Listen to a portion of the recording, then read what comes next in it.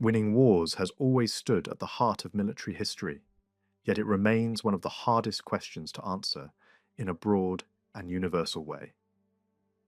It is often easier to explain why a single conflict began than to explain why success unfolded across many different conflicts in many different societies. Victory is never just a matter of battlefield results. It is shaped by the values, expectations, and political cultures of the people involved. What one civilization calls triumph, another may see as survival, endurance, or even sacrifice.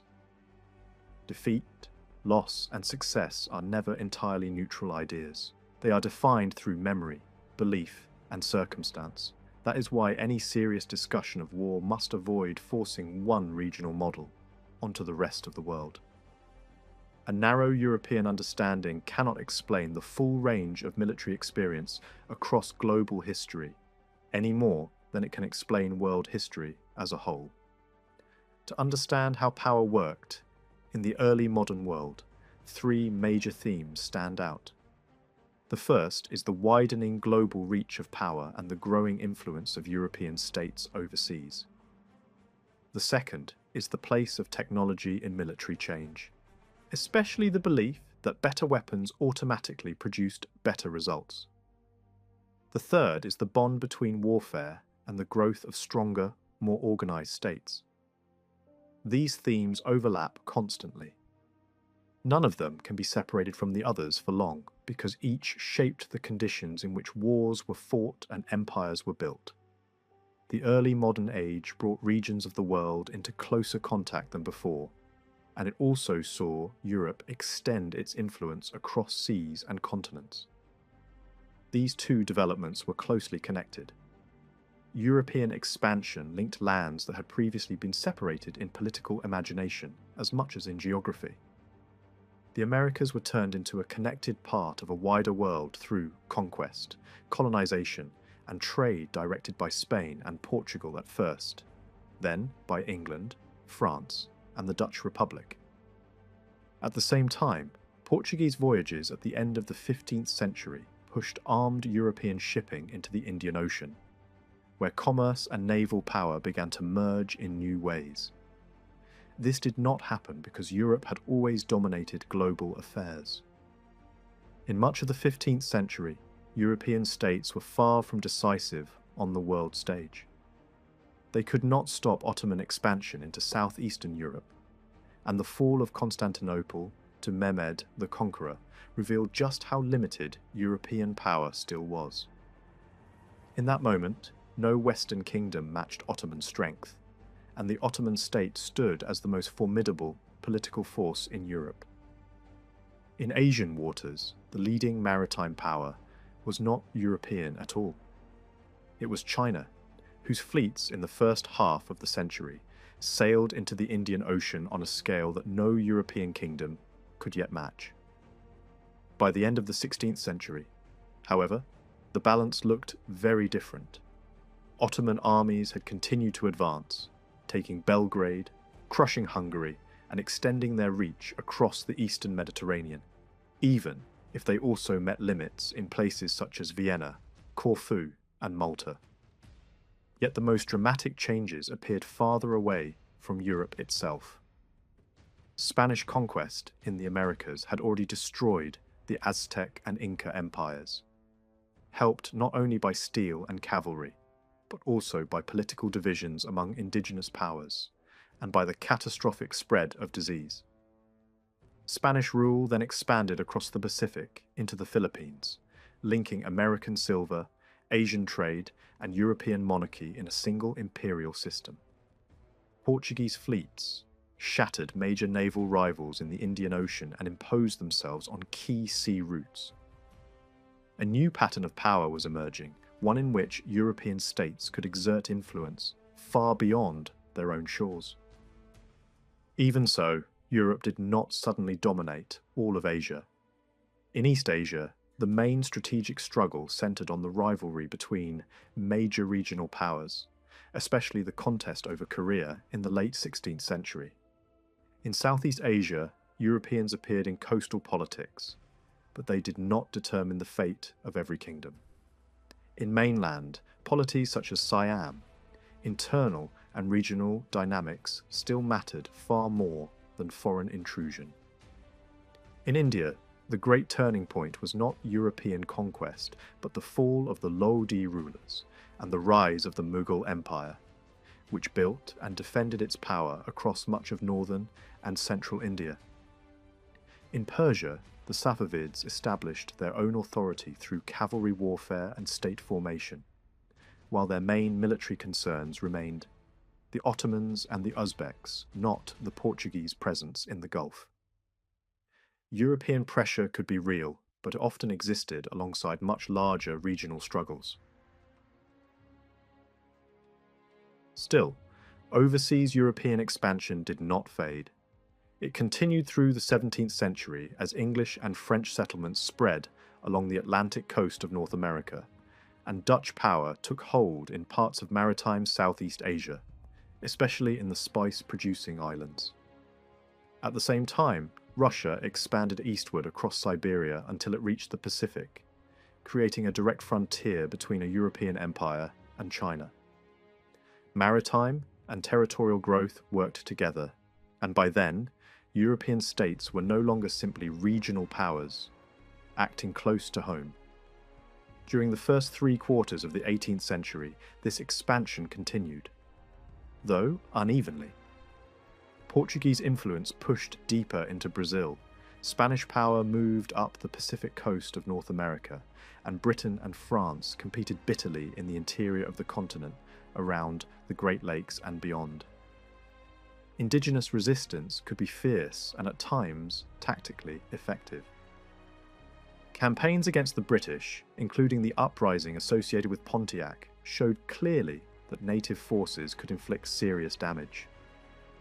Yet long-term resistance was difficult to sustain, partly because of political fragmentation, local economic structures, and the massive demographic disruption caused by disease and colonial settlement. In some borderlands, such as the northern reaches of Spanish America, peoples like the Apaches checked European advance more effectively. In India, British influence rose sharply in Bengal and along the southeastern coast, but only in the middle of the 18th century, and even then the decisive challenges for northern India were not European at all. Persian invasions, Afghan campaigns, and Maratha expansion mattered more directly to the balance of power on the subcontinent. The most important lasting defeat suffered by European imperial power in this era came in North America, when Britain lost its 13 colonies after a long war of independence. Yet even here the picture is more complex than a simple reversal of European expansion. Britain was defeated by colonists of European origin using European military traditions, European weapons, and receiving critical aid from France, with Spain and the Dutch Republic also drawing British power into a wider international struggle. The conflict did not represent the collapse of European global influence, so much as a struggle within the European world itself. For that reason, it would be misleading to present the period as a simple story of unstoppable European victory. In large parts of Africa and the Pacific, European influence remained shallow for a long time. In 18th century East Asia, the most expansive and powerful state was China, not any European monarchy. Russian pressure against Persia met limits, and the Ottoman state, despite severe defeats in the late 17th and early 18th centuries, showed remarkable resilience and recovered important territory more than once. Europe's ascent was real, but it was neither total nor uncontested. What changed most clearly was control over connections. The routes that linked distant parts of the world increasingly passed through European hands, or were shaped by European navigation, finance, and armed shipping. This helped create a more integrated global economy. Goods moved across vast spaces in patterns that would have been impossible without these networks. Tea from India could be carried to North America. porcelain from China could pass through Dutch or other European commercial systems into European markets, and the profits of such trade strengthened maritime states. This commercial advantage fed economic growth, especially in places such as Britain, where overseas trade and naval strength reinforced one another. These same maritime systems also transformed populations. European control at sea made large-scale migration possible, not only for settlers leaving Europe, but also for enslaved Africans carried across the Atlantic under brutal conditions. The demographic shape of the Americas was permanently altered. Population growth in Europe, especially after earlier periods of stagnation, provided settlers who moved into places like Pennsylvania and also pushed agricultural frontiers into other zones, including the southern steppe lands of the Russian Empire. Sea power, commerce and population movement became part of the same historical process. At first glance, placing so much emphasis on European expansion may seem exaggerated. Large parts of the world remained beyond direct European influence. European maps of Central Asia and inland Africa were still incomplete or deeply inaccurate well into the modern era. In places such as Tibet, where Chinese power expanded, or Mombasa, where Omani Arabs drove out the Portuguese, or West African kingdoms that controlled coastal trade, or in regions of Angola and Mozambique, where inland advance stalled, European political control was clearly limited. Yet even where direct conquest failed, a crucial imbalance had appeared. Europeans operated along the coasts of Asia, while Asian fleets did not appear off the coasts of Europe in the same way. Europeans crossed and charted oceans, explored the Pacific, named places, redrew space through maps, and gradually imposed new ways of organizing the world. Their goods circulated widely, their confidence grew, and their ambitions reshaped commerce, religion, labor, and culture. The results were often violent and destructive, above all in the slave trade, but their historical significance is impossible to ignore. European expansion reconfigured the globe in ways that still define the modern world. Across much of the early modern world, people usually explained military success through qualities such as leadership, courage, discipline, and skill with weapons, rather than through technology alone. The idea that technological change was the main engine of military superiority became especially powerful in European thought. Over time, the belief grew that innovation in weapons could explain not only battlefield outcomes, but also broader historical change. Gunpowder came to be seen as one of the decisive forces that ended the medieval order and opened the road to the modern age. Later generations, living through even faster technical transformation, pushed this argument further and treated weapons as the clearest measure of military strength. This emphasis had obvious appeal. Weapons are tangible. They stand at the meeting point of training, tactics, organization, and economic capacity. They also invite easy comparison. A gun can be measured, a wall can be inspected, a sword can be weighed. Such comparisons seem to offer objective answers across different societies and eras, even when the deeper cultural setting is less familiar. That is why both scholars and general audiences have often been drawn to weapons as the key to military history. Modern debates encourage the same habit.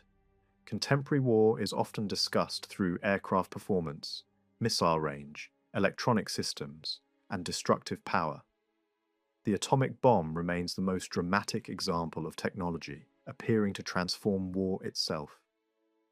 Even though it was used in combat only twice, its existence reshaped planning, deployments, alliances, and the entire structure of modern military thought. The same pattern appears in debates over stealth, precision-guided munitions, satellites, and digital warfare. Yet weapons by themselves rarely explain enough. The history of the atomic bomb makes that clear. Technology does not act in a vacuum. Its meaning depends on politics, strategy, culture, economics, and the choices of governments and societies. Judging weapons outside their context can easily mislead. The size of a gun or the length of a spear says little on its own about tactical use, strategic purpose, morale, or endurance. It says even less about the willingness to absorb losses or impose them. Military power depends not just on tools, but on institutions, doctrine, leadership, and the conditions under which violence is used. Even possession of the most destructive weapon does not guarantee political success in every setting. This matters especially because technology has so often been used to explain Europe's global rise. A familiar argument holds that a relatively small part of the world's population was able to dominate vast territories and peoples for centuries, because Europeans possessed superior weapons, especially firearms at sea and on land. Cannon-armed ocean-going ships gave European powers a major naval advantage from the late 15th century onward. Gunpowder at sea also changed the balance between manpower and capital. A relatively small crew on a heavily armed vessel could project force over great distances, allowing states to strike, patrol, and trade across oceans without maintaining huge populations at sea. On land, the advantage of steel weapons, horses, and firearms has often been presented as central to the Spanish conquest of the American empires and to Russia's eastward drive into Siberia. From that perspective, firepower appears as the decisive multiplier. Small European expeditions could defeat much larger opponents because their weapons created a gap in battlefield capability. This interpretation is attractive because it turns a specific pattern of success into a general explanation. Yet, it leaves too much out. In some regions, Europeans also enjoyed demographic strength at the crucial point of contact. In many cases, they secured powerful local allies. Their success depended not only on hardware, but also on diplomacy, disease environments, social fracture among enemies, and access to economic resources. European military advantage, where it existed, should not be exaggerated into an all-purpose answer. It developed gradually from deeper economic, institutional, and technical changes that took shape over centuries. Technology was part of the story, but not an independent force floating above society. A wider perspective also shows that some of the most revealing military encounters were the ones that never took place. Naval history offers especially good examples. In the early 15th century, China possessed the greatest capacity in the world for sending large fleets over long distances. About a century later, Portugal had taken that role in the Indian Ocean. Yet, when attention falls only on Portuguese victories, it becomes easy to ignore the absence of major maritime wars between Portugal and the great naval powers of East Asia. China, Japan, and Korea did not mount sustained distant challenges to Portuguese expansion, largely because they did not pursue the same kind of long-range naval strategy at that moment. Portugal, for its part, often chose trade over territorial conquest in places such as Macau and Nagasaki, adapting itself to regional powers instead of provoking direct confrontation where the risks were greater. In that sense, the shape of empire was determined not only by battles fought, but also by priorities never pursued. The same pattern appears elsewhere. Spanish expansion in the Philippines and Russian movement along the northern Pacific were not met by full-scale maritime resistance from the major naval states of East Asia. This did not mean those states lacked ships or fighting capacity. Japanese amphibious operations in Korea during the 1590s showed that East Asian naval warfare could be large, complex, and aggressive. In fact, those campaigns were in several respects more formidable than some European expeditions that receive far more attention in conventional military history. But because they did not fit the familiar European narrative, they have often remained in the background. This reveals a deeper problem in the way military history is often told. Conflicts not involving Europeans are too often marginalized, no matter how large or decisive they were in their own regions. Major battles in India or East Asia can receive less attention than smaller engagements involving European forces simply because they do not fit the standard storyline of Western expansion. A battle such as Plassey became famous not only because of its local significance, but because later, empire made it appear larger in retrospect. Other clashes involving far more troops and far greater regional consequences have often remained comparatively obscure. A second distortion appears when Europeans lose. Defeats inflicted on Dutch, Russian, or other European forces in Asia have often been treated as marginal episodes, rather than as evidence that local states and commanders could defeat Western opponents under the right conditions. Too often, such failures are explained only through the mistakes of the Europeans, as if the strengths of their enemies do not deserve equal attention. That habit weakens the broader analysis of military power and turns history into a one-sided tale of inevitable Western success. A third problem lies in the tendency to ignore unrealized conflicts. The absence of war can reveal as much about strategy as open combat. 16th century China was not a peaceful state. It fought on multiple fronts, deployed large armies, and defended its coasts. It even defeated a Portuguese force near its own waters. Chinese ships were often strongly built, and the state retained substantial inshore naval power. But China no longer sent great fleets across distant seas in the way it had earlier. There was no attempt to challenge Portugal far from the Chinese coast, and that decision mattered. It reflected priorities, geography, and strategic choice rather than simple weakness. If analysis focuses only on encounters that ended in territorial change or dramatic battle, it misses these quieter but equally important measures of relative power. For that reason, wars not fought deserve a place beside wars that were fought. They help reveal what states feared, what they ignored, what they were able to attempt, and what they considered worth the cost. They also remind us that military history is not a zero-sum contest, in which every European move automatically came at the direct expense of a non-European rival.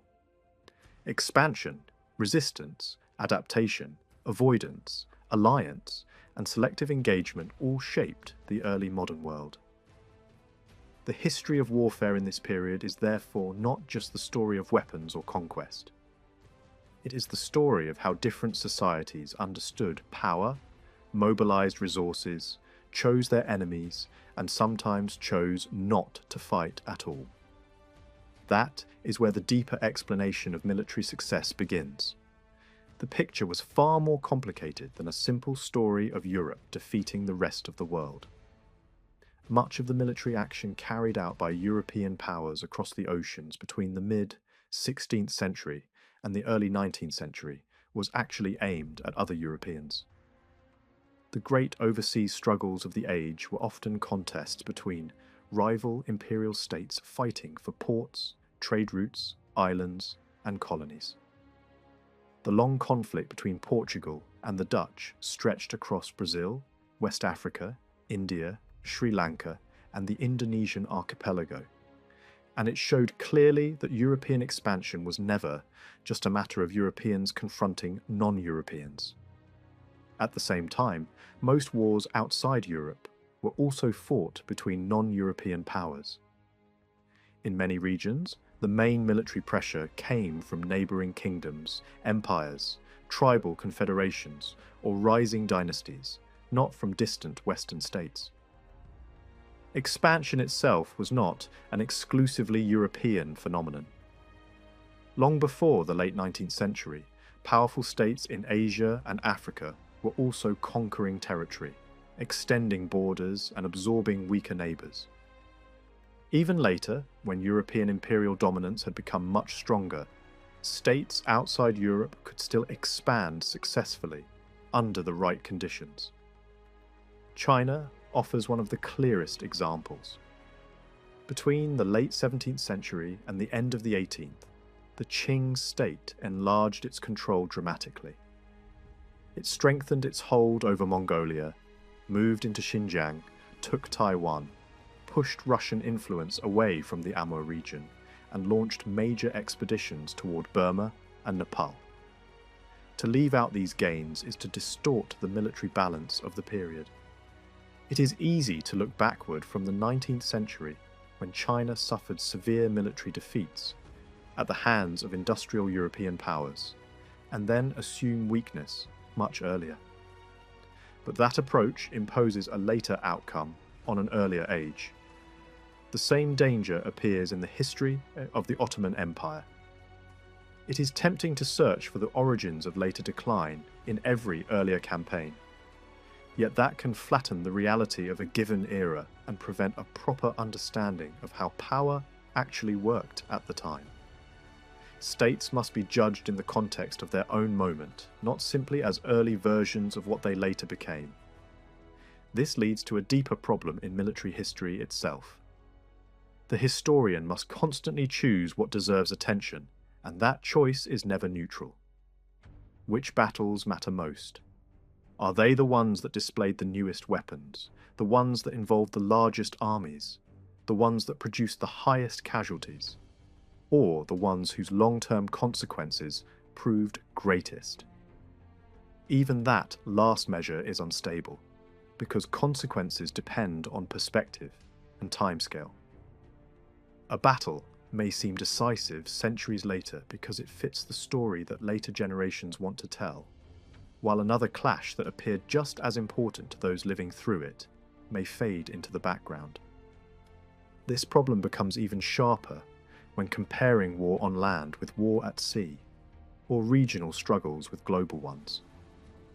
A battle like Plassey can be treated as more important in hindsight because it opened the way for British rule in India, yet many Indian rulers of the time would have seen invasions from the northwest as a more immediate and pressing danger than a relatively limited East India Company victory in Bengal.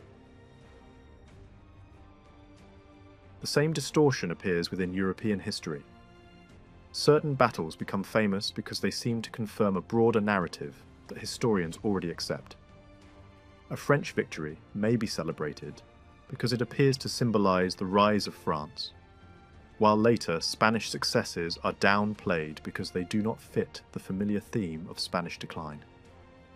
In that way, one engagement can be turned into a false turning point, not because contemporaries recognized it as such, but because later historians found it useful. Military history therefore faces the same challenge that affects all historical writing. Perspective changes everything. An event judged from 10 years away may seem decisive.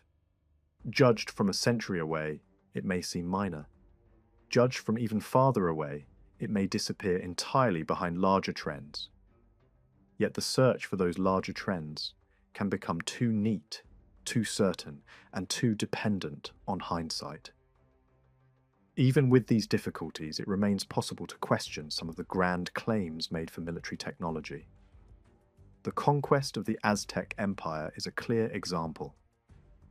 European steel weapons and armor gave Spanish fighters an important tactical advantage, but those tools alone do not explain the collapse of such a large power. Local alliances were essential. Many peoples in central Mexico were willing to fight beside the Spaniards, because they already resented Aztec domination. The political structure of the Aztec world made cooperation against the center possible. In India, too, the usual focus on firearms can be misleading. For long periods before the 18th century, handheld guns and infantry formations were not the decisive factor in every conflict. Cavalry, local military traditions, regional political structures, and the specific geography of warfare continued to shape outcomes in ways that weapon-based explanations often overlook. Naval history also deserves a more careful reading. Portuguese strength on the open ocean in the early 16th century was real. But that did not mean the Portuguese could dominate every kind of waterway. Deep draft sailing ships were effective on long sea routes, yet they were much less useful in shallow coastal zones, estuaries, and river systems. In those environments, local powers often had room to resist. Only much later, with the spread of shallow draft steam vessels, did European states gain a more reliable ability to project naval force into inland waters. Even in the 16th and 17th centuries, some Southeast Asian states built fleets capable of seriously challenging Portuguese activity. In places like Malaya and Sumatra, resistance at sea could be persistent and effective. A narrow European narrative tends to describe the Portuguese Empire in the Indian Ocean as if it was mainly broken by Dutch aggression. And Dutch victories were certainly important.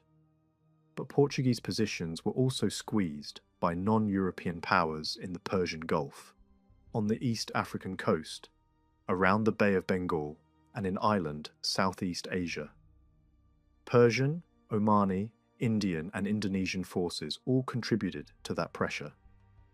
The wider Portuguese experience overseas captures many of the problems that European powers faced abroad. They encountered a wide range of enemies in very different military settings. In some theatres, such as India, the Red Sea region, and the Horn of Africa, they confronted organised states that also used gunpowder weapons. One of those states, Morocco, destroyed the Portuguese king Sebastian and much of his army in a disastrous campaign. In other regions, such as Brazil, the Portuguese fought peoples with much looser political structures and without the same access to firearms. Elsewhere, as in parts of Central Africa, they confronted more organised states that at first lacked gunpowder but were still far from weak. Military strength did not depend on firearms alone, and once guns appeared, they often spread faster than Europeans expected. The Portuguese also had to defend themselves against other European enemies, and their own kingdom fell under Spanish control in the late 16th century. Overseas empire did not remove the danger at home. Because of this, Portugal had to build a military system, flexible enough to operate in completely different environments. That challenge would later define the experience of other European powers, with global ambitions, and it was not limited to them. Major non-European empires also fought across very different frontiers and against very different enemies. Ming and Qing China, Mughal India, and the Ottoman Empire all waged wars in varied terrains and against opponents using different styles of warfare. In the 16th century, the Ottomans fought Europeans on land in southeastern Europe and North Africa, confronted naval enemies across the Mediterranean and beyond, campaigned in the Red Sea and the Persian Gulf, fought powerful rival states such as Persia and Egypt, and also faced less centralized enemies from the Caucasus to Arab tribal regions. Managing such a range of military demands required not only bravery and weapons, but also careful organization, especially in logistics. That raises another major issue: organization. Structural and cultural forms of organization provide a useful way of comparing military societies. Military effectiveness was not simply a matter of paying armies, feeding them, or moving them from one place to another. It also depended on how units were built, trained, commanded, and integrated into a larger system. In this field, European states gradually moved further than many others toward the large-scale standardization of military units. Soldiers were grouped into formations of predictable size, armed in similar ways, drilled through repeated routines, dressed in uniform clothing, and led through more regularized chains of command. This level of standardization made it easier to coordinate movement and maximize firepower. It also allowed allied or subsidized forces to be brought into action using much the same methods as national armies. That created a degree of interoperability that was not always present in the great Asian empires, where core troops and auxiliary troops could differ sharply in quality, equipment, and battlefield role.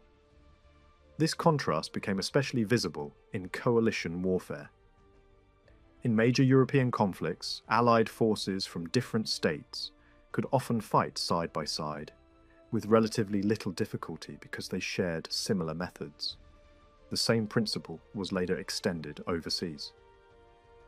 In India, for example, local troops were trained to fight according to European drills, making it possible to draw deeply on regional manpower while maintaining a familiar battlefield system. Discipline, especially as linked to controlled musket fire and strict obedience, became central to this approach. From the viewpoint of European officers, steadiness under command was the foundation of military superiority. Men were expected to hold formation, fire only on command, and subordinate individual impulse to collective timing. In that model, victory depended less on personal initiative than on reliability within a drilled system. Even so, organizational superiority had limits. European methods were not impossible to imitate, and over time elements of them spread outward. New style formations appeared in parts of the Ottoman world, in India and in 19th century Egypt. By the later 19th century, armies outside Europe could be equipped, trained, and deployed in ways that differed greatly from the military systems that European invaders had faced generations earlier. Yet this process was never simple. Adopting European weapons was one thing. Building the social discipline, administrative culture, and command habits needed to use them in the same way was something else. Drill depended on more than technique. It rested on a broader culture of restraint, repetition, and mechanical order that had become unusually developed in parts of Europe. Some states managed the transition impressively, with Japan becoming the clearest later example. But others struggled to make imported military forms function smoothly in their own political and social settings. And even when European organization was stronger, that did not guarantee victory in every encounter. European troops could still suffer disastrous defeats when they faced hostile terrain, resilient local forces, or strategic misjudgment. Still, organizational strength did matter, especially in projecting power across the oceans. The ability to transport men, weapons, supplies, and money over vast distances and keep them functioning once they arrived was one of the real foundations of European success. Technology helped, but it was not enough on its own. What mattered was the capacity to direct resources and sustain effort. Administrative systems, shipping networks, financial tools, and state planning all played a part. Over time, European states increasingly separated their commitments into two broad zones. One was the continental world, where rivalry centered on borders, dynastic claims, and territorial balance within Europe itself. The other was the Atlantic and global maritime world, where struggle focused on colonies, commerce, sea lanes, and distant strongholds. By the 18th century, major continental powers could move larger armies across greater distances than before, while maritime powers maintained expanding navies, larger fleets, and more substantial expeditionary forces overseas. In the 16th century, however, European manpower overseas was often astonishingly small. Several factors explain this. Large-scale European migration had not yet created strong settler populations that could support military action locally, although by the later 17th century, there were areas in the Americas where that was beginning to change. In many cases, European troops only became effective when backed by large numbers of local allies. This was true in Mexico, in parts of Africa, and later in India. Without such alliances and in the face of overwhelming demographic imbalance, Europeans could do relatively little in terms of conquering extensive inland territories. In many parts of Asia and West Africa, territorial conquest was not even the main goal. Trade was the prize. Control over ports, shipping routes, customs, and fortified bases often mattered more than direct rule over large populations. That commercial priority shaped strategy. In the Indian Ocean and nearby regions, European states often relied on warships, coastal bases, and selective intervention rather than massive conquest. One particularly revealing case was the Portuguese attempt to challenge Ottoman influence in the Red Sea and the Persian Gulf, while also supporting the Christian kingdom of Abyssinia. This was a geopolitical and religious project, but not one based on seizing vast inland territories. The Portuguese tried instead to combine naval force, strategic strongholds, and small military expeditions. Results were mixed. A key failure came when Ardin entered the Ottoman sphere rather than the Portuguese one. That denied Portugal a critical position near the mouth of the Red Sea and limited its ability to interfere with Ottoman movement toward the Gulf, India, or East Africa. Even if Portugal had committed more troops and ships, the balance probably would not have changed much. Once the Ottomans had absorbed Egypt, they possessed demographic and strategic depth that the Portuguese could never match. Portuguese victories at sea showed that tactical or technical superiority could matter. But those victories did not erase the larger numerical and political advantage of the Ottoman system. In many cases, Portuguese survival in the region depended less on overwhelming strength than on the fact that the Ottomans had other priorities. The rivalry between the Ottomans and the Safavids opened room for Portuguese influence, and Portugal benefited from that larger regional competition. In Persia, the Portuguese could coexist with local powers because those powers had their own calculations and enemies. This is why broad formulas such as the West against the rest do not explain enough. What mattered was the interaction between specific European initiatives and the complicated rivalries of local states. This pattern changed more clearly in the late 19th century, when imperial expansion entered a new phase. At that point, direct territorial conquest across Africa and Asia became much more important than it had been in earlier centuries. Even where states were not fully annexed, they were often reduced to buffer zones, drawn into financial dependence, or forced to accept borders defined by European imperial power. Afghanistan, Persia, and Siam survived formally outside direct rule, but they did so within a world increasingly structured by imperial pressure. China retained sovereignty, yet foreign economic control and external intervention cut deeply into its autonomy. The conquest of established African and Asian polities on a broad scale was largely a later development, and it demanded a different kind of military system from the one that had once sufficed for seaborne trade empires. Campaigns at the end of the 18th century already hinted at what this newer age would require. A central challenge was no longer simply reaching distant theatres, but moving substantial forces into position, supplying them steadily, and shifting them according to strategic need. Logistics underwent a transformation as organisation, industry, and technology began to reinforce one another. At the same time, Europe experienced continuing demographic growth, which made it easier to raise larger armies and fleets without crippling the civilian workforce. More young men were available for service, even as industry and commerce expanded. The result was not only stronger military establishments, but stronger states capable of sustaining prolonged conflict. Yet most of that greater military power was still not used primarily against non-European societies. it was first developed in rivalry among European states themselves. The same was true across the Atlantic. In the 19th century, the United States devoted its greatest military effort not to overseas conquest, but to internal war.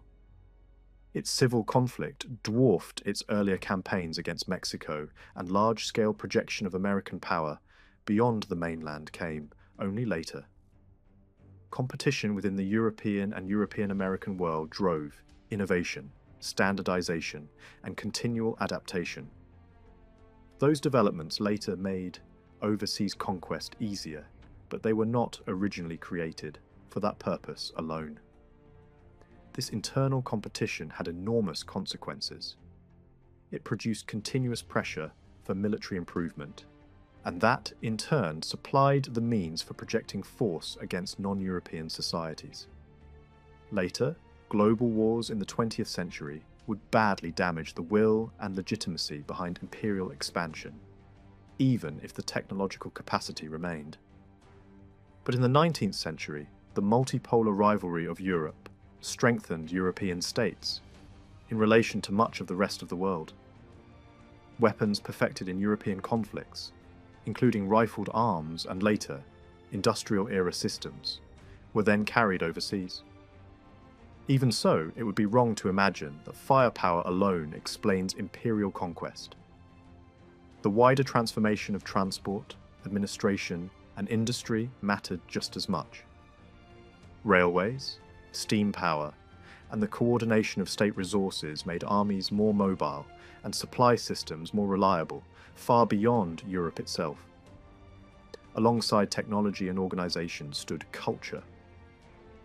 Military expansion was also driven by ideas, values, and justifications that made large efforts seem necessary or legitimate. These motives changed over time. The religious and frontier mentality that shaped Iberian expansion in the 16th century was not the same as the racial ideologies and claims of civilizational superiority that appeared more openly in the 19th. European views of other societies also shifted. China, for example, was not widely portrayed in early centuries in the same dismissive way that later imperial rhetoric would frame it. Earlier fantasies of conquest existed, but they lacked both plausibility and broad acceptance. Only later did a more systematic language of decadence and domination become common. These cultural assumptions mattered because they encouraged aggression, offensive war, and the seizure of territory. Such attitudes were not automatic. They emerged under particular conditions and varied from one place to another. European expansion in the Americas was deeply shaped by a strong drive for land and settlement, whereas in the Indian Ocean commercial control remained the dominant aim for much longer. Even trade itself meant different things in different regions. The military and political realities surrounding commerce in Siberia were not the same as those near Hudson Bay, and both differed again from the conditions of the Indian Ocean world. Treating trade as a single universal motive hides the varied forms it took in practice. The same need for precision applies when comparing military systems. European infantry was not equally effective everywhere. Its success depended heavily on terrain, logistics, and the nature of the enemy. In 18th century India, British infantry performed better in some coastal and riverine zones near its bases than in regions that favoured the fast-moving, light cavalry of powers such as Mysore or the Marathas. Under the wrong conditions, disciplined infantry could be outmanoeuvred or cut off. Context remained decisive. Even after noting all these limits and complications, the broader question still remains. How did Western powers achieve such military weight over time? Technology clearly played a major role, but only if technology is understood in the broadest sense. It includes not just guns and ships, but also the economic and material systems that made flexible use of resources possible. In the early stages, these advantages were more decisive at sea than on land.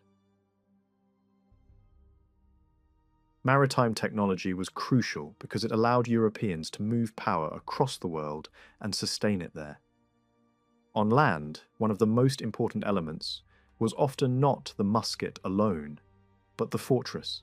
Strong defensive works, artillery-backed positions, and the ability to hold key points could offset smaller populations and weaker resource bases. That interpretation is too neat to capture what was really happening. It places too much weight on a single line of development and, in doing so, flattens a much wider military landscape. The Ottoman Empire, for example, cannot be understood only through its clashes with Christian Europe. For long stretches of time, its conflicts with Persia demanded equal attention and sometimes far more of its resources. The same problem appears elsewhere.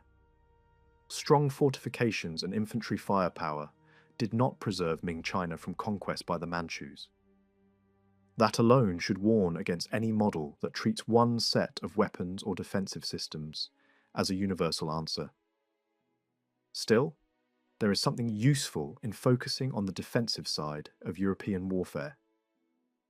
Popular memory is often drawn to oceanic expansion, overseas conquest, and dramatic victories in the Americas. But European states also spent enormous effort holding vulnerable frontiers. Fortified places mattered deeply, whether famous strongholds such as Vienna, Corfu, and Malta, or less celebrated defensive lines built to block raids from steppe enemies. These positions could shape campaigns, absorb pressure, and buy time in ways that were strategically decisive. Yet even this view becomes too narrow if it assumes that states naturally keep expanding until forcefully checked. That is a doubtful assumption. In the 16th century especially, the limits on land expansion were often severe, and military ambition was only one factor among many. Even so, keeping the Ottomans in view is essential, because it breaks the illusion that gunpowder belonged mainly to Europe. Several major Islamic empires built powerful states around the effective use of firearms and artillery. The Ottomans, Safavids, Mughals, and Sayyadian rulers of Morocco all belonged to a wider world in which gunpowder had become central to politics and war. Older descriptions sometimes imagined the Ottomans as relying mostly on giant bombards, but their artillery was in fact far more varied and practical. Smaller and medium-sized cannon formed a large part of their strength, giving them flexibility as well as shock value. They also proved capable of producing the powder needed to sustain war on a major scale. Fortification tells a similar story. Sophisticated defensive construction was not a European monopoly. Ottoman armies built and improved strongholds wherever they advanced, including major positions in contested frontier zones. The same was true farther east. Fortresses in India could be formidable enough to delay European siege guns and force prolonged assaults. At the same time, quality varied greatly. A fortress might be strong while the artillery mounted on it was unreliable, badly cast, or difficult to aim with consistency. In Persia, the Safavids never matched the Ottomans in the effective battlefield use of cannon and muskets. All of this shows why military technology has to be placed back into context. The crucial question is not simply who possessed guns, but how they were made, organized, supplied, maintained, and integrated into a larger military culture. In India, that culture varied sharply from region to region, and different military worlds produced different ways of using the same tools. The connection between warfare and state building becomes especially important here. Military force depended not only on courage or weapons, but on the ability of states to gather taxes, control violence, and make both of those powers seem legitimate. These things were closely linked. Armies and fleets were expensive whether or not they were equipped with the newest weapons. Permanent forces create constant pressure on the treasury, because they had to be fed, clothed, armed, paid, and moved even in times without active war. A state that relied on troops assembled only for campaigns faced fewer continuous expenses, and therefore did not need the same financial machinery. The difference was not absolute, since many systems lay somewhere in between, but it had real social and military consequences. Where different systems collided, those consequences could become starkly visible. A recurring pattern across the period can be seen in the long struggle between more settled agrarian societies and nomadic or semi-nomadic peoples. This rivalry appeared in many forms, from Chinese wars against the Mongols to later frontier conflicts elsewhere. Farming societies usually supported larger populations and, through taxation, could sustain more developed state institutions. That gave them the potential to raise substantial armies and sometimes to keep those armies in being for long periods. Revolutionary America offers a revealing example. The rebel colonies created a standing army and funded it through taxation, and the demands of supporting that force pushed politics toward greater centralization. By contrast, pastoral societies generally had smaller populations and less developed state structures. They rarely built the same kind of permanent logistical system or specialized siege capacity, and in war they often depended more heavily on speed, raiding, and local mobility. Terrain and climate reinforced these differences. Methods of war reflected them as well. Mobile peoples usually relied more on cavalry, while settled states placed greater emphasis on numbers, infantry, fortifications, and supply. Cavalry, in particular, deserves more respect than it often receives in simplified accounts of military change. The early modern age is frequently told as the triumph of gunpowder, and there is truth in that. Spanish and Portuguese expansion and the great Ottoman victories against Persia, Egypt, and Hungary all reflected the growing importance of firearms and artillery. Yet cavalry remained central in many parts of the world, not as a relic of an older era, but as a highly effective military arm. Mobility mattered for strategy, for supply, and for the shape of battle itself. Horsemen could move faster than infantry, strike where least expected, and create a different relationship between distance, numbers, and timing. Cavalry also did not stand outside the world of firepower. Mounted archers had already shown centuries earlier how mobile warfare and missile combat could be combined with devastating effect. That tradition did not vanish. Horse archers still played a major role in 16th century warfare, including in major South Asian battles. In many campaigns, mounted archers fought alongside foot musketeers and artillery, and together they formed highly effective mixed systems. Ottoman, Mughal, and Safavid victories all showed how these combinations could work. Chinese armies advancing against Mongol and Manchu enemies likewise discovered how dangerous mobile mounted archers still were. For that reason, it is misleading to focus only on infantry armed with gunpowder, and overlook the continuing value of cavalry, whether carrying bows or firearms. Mounted troops could adapt to gunpowder weapons when useful, but they did not depend on that transition in order to remain powerful through the 16th and 17th centuries. In North Africa, mounted soldiers trained to fire from horseback played a real role in defeating a European invasion. In later South Asia, mounted musketeers and heavy cavalry were still decisive in major battles. Cavalry also remained important across broad regions of Africa, especially in the belt south of the Sahara. Treating cavalry as outdated says more about modern assumptions than about early modern warfare itself. In Europe, cavalry became proportionally less dominant over time, although it could still be decisive in battle. Elsewhere, the strategic situation was different. North Indian rulers had to be ready to face invasions led by cavalry-heavy powers from Afghanistan or Persia. Safavid Persia in turn, faced opponents whose mounted warfare placed less pressure on innovation in firearms and tactics. Long peace on one frontier could reduce the incentive for change on another. Once cavalry is no longer treated as automatically obsolete, broader assumptions about states and military success also need to be questioned. Some social and political systems were indeed poorly suited to supporting large standing armies, and in the 18th and especially 19th centuries, several such systems were overwhelmed by states with greater capacity to mobilize and direct manpower and resources. The Russian advance against steppe peoples is an obvious example. But reading that later outcome back into the early modern world creates distortions.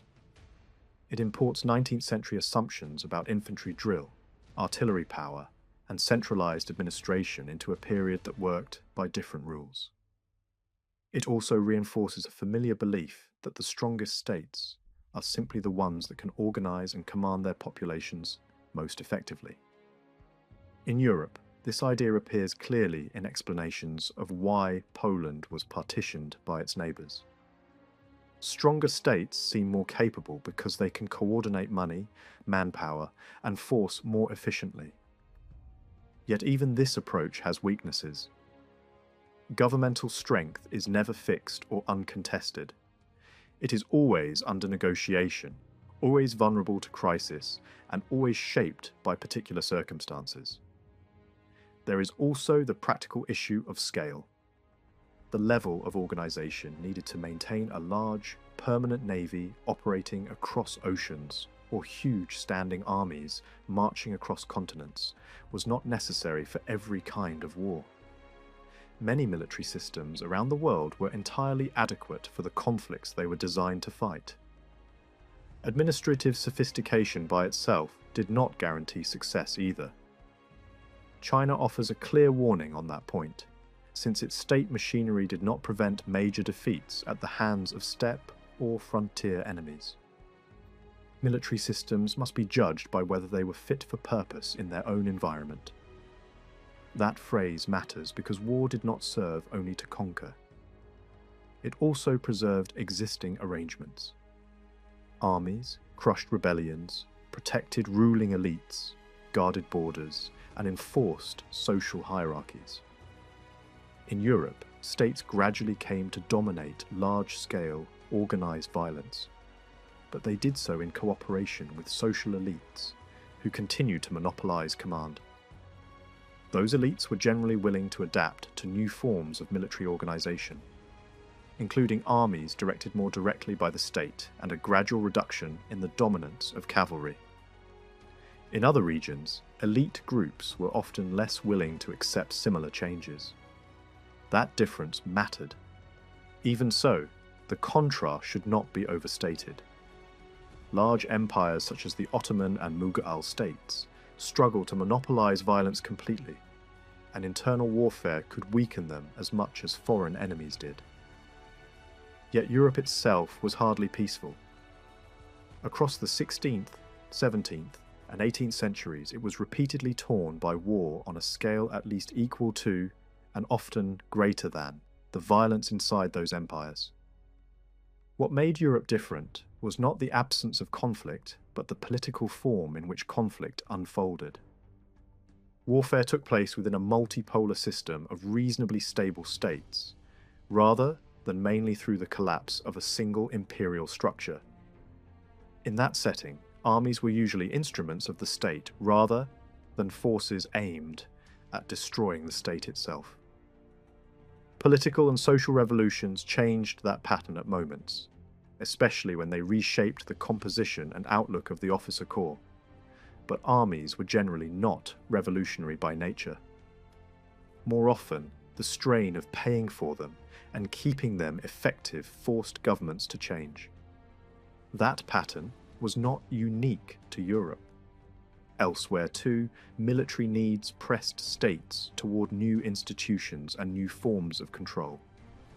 There were important examples across the wider world of rulers, reshaping their governments in response to military demands.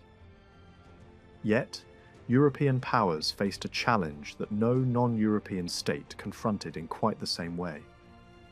They had to organise and sustain both land and sea warfare across oceans. This became especially important in the middle of the 18th century, when Britain and France began raising large local armies in India while also sending significant numbers of regular troops to North America. That produced a breadth of military capacity unlike anything possessed by other states of the time. It created experience in moving forces, coordinating distant operations, combining naval and land power, and using local manpower within an imperial framework. Later, in the 19th century, that range of capability would become one of the main channels through which industrial technology, population growth, and economic strength were turned into worldwide political and military advantage. In that sense, Europe's distinctive global role rested on a distinctive interaction between state formation, economic incentives, and technological development. Other major societies were perfectly capable in many individual respects. China, Korea, and Japan all possessed centralized states to varying degrees. They knew how to build large ships, they could cast guns. Their economies and cultural achievements did not obviously lag behind those of early modern Europe, nor did they necessarily need much from Europe. But what developed less strongly in East Asia was the same kind of self-reinforcing cycle between profit, war, trade, colonization, and technical change that drove Europe outward. In Europe, the possibility of commercial gain repeatedly encouraged maritime expansion, and that expansion stimulated improvements in shipbuilding, navigation, administration, and military organization. War and trade pushed one another forward. Colonization added new incentives, and states learned to support these ventures because the rewards could be enormous. Out of that interaction came the global trading and imperial networks that would define the 19th century world. The sea has never belonged naturally to humanity in the way land does. It cannot be owned in any simple sense, and it does not behave like a fixed political space. It divides territories, yet it also binds them together. Because of that, war at sea has always been more than a branch of military history. It has been a distinct kind of human struggle shaped by an environment that resists easy control. Naval conflict developed under the pressure of politics, trade, geography, weather, and technology, all of which determined how far people could travel, how long they could survive afloat, and how effectively they could fight. From the late medieval world to the threshold of industrial society, the changing conditions of life at sea transformed the character of maritime warfare. At its core, war at sea was a contest over movement. The crucial question was who could use the great sea routes and who could deny them to others. Those maritime routes carried trade, troops, information, and wealth. They allowed states and commercial groups to move goods over long distances, send armed force across water, and profit from the protection or seizure of shipping. As a result, conflict at sea was never fought for abstract reasons alone. It was fought in the interest of merchants, rulers, investors, port cities, colonial interests, and governments that depended on control of maritime exchange. It was also fought by those who feared what rivals might do if given unchallenged access to the sea. During the early modern era, this struggle became far more important because oceanic trade expanded rapidly. European powers pushed outward across the globe, and a wider international economy emerged in which the steady movement of goods became essential to both wealth and power. Sea routes became the arteries of a changing world. For those who attacked, they offered access and opportunity. For those who defended, they became zones that had to be watched, patrolled, and protected from invasion or disruption. From a modern point of view, it is tempting to separate maritime life into neat categories. Trade appears to belong to merchants, taxation and protection to governments, and robbery at sea to pirates. But that distinction became clear only after centuries of institutional change. In medieval and Renaissance Europe, those boundaries were far less stable. Much warfare at sea was carried out not by centralized states, with formal navies, but by merchant communities centered on powerful trading cities. These groups could behave as peaceful traders when profit encouraged restraint, and as violent competitors when force seemed useful. They organized embargoes, attacked rival shipping, backed friendly factions abroad, and sometimes even launched military expeditions. Protection was not usually provided by a national navy in the modern sense. Merchants often protected themselves. Coastal defense depended more on local militias and fortified positions than on permanent fleets. Rulers with territories connected by water naturally wanted to use the sea to transport men and arms, but even then they frequently relied on ships furnished by trading communities. Under such conditions, the difference between peace and war was often blurred. What one side condemned as piracy might, in practice, be a tolerated or semi-official form of warfare. Violence at sea remained diffuse, private, and local for a very long time. Before the late 15th century, very few states possessed anything that could truly be called a permanent navy. Over time, that world changed. The institutions surrounding maritime war gradually moved towards specialization, central control, and a stronger concentration of force in the hands of territorial states. This transformation formed part of the wider process of state building in early modern Europe. Governments built navies that were increasingly bureaucratic, tax-funded, and subordinated to long-term policy. Independent trading communities mostly surrendered their former right to wage violence at sea, or else adapted by taking a quieter role as neutral carriers without major naval ambitions of their own. As states became better at controlling force and presenting themselves as legitimate protectors, the older scattered use of maritime violence began to decline. Piracy diminished in much of Europe and in large parts of the overseas empires built by Europeans. Merchant vessels increasingly sailed with fewer weapons and smaller crews, carrying only what was needed to handle the ship, rather than to defend it in serious combat. By the 18th century, this change was striking. The reduced burden of private protection lowered the cost of trade and made long-distance commerce safer and more profitable. In that sense, states did more than wage war.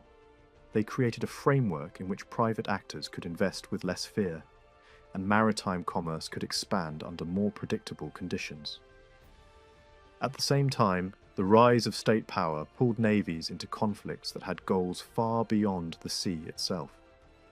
Naval warfare was no longer only about protecting traders or raiding rivals. Fleets became instruments in broader political struggles over territory, prestige, dynastic competition, and continental dominance. Rulers fought on land and at sea, not merely for maritime routes, but for influence within Europe, for strategic regions, and for standing in the eyes of their own subjects and foreign courts. Even when war was not caused directly by trade, trade still suffered or benefited from what happened at sea. The exact effect of war and blockade on commerce in the 16th and 17th centuries remains open to debate.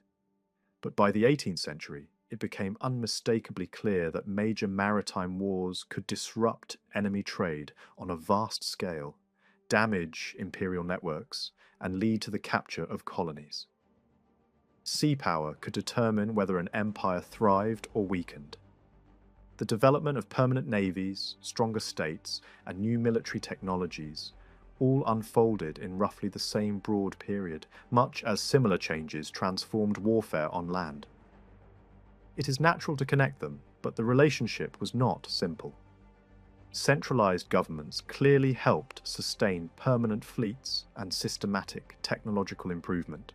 Yet weaponry and ship design also developed through private enterprise, commercial ambition, and the demands of long-distance trade.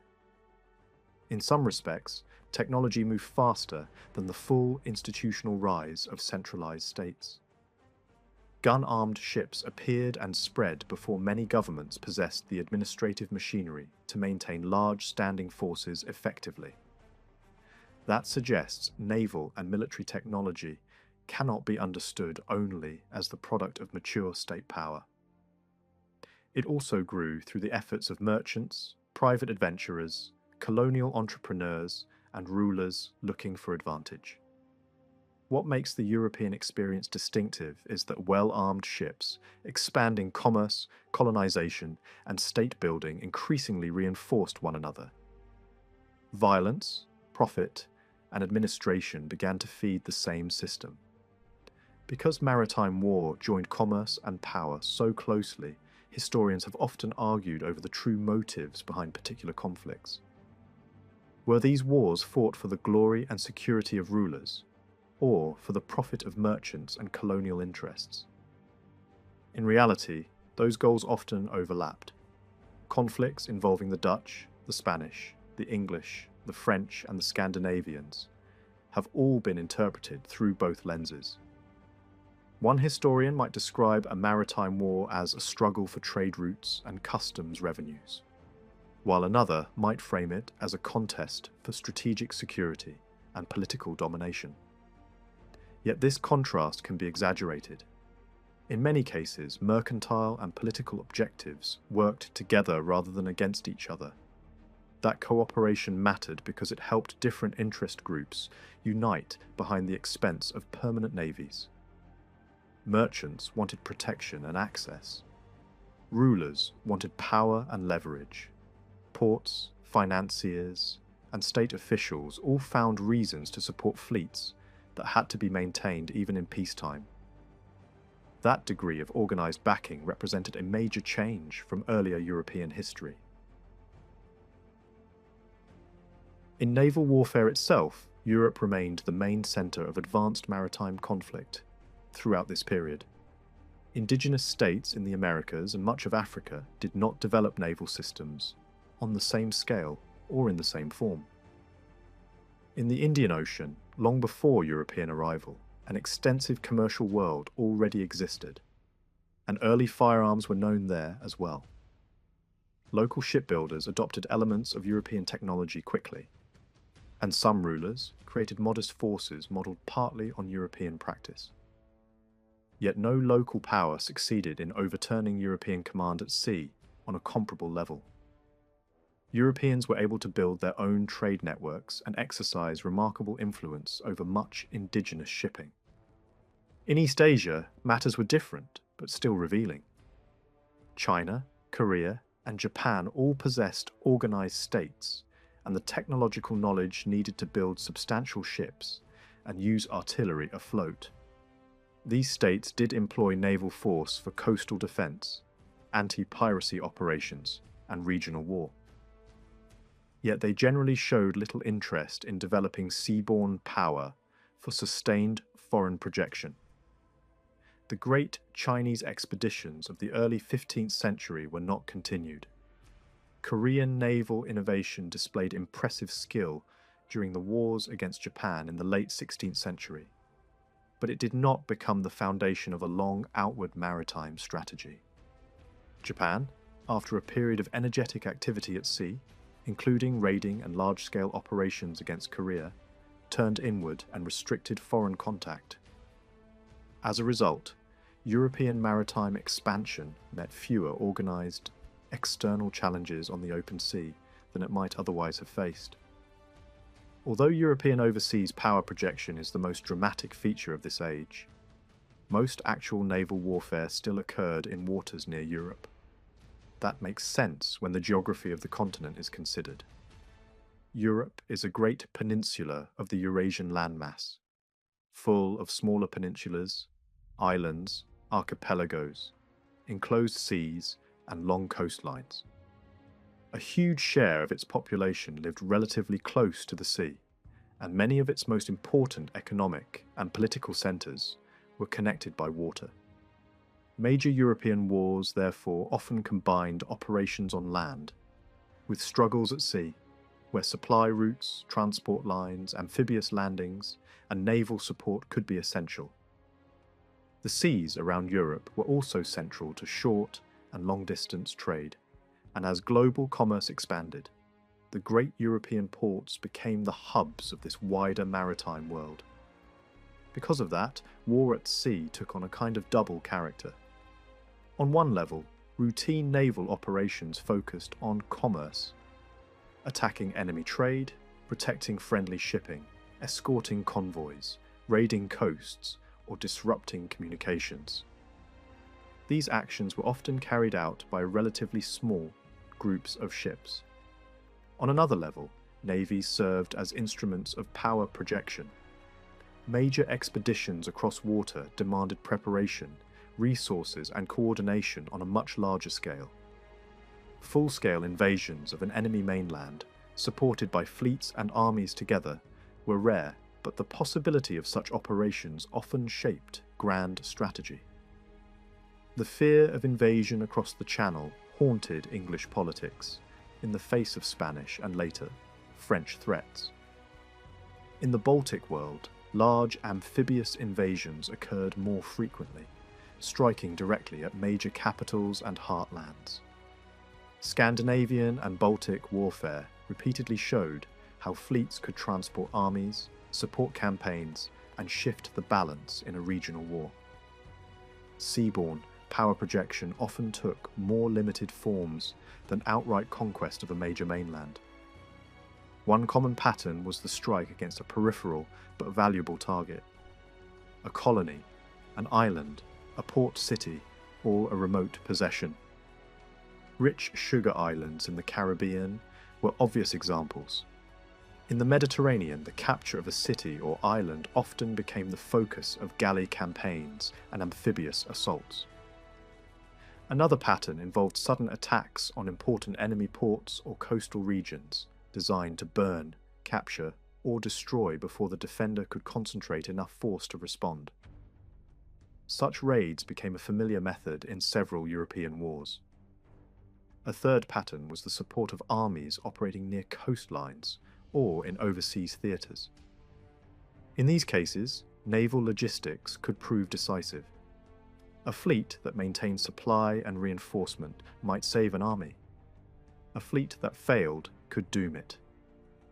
The collapse of one army in North America and the survival of others in Northern Europe both illustrate how the outcome of a campaign could depend less on what happened in battle than on whether maritime support held or broke.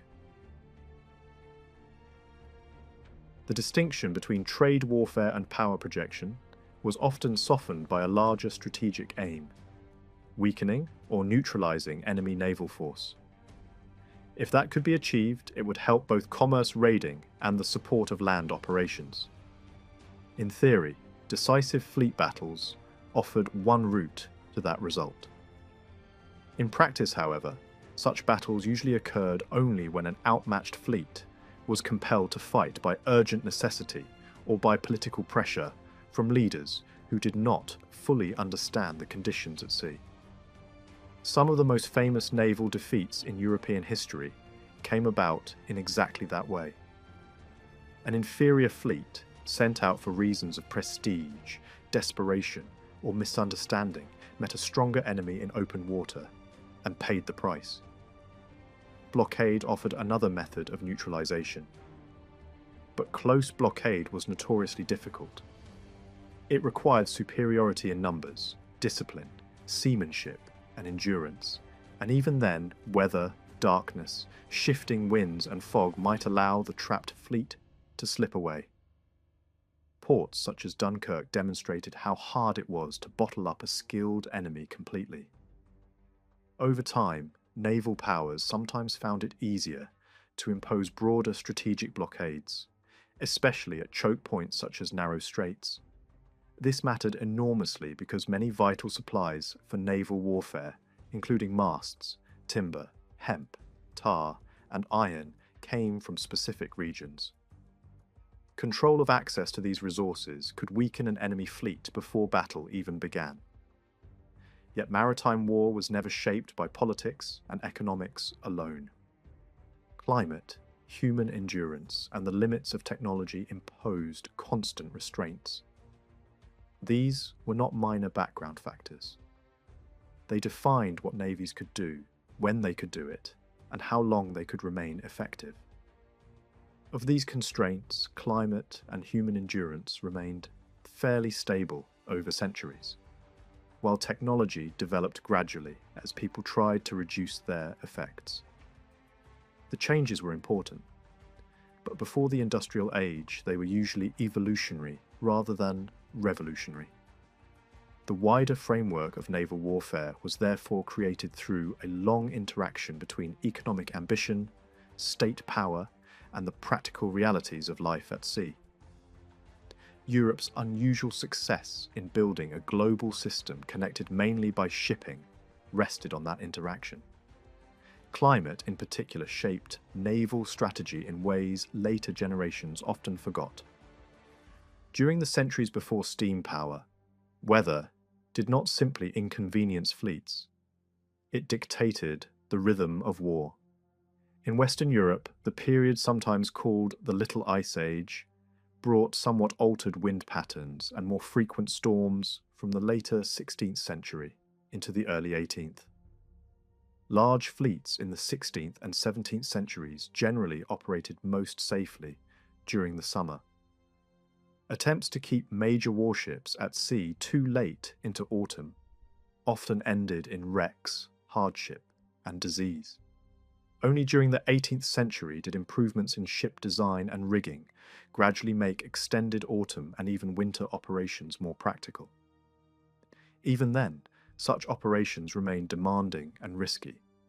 Weather also shaped the map of strategic possibility. The harsh conditions of the North Atlantic long limited the scale and frequency of European power projection into that ocean, even while winds made the voyage from Europe to the Caribbean comparatively favourable. This partly explains why the West Indies became such a major theatre of operations. The Channel, the North Sea, and the Bay of Biscay were dangerous for much of the year, and although these waters were strategically vital, bad weather could restrict or entirely prevent major operations. Continuous blockade, so often imagined as a standard practice of maritime powers, was much harder before the later 18th century than later naval myth would suggest. In the Baltic, surprisingly long operational seasons were sometimes possible, perhaps because the interaction between fleet activity and amphibious warfare on land extended campaigns beyond what might otherwise have seemed safe. In warmer waters, other seasonal dangers took their place. Hurricanes ruled the calendar in the Caribbean, while monsoon patterns shaped movement in the Indian Ocean. In calmer seas, such as the Mediterranean, oared warships remained viable for much longer than in stormier northern waters. Since wind was the main engine of naval warfare, its direction and strength influenced everything from blockade strategy to tactical position in battle. Sailing technology improved steadily, but it never removed the basic vulnerability of fleets to weather and adverse winds. The human body imposed another limit. The endurance of a warship depended not only on its hull or sails, but on the health of the men who crewed it. Naval history can often be read as a long struggle against exhaustion, disease, spoiled provisions, and cramped conditions. Epidemics that existed in civilian society spread even faster aboard crowded ships. The first phase of a war was often especially dangerous because crews were drawn from many places and brought different infections with them.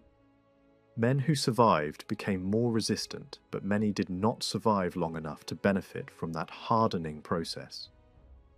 In tropical regions, disease could become even more deadly when sailors lacked local immunity. Defenders familiar with the climate often enjoyed a major advantage over attacking forces newly arrived from Europe. Food posed another problem. Pre-industrial navies slowly improved the storage, packing, and handling of provisions for long voyages. But preserved food remained nutritionally poor. The lack of fresh produce meant that scurvy persisted as a serious threat even in the 18th century.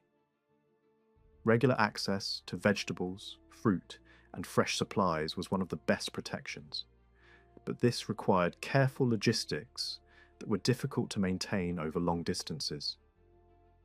Until major changes in preservation and medical understanding during the 19th century, even the strongest fleet had to reckon with the possibility that disease and deficiency would destroy its effectiveness more surely than enemy action. The ship itself was the product of one of the most demanding technical traditions in the pre-industrial world. A gun-armed warship had to survive storms, carry heavy artillery, stay afloat after damage, move with sufficient speed, endure long voyages, and house a large crew in harsh conditions. European naval supremacy rested in part on continuous progress in solving these problems, yet that progress happened within a firm material framework. Warships remained wooden. Their power came from sails or oars. Their guns were smoothbore weapons loaded by hand and firing solid shot. Boarding and close combat declined in importance over time, but never disappeared entirely, especially in encounters between smaller vessels. Within these limits, however, much changed. Hull forms improved, sail plans became more effective, rigs grew safer and more efficient, and design increasingly drew on theoretical and mathematical thinking by the end of the period. Artillery improved as well. In the later 15th century, cast bronze guns began replacing older constructions made from wrought iron bars. These newer guns could handle larger charges more safely and could do serious damage to large ships. The next major step came with reliable cast iron guns, which began to spread successfully in the 16th century and became especially important later because iron was far cheaper than bronze. This lowered the cost of arming ships on a large scale. Gun foundry methods improved. Powder became better and more consistent. Artillery thus grew more dependable and more destructive. As naval gunnery became stronger, warships also had to become tougher. Hulls needed thicker planking and stronger internal structures to resist shot and remain in action. This pushed up the size of ships intended for major fleet combat. A vessel that qualified as a major fighting ship in the mid-17th century would have looked modest compared with a battleship a century or two later. The line of battleship steadily grew larger, heavier, and more expensive as firepower increased. By the end of the period, the principal warships of the great fleets were massive structures carrying batteries far beyond what earlier generations had imagined practical. That very growth created another strategic problem. The largest fleet ships became highly specialized instruments of battle, but they were often too costly and cumbersome for the routine work that filled most of naval life. Scouting, convoy escort, policing sea lanes, protecting merchant traffic, and showing the flag across distant waters all demanded smaller, faster, and more flexible vessels. As European trade networks and colonial systems expanded around the world, the number of places requiring naval presence increased dramatically. This is why the age that produced the great battle fleet also produced growing numbers of lighter ships suited for cruising, escort, patrol, and imperial communication. Naval warfare was never only about the clash of great squadrons. It was also about endurance, reach, and the daily control of the routes that connected an increasingly maritime world. Across these 2 centuries, European naval warfare moved out of its medieval world and into something recognizably early modern. The transformation was not limited to ships or weapons alone. It involved a broad shift in where maritime power was exercised, how wars at sea were fought, and who controlled that violence. European activity spread far beyond the waters around the continent, reaching deep into the Atlantic, the Indian Ocean, and in more limited ways, the Pacific. Guns became the main instruments of fighting at sea, and warships were increasingly designed around artillery rather than around large bodies of armed men. At the same time, navies slowly took shape as more permanent institutions tied to states, rather than temporary flotillas assembled when war began. Within Europe itself, the centre of maritime struggle also changed. The Mediterranean, once the dominant theatre of naval conflict, gradually gave way to the Atlantic facade and the northern seas, where Western and Northern Europe became the new heart of naval development. The growing importance of artillery at sea altered naval warfare at a very deep level. Earlier fleets had depended heavily on manpower. Ships carried large numbers of fighting men because battle at sea often meant closing in, boarding, and turning a naval encounter into a clash between bodies of infantry. Once artillery became the main weapon, that balance changed. Capital investment in ships and guns began to matter more than simply loading a vessel with soldiers. This had enormous practical consequences. A fleet built around artillery could fight effectively without carrying such vast numbers of men, and that meant sailing warships could remain at sea longer and operate over far greater distances. Oceanic voyages and prolonged cruises became more realistic because ships no longer had to carry such massive supplies for enormous embarked armies. This change also reshaped strategy. In an earlier age, a fleet carrying an invasion force was dangerous, mainly because of the army it transported. A defending power could choose to stop that army at sea by sending out its own forces. But that was only one possible response, and often not the most attractive one. Many defenders preferred to wait on land, using strong ground, defensive positions, and the attacker's supply problems to wear down an invasion after it landed.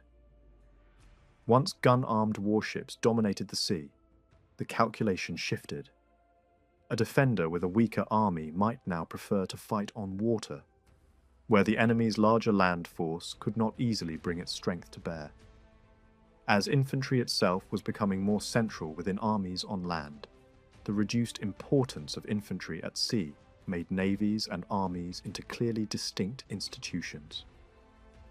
Even a navy that was weaker overall could still serve as a powerful deterrent to invasion, because army commanders were understandably reluctant to expose troops to attack, while still afloat unless enemy naval resistance had been clearly destroyed or tightly blockaded. In that sense, the sea had become an ideal zone for slowing, stopping, or discouraging invasion. This new kind of warship also made a new kind of institution attractive. Once specialized sailing ships carrying heavy artillery proved their value, rulers increasingly saw the benefit of maintaining forces permanently designed for violence at sea. A navy could break blockades or impose them, escort trade, harass enemy commerce, support amphibious attacks, prevent invasion, and serve the wider political goals of a state. For ambitious rulers, a permanent navy offered a fresh way to gain leverage over rivals both inside and outside their own realms. Earlier, a ruler's sea power had often meant little more than the ability to hire merchant vessels or seize them in wartime, then convert them into makeshift fighting ships with raised fighting platforms for archers or soldiers. But the move toward permanent navies did not happen evenly. In fact, two of the strongest powers in Western Europe, Spain and France, spent long periods without fully developed permanent sailing navies in the modern sense. Even where navies existed, they often depended heavily on regional interests and local elites, working with the crown rather than under a tightly unified central system. The first monarchies to create more continuous and centralized naval structures were not the largest states, but medium-sized kingdoms, such as Portugal, England, Denmark, Norway, and Sweden. Even then, private enterprise at sea remained vigorous. Armed trade, privateering, and other semi-private forms of maritime violence continued to thrive and took full advantage of the new possibilities created by guns and specialized ships. European maritime expansion widened dramatically in these centuries. Activity that had once been concentrated in the coastal waters of Europe now reached the Indian Ocean, the Atlantic Basin, and beyond. Portuguese ships and fortified stations became for roughly a century the only European presence in the Indian Ocean. Portuguese activity there had two closely linked goals. One was to force the trade in valuable Asian goods, above all spices, into routes controlled by Portugal around Africa. The other was to sell protection, using armed ships to extract payment from local shipping in exchange for restraint. Portuguese power rested not only on attack, but also on controlled intimidation. Around the year 1600, however, new challenges arrived.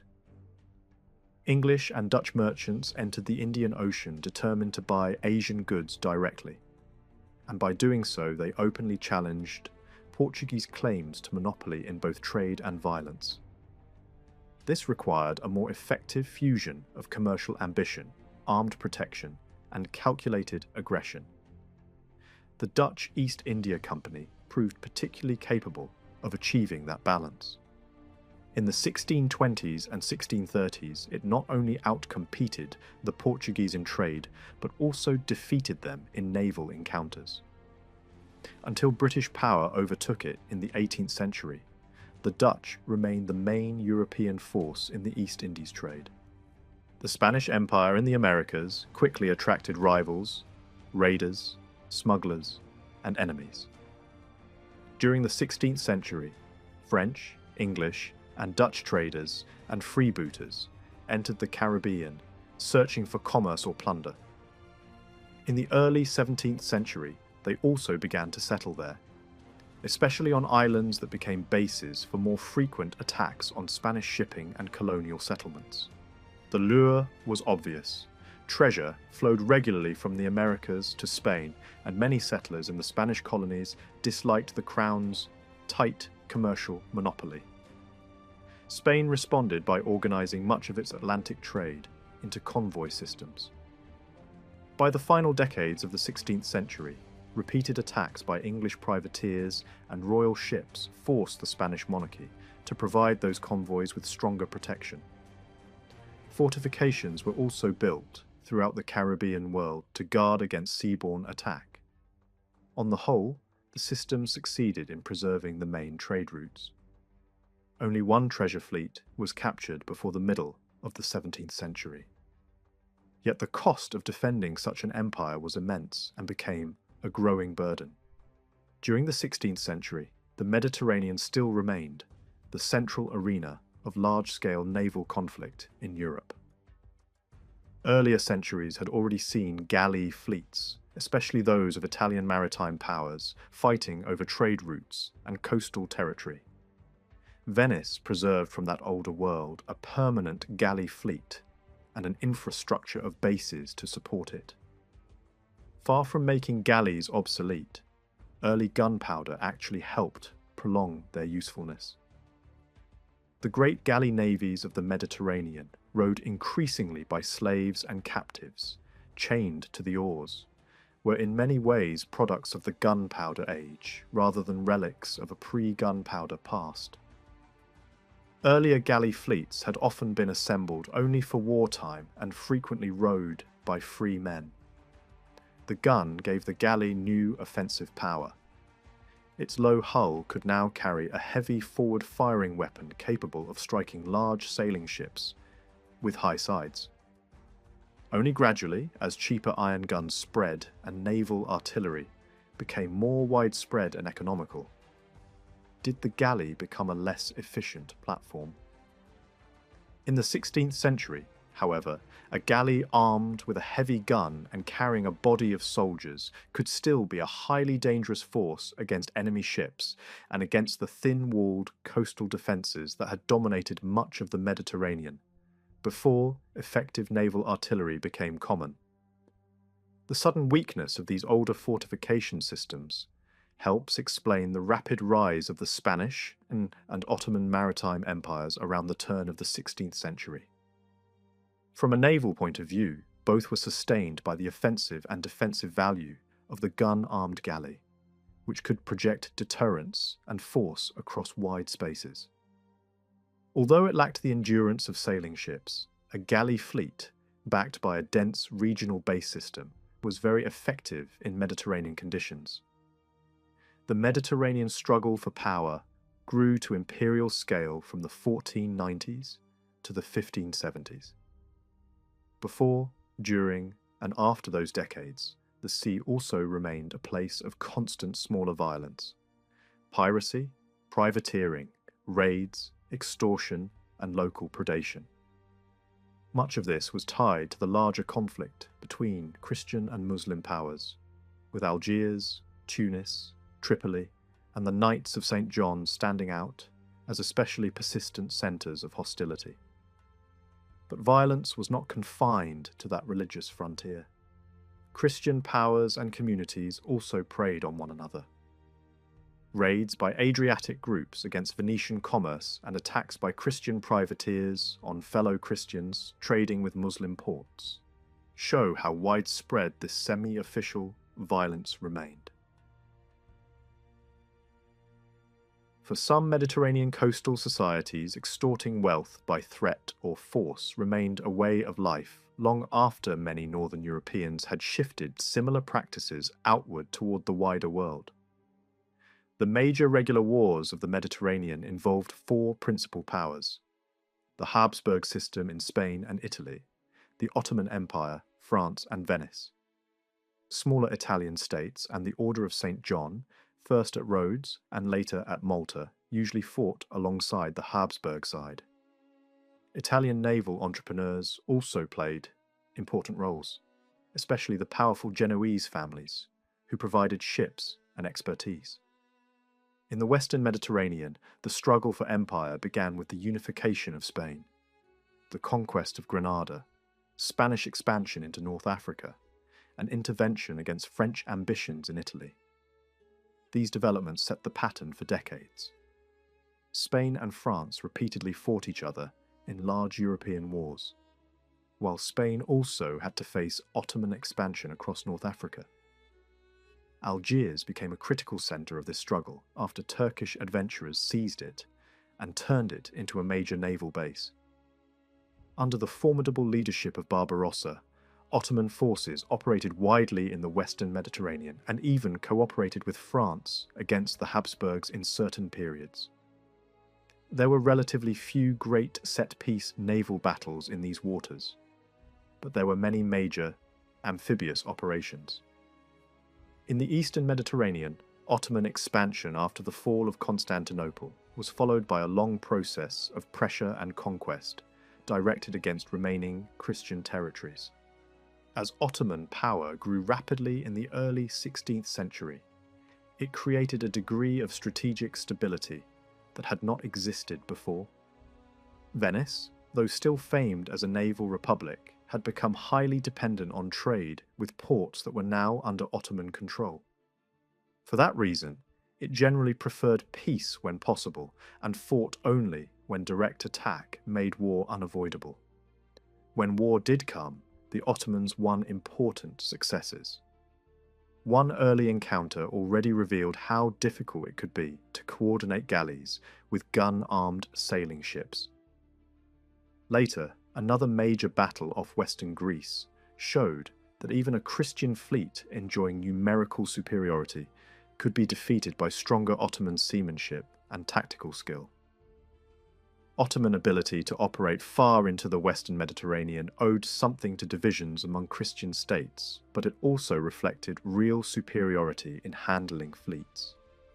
After peace between France and Spain in the middle of the century, Habsburg Spain could devote more energy to the Mediterranean.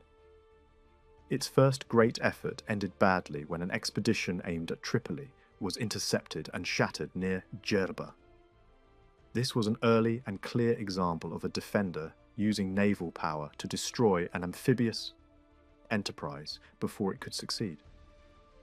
The next enormous confrontation came when the Ottomans attacked Malta. The siege became legendary, but the assault failed after desperate defense and the arrival of relief.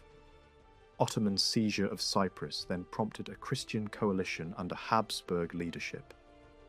The fleets met at Lepanto, where an extraordinary number of men were brought together, making it the largest European battle of its kind before the later 17th century. The Christian victory was overwhelming in tactical terms, yet its wider strategic effect was limited. Venice ultimately accepted the loss of Cyprus, and the Ottomans soon showed their resilience by rebuilding and continuing the struggle. A city retaken by Christian forces was soon recovered by an Ottoman fleet, even larger than the one lost at Lepanto. After this, the direct Spanish-Ottoman confrontation faded and was never truly resumed at the same level. Spain did provide aid to its Austrian relatives when war against the Ottomans revived in Central Europe, but that aid was mainly naval demonstration rather than decisive intervention. The central importance of the galley fleet in this long rivalry becomes especially clear when it is remembered that Spain and the Ottoman Empire, the two greatest military powers of the period, never fought a major land battle against each other. Their struggle was above all a contest between seaborne powers, fought through fleets, sieges, amphibious attacks, and maritime logistics. Later historians, more accustomed to oceanic sailing warfare or purely continental campaigns, have sometimes found this difficult to categorize, but it was one of the defining military realities of the 16th century. Farther north, the Baltic and North Sea world underwent its own transformation. The Hanseatic League, once a powerful alliance of trading cities able to defend its interests with force, gradually dissolved as an effective military cartel. Its cities increasingly relied on the protection and agreements of monarchies such as England, Denmark, Norway, and Sweden. Lübeck remained the last major Hanseatic city, still trying to act as a great naval power in order to preserve control over Baltic trade. Early in the 16th century, it could still send fleets capable of influencing the struggle for power in Scandinavia. But its attempt in the 1530s to control the entrance to the Baltic, through intervention in a Danish civil war, ended in failure. During the later war between Sweden and Denmark, Lübeck fought on the Danish side, but no longer as an equal force, and it achieved none of its commercial aims. That marked the final major German naval effort for centuries.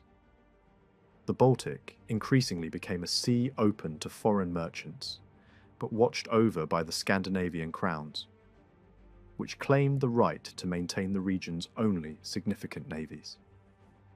In this world, the Danish kings had already built a navy in the 15th century, and command of the sea remained a major advantage in their recurring wars with Sweden.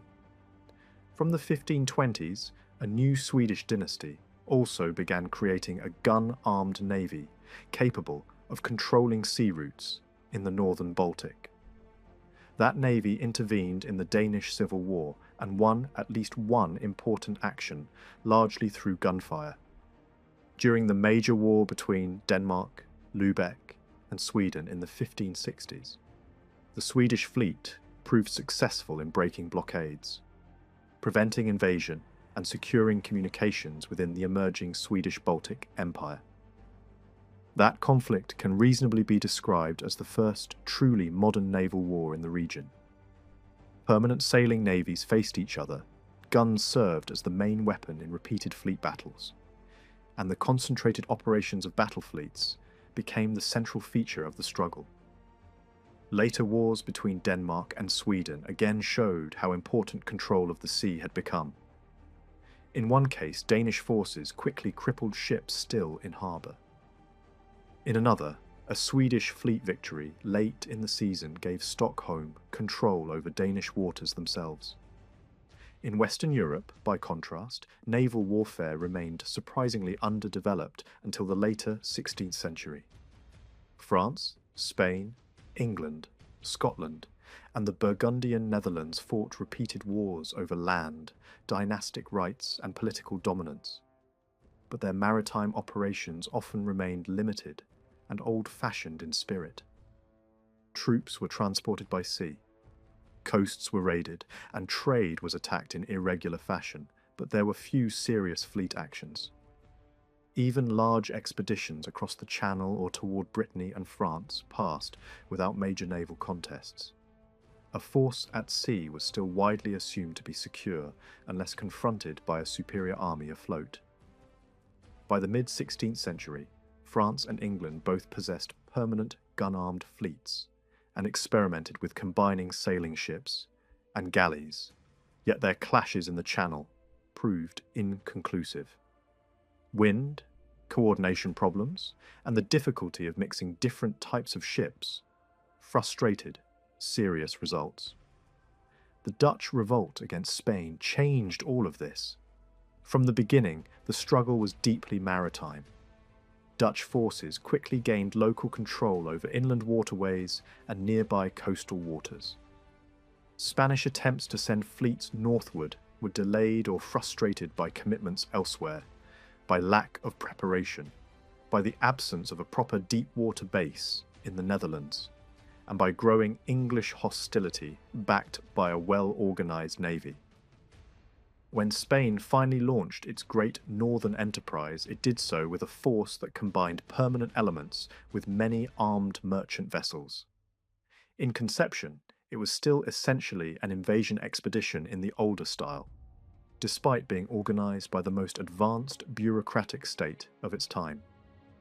The Armada was defeated by stronger English gunnery, by the lack of a suitable channel base, and by unusually bad weather.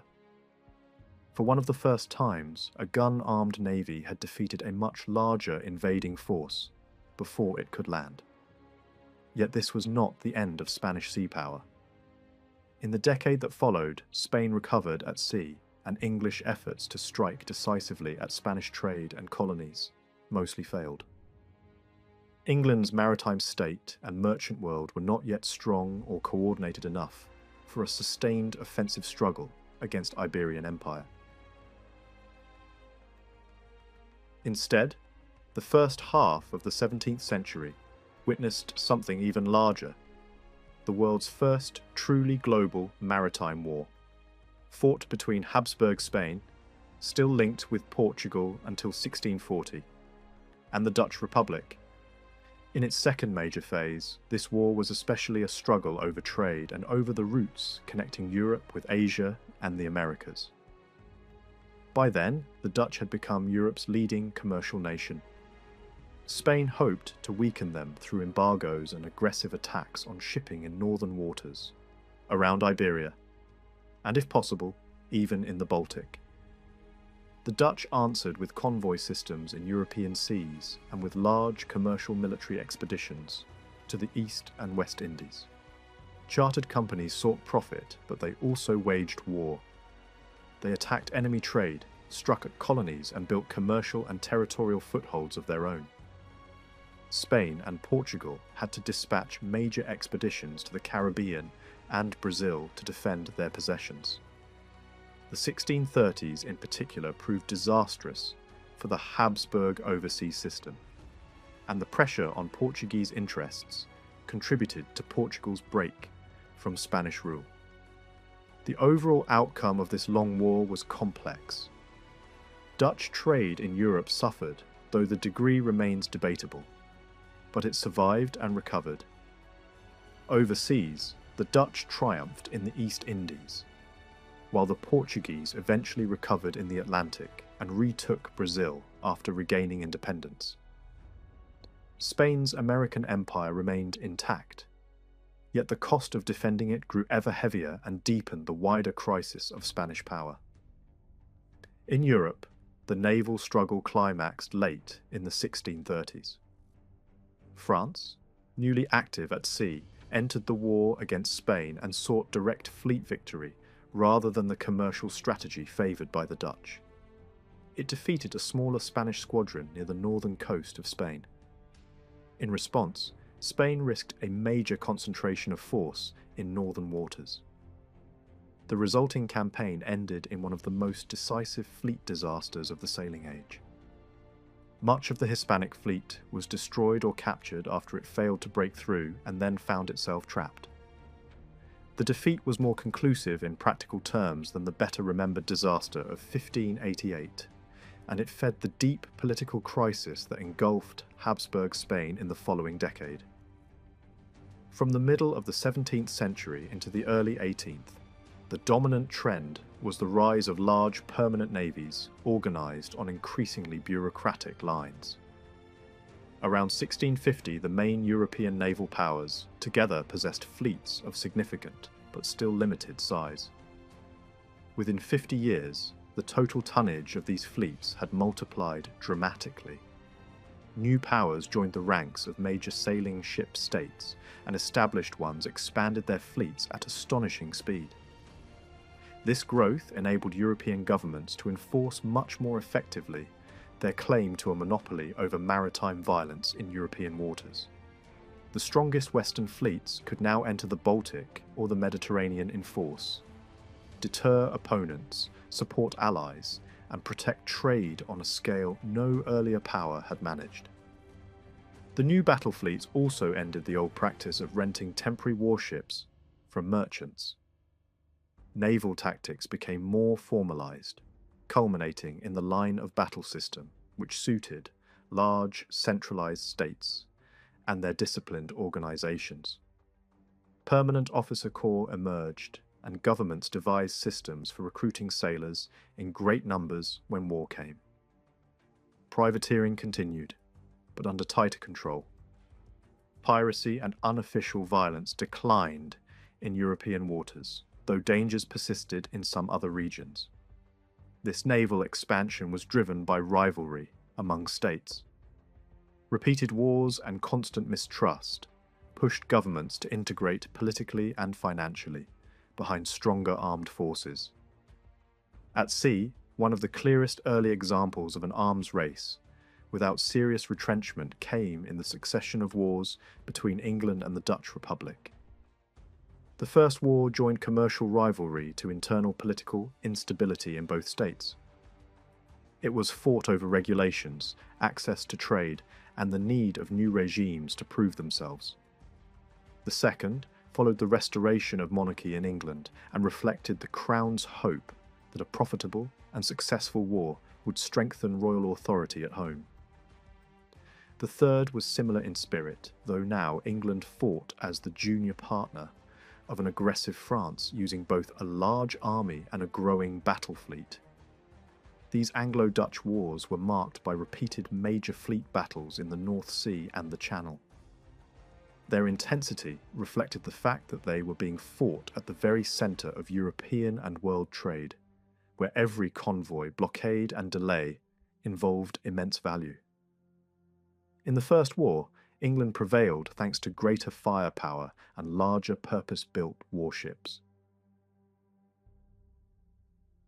The rise of a major French navy in the 1660s came from the monarchy's growing ability to impose order at home and convert internal stability into power abroad.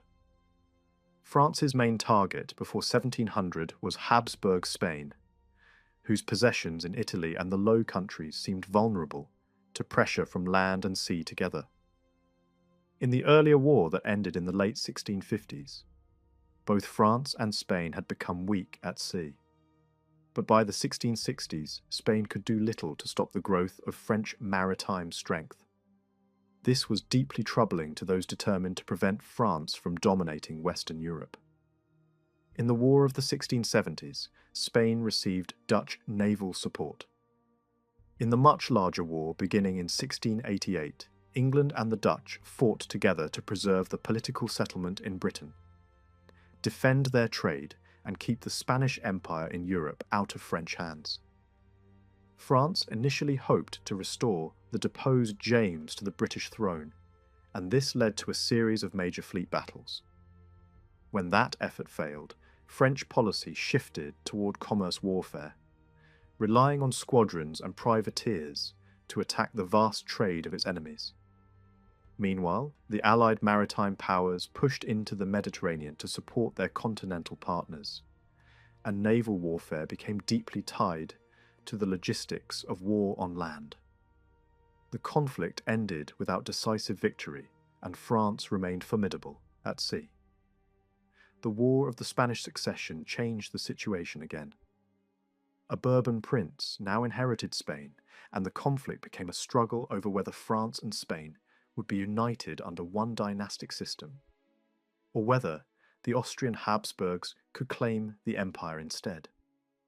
The war on land spread across the Low Countries, Germany, Italy, and Spain, while the navies of England and the Dutch Republic maintained immense logistical networks and supported campaigns in coastal theatres. France, at first, tried to control the Mediterranean, but after one major battle produced no decisive result. It abandoned hopes of contesting battle fleet supremacy there. From then on, France emphasised commerce raiding and did so with determination.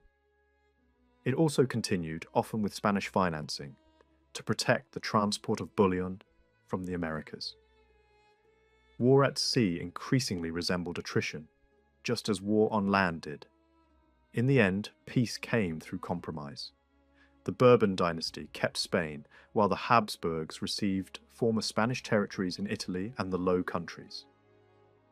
France's navy, however, had been severely damaged, and that weakness helped make peace acceptable to the maritime powers. Fighting did not quite end there, since Spain soon tried with a rebuilt navy to recover influence in Italy, only to suffer defeat at sea.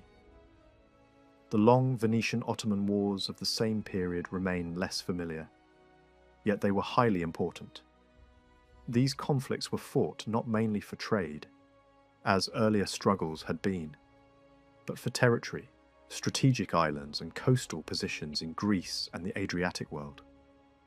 Venice, no longer the dominant long-distance trading power it had once been, fought increasingly as a regional state, drawing resources from land as well as sea. The Ottoman side, too, committed heavily to these contests, since control of Greece mattered for the security of both Constantinople and the Ottoman position in the eastern Mediterranean. In the long war over Crete, the Ottomans eventually succeeded in conquest after years of struggle. Naval operations centered on the Greek archipelago, and Venice could at times threaten the Dardanelles. Galleys were now complemented by sailing warships, many of them hired from northern Europe. In the next Great War, Venice joined a wider anti-Ottoman coalition and managed to seize the Peloponnese, which it retained at peace. By the Third Major War, however, the Ottomans were able to concentrate more fully on Venice and recovered their earlier losses. In all of these wars, Venice repeatedly brought its main fleet into the waters of the Aegean, close to the Ottoman heartland, but translating that presence into an effective blockade or decisive strategic pressure remained difficult.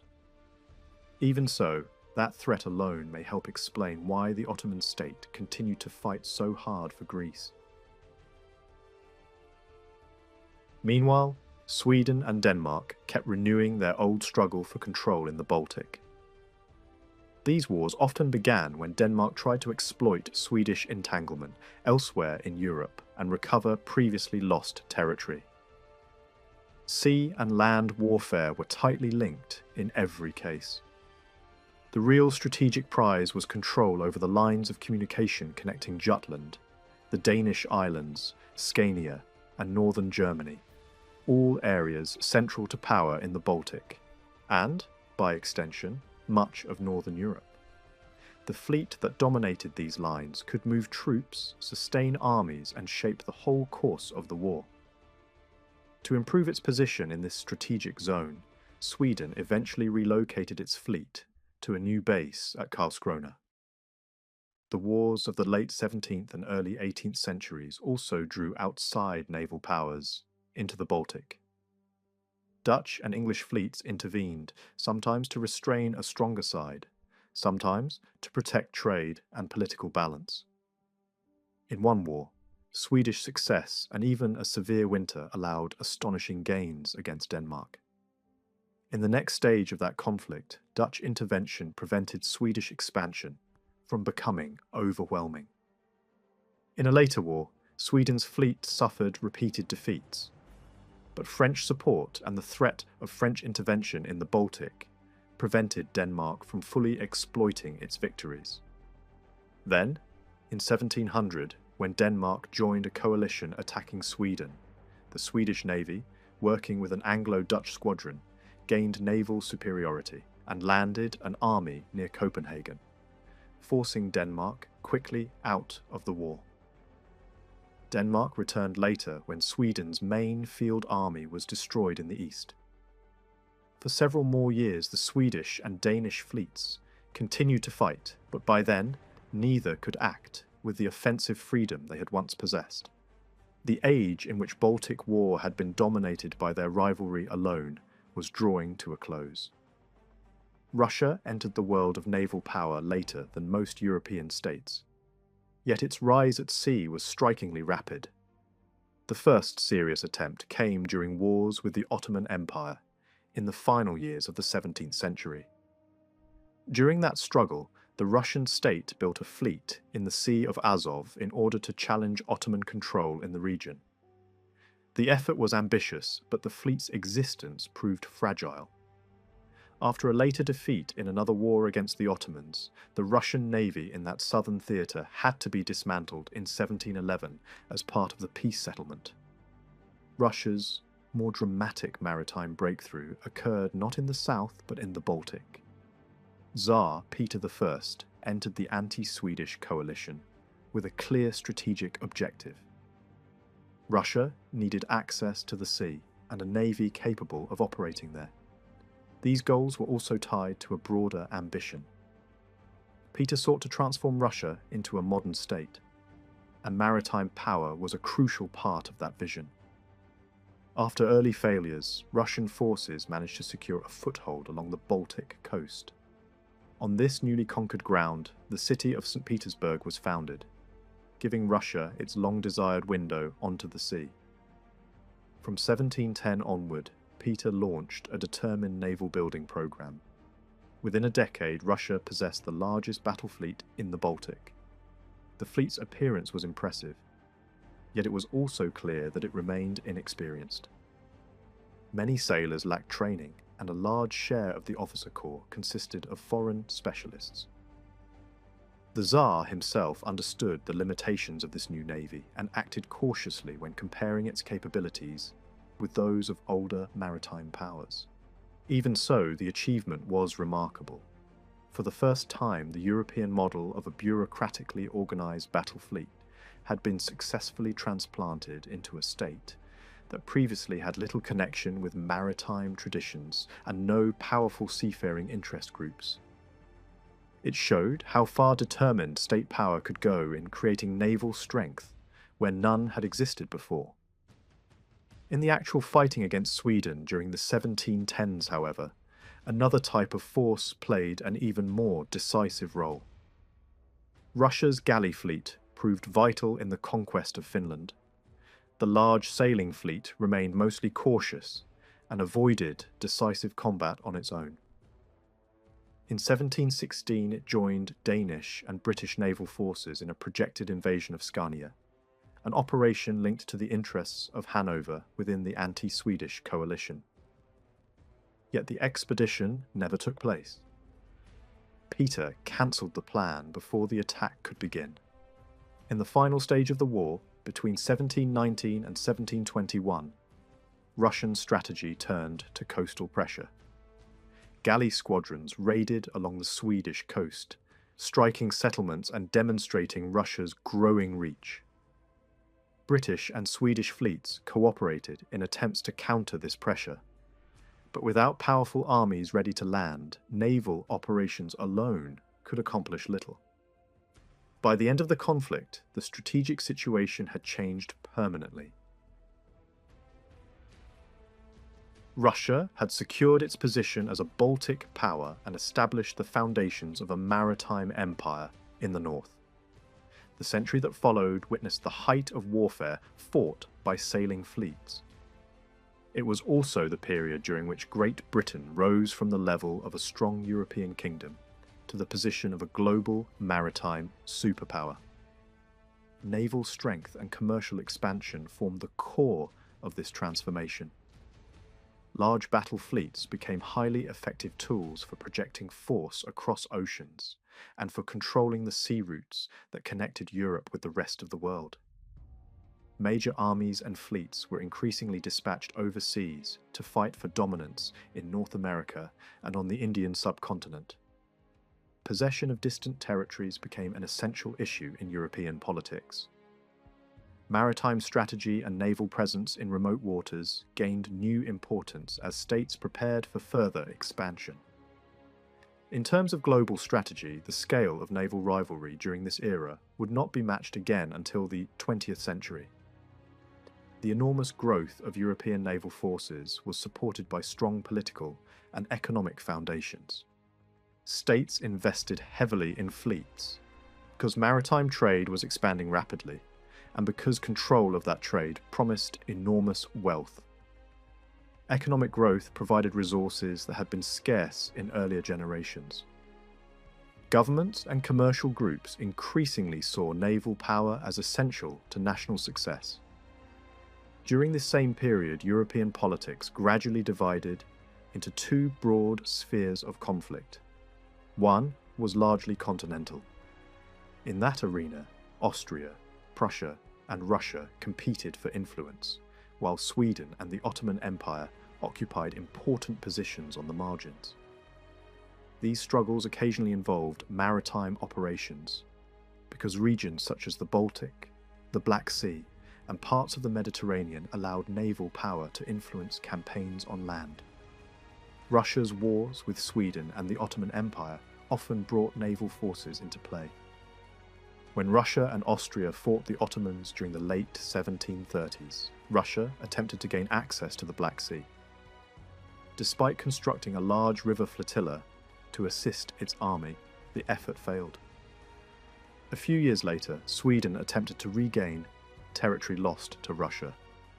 The campaign ended in defeat, partly because disease devastated the Swedish fleet, and because the navy hesitated to support the army's flank in Finland. Another conflict erupted when the Ottoman Empire attacked Russia in the late 1760s. Russia responded in an unexpected way.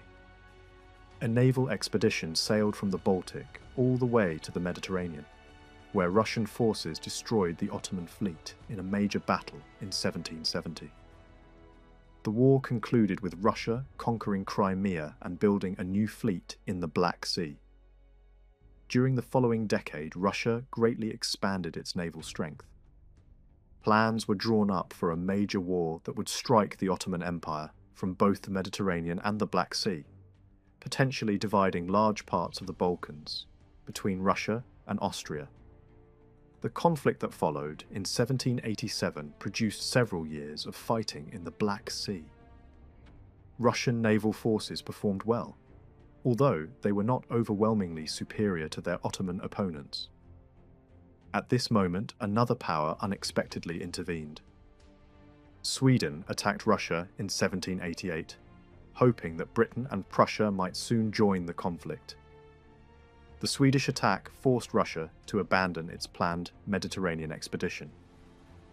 Instead, the Baltic fleet had to defend St. Petersburg against amphibious assaults launched from Sweden. A series of engagements between 1788 and 1790 ended with significant losses for the Swedish battle fleet. Russia then attempted to strike back against Swedish-owned forces operating in the Finnish archipelago. But the attack failed and resulted in heavy Russian losses. This confrontation was historically significant.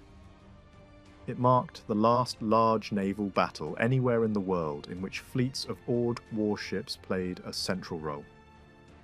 While continental conflicts involved several naval episodes, the most dramatic maritime rivalry of the 18th century unfolded across the oceans. In the Atlantic world and in Asian waters, the main competitors were Great Britain, France, and Spain. Portugal and the Netherlands tried to remain neutral when possible, although neutrality proved difficult to maintain during prolonged conflicts. The three great maritime powers expanded their fleets steadily. Each sought to protect existing overseas interests, while also gaining new territories. The first major clashes in this rivalry occurred between Britain and Spain. Britain launched a war in 1739, claiming that Spanish authorities had interfered with British trade. Large British expeditions sailed toward the Caribbean, though their achievements were limited. A few years later, France joined the struggle against Britain. British forces and colonial militias captured several French territories in North America, while the British fleet, strengthened by new construction, inflicted losses on French naval escorts, protecting merchant convoys. Nevertheless, French successes in European land warfare balanced the situation, and peace was reached without a decisive outcome. After the middle of the century, tensions escalated again. Colonial disputes merged with a wider war that engulfed Europe. Britain and Prussia formed one alliance while France supported their continental opponents. Britain focused its efforts on attacking French colonial possessions in Canada, the Caribbean, and India. The British Navy already held an advantage at sea, and a massive shipbuilding program strengthened that position further. A decisive victory in a major fleet battle near the French coast crippled French naval power overseas. French colonies were left isolated, and the French presence in North America and India collapsed. Spain entered the conflict near its end, but suffered heavy losses. British amphibious expeditions captured both Havana and Manila, demonstrating the effectiveness of Britain's naval and logistical system for launching rapid attacks across great distances. Even so, the struggle for maritime supremacy was far from finished. France and Spain formed a close alliance and began ambitious naval construction programs. When Britain's North American colonies revolted in the 1770s, the Bourbon powers had already strengthened their fleets considerably. When they joined the conflict, their combined naval strength posed a serious challenge to Britain. For a short time, the Allied fleets gained control of the English Channel. Meanwhile, the French Navy fought the British in the Caribbean and along the American coast. Colonies changed hands several times, and naval battles produced no clear decision. Britain was unable to prevent French ships from delivering troops and supplies to the American rebels.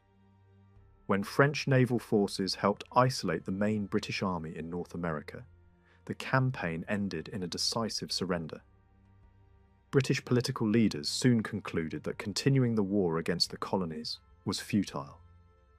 Yet Britain still retained formidable naval strength. Its shipbuilding capacity allowed the fleet to recover quickly. A major French fleet was defeated in the Caribbean a year later, ending the possibility of further large conquests. The peace agreement reached in the early 1780s did not end the underlying competition. European governments immediately began preparing for new maritime conflicts.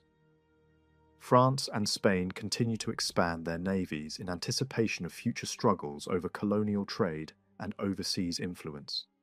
By the early 1790s, the combined size of the major sailing fleets reached its greatest level in history. Britain also expanded its fleet while looking beyond Atlantic rivalry toward the growing influence of Russia in the south. This emerging concern would later evolve into the strategic rivalry often described as the struggle for influence in Asia.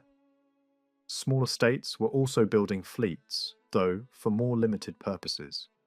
Some prepared for regional conflicts, while others hoped to defend existing colonial possessions. Then, events took an unexpected turn. Instead of another colonial war, Europe plunged into a vast struggle triggered by the French Revolution. From the early 1790s until 1815, the continent was dominated by wars that reshaped the balance of power. On land, the French armies achieved remarkable success, defeating nearly every major continental opponent. At sea, the situation unfolded very differently. Britain gained an early advantage over the disorganized French fleet and held that advantage throughout the conflict. British naval organization, financial strength, and technological improvements proved decisive. British ships often carried artillery produced with superior manufacturing techniques, giving them greater destructive power. Equally important was the Navy's ability to remain at sea for long periods and to operate effectively in harsh conditions. French naval power suffered severe blows. Parts of the Mediterranean fleet were destroyed during internal unrest in France, and a later expedition to Egypt lost most of its ships in a devastating battle. Spain and the Netherlands, drawn into the conflict by French victories on land, also saw their naval forces weakened.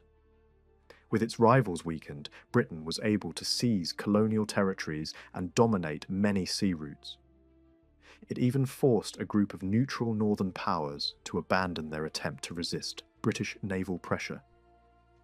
A brief peace followed at the beginning of the 19th century, but tensions quickly revived. Napoleon hoped to rebuild French naval strength and threaten Britain again. In response, Britain resumed the war and blockaded French ports. Napoleon attempted to assemble a combined French and Spanish fleet, strong enough to escort an invasion of Britain across the Channel. The plan failed. In a decisive naval battle, the combined fleet was destroyed, eliminating the possibility of invasion. During the decade that followed, there were few great naval battles, yet the struggle at sea continued in other forms. Napoleon began a vast shipbuilding program that might eventually have produced a massive fleet. Britain responded with an equally large effort, while maintaining powerful squadrons blockading ports across Europe. The intensity of the rivalry led to extraordinary actions. Britain even attacked a neutral state in order to capture its fleet before it could fall under French control. At the same time, British forces steadily dismantled the colonial empires of France and the Netherlands. In American waters, the small United States Navy achieved several successes against British cruisers during a later conflict. But these encounters had little effect on the wider struggle. Britain's global strength had become so overwhelming that the war in North America was treated largely as a secondary theatre compared with the immense conflict raging across Europe. Naval operations also played a role in the Baltic and Mediterranean regions during this period. Russian fleets sailed in support of campaigns connected with territorial expansion and European alliances. In the Mediterranean, a Russian squadron defeated Ottoman forces after the Ottoman Empire entered the war on the French side. When Russia conquered Finland in the early 19th century, winter conditions shaped the campaign on land. Yet control of key naval bases and archipelago flotillas made it difficult for Swedish fleets to support counterattacks along the coast. By the end of the long wars that stretched from the early 1790s to 1815, the balance of power at sea had shifted dramatically. Britain emerged with clear naval superiority. The competition that had been expected to determine control over world trade and colonial expansion had effectively been settled in European waters. Britain's dominance of maritime communication routes linking Europe with the wider world became the foundation of its global influence. This supremacy did not rest on naval strength alone. Financial power, commercial networks, and the beginnings of industrial expansion reinforced Britain's position. Yet control of the sea was the central pillar supporting this system. It had taken centuries of development in shipbuilding, naval organization, and maritime strategy to reach that point. Once achieved, however, it allowed Britain to remain the leading power in global politics for the next 100 years. In the middle of the 15th century, Japan stood close to political collapse. The emperor still lived in Kyoto and remained the sacred source of legitimacy, but real authority had long since passed into other hands. Since the late 12th century, power had belonged not to the court but to warrior governments, led by military rulers. The first of these governments had been established in the east, in the Kamakura region, and later, another military regime emerged in Kyoto under the Ashikaga family.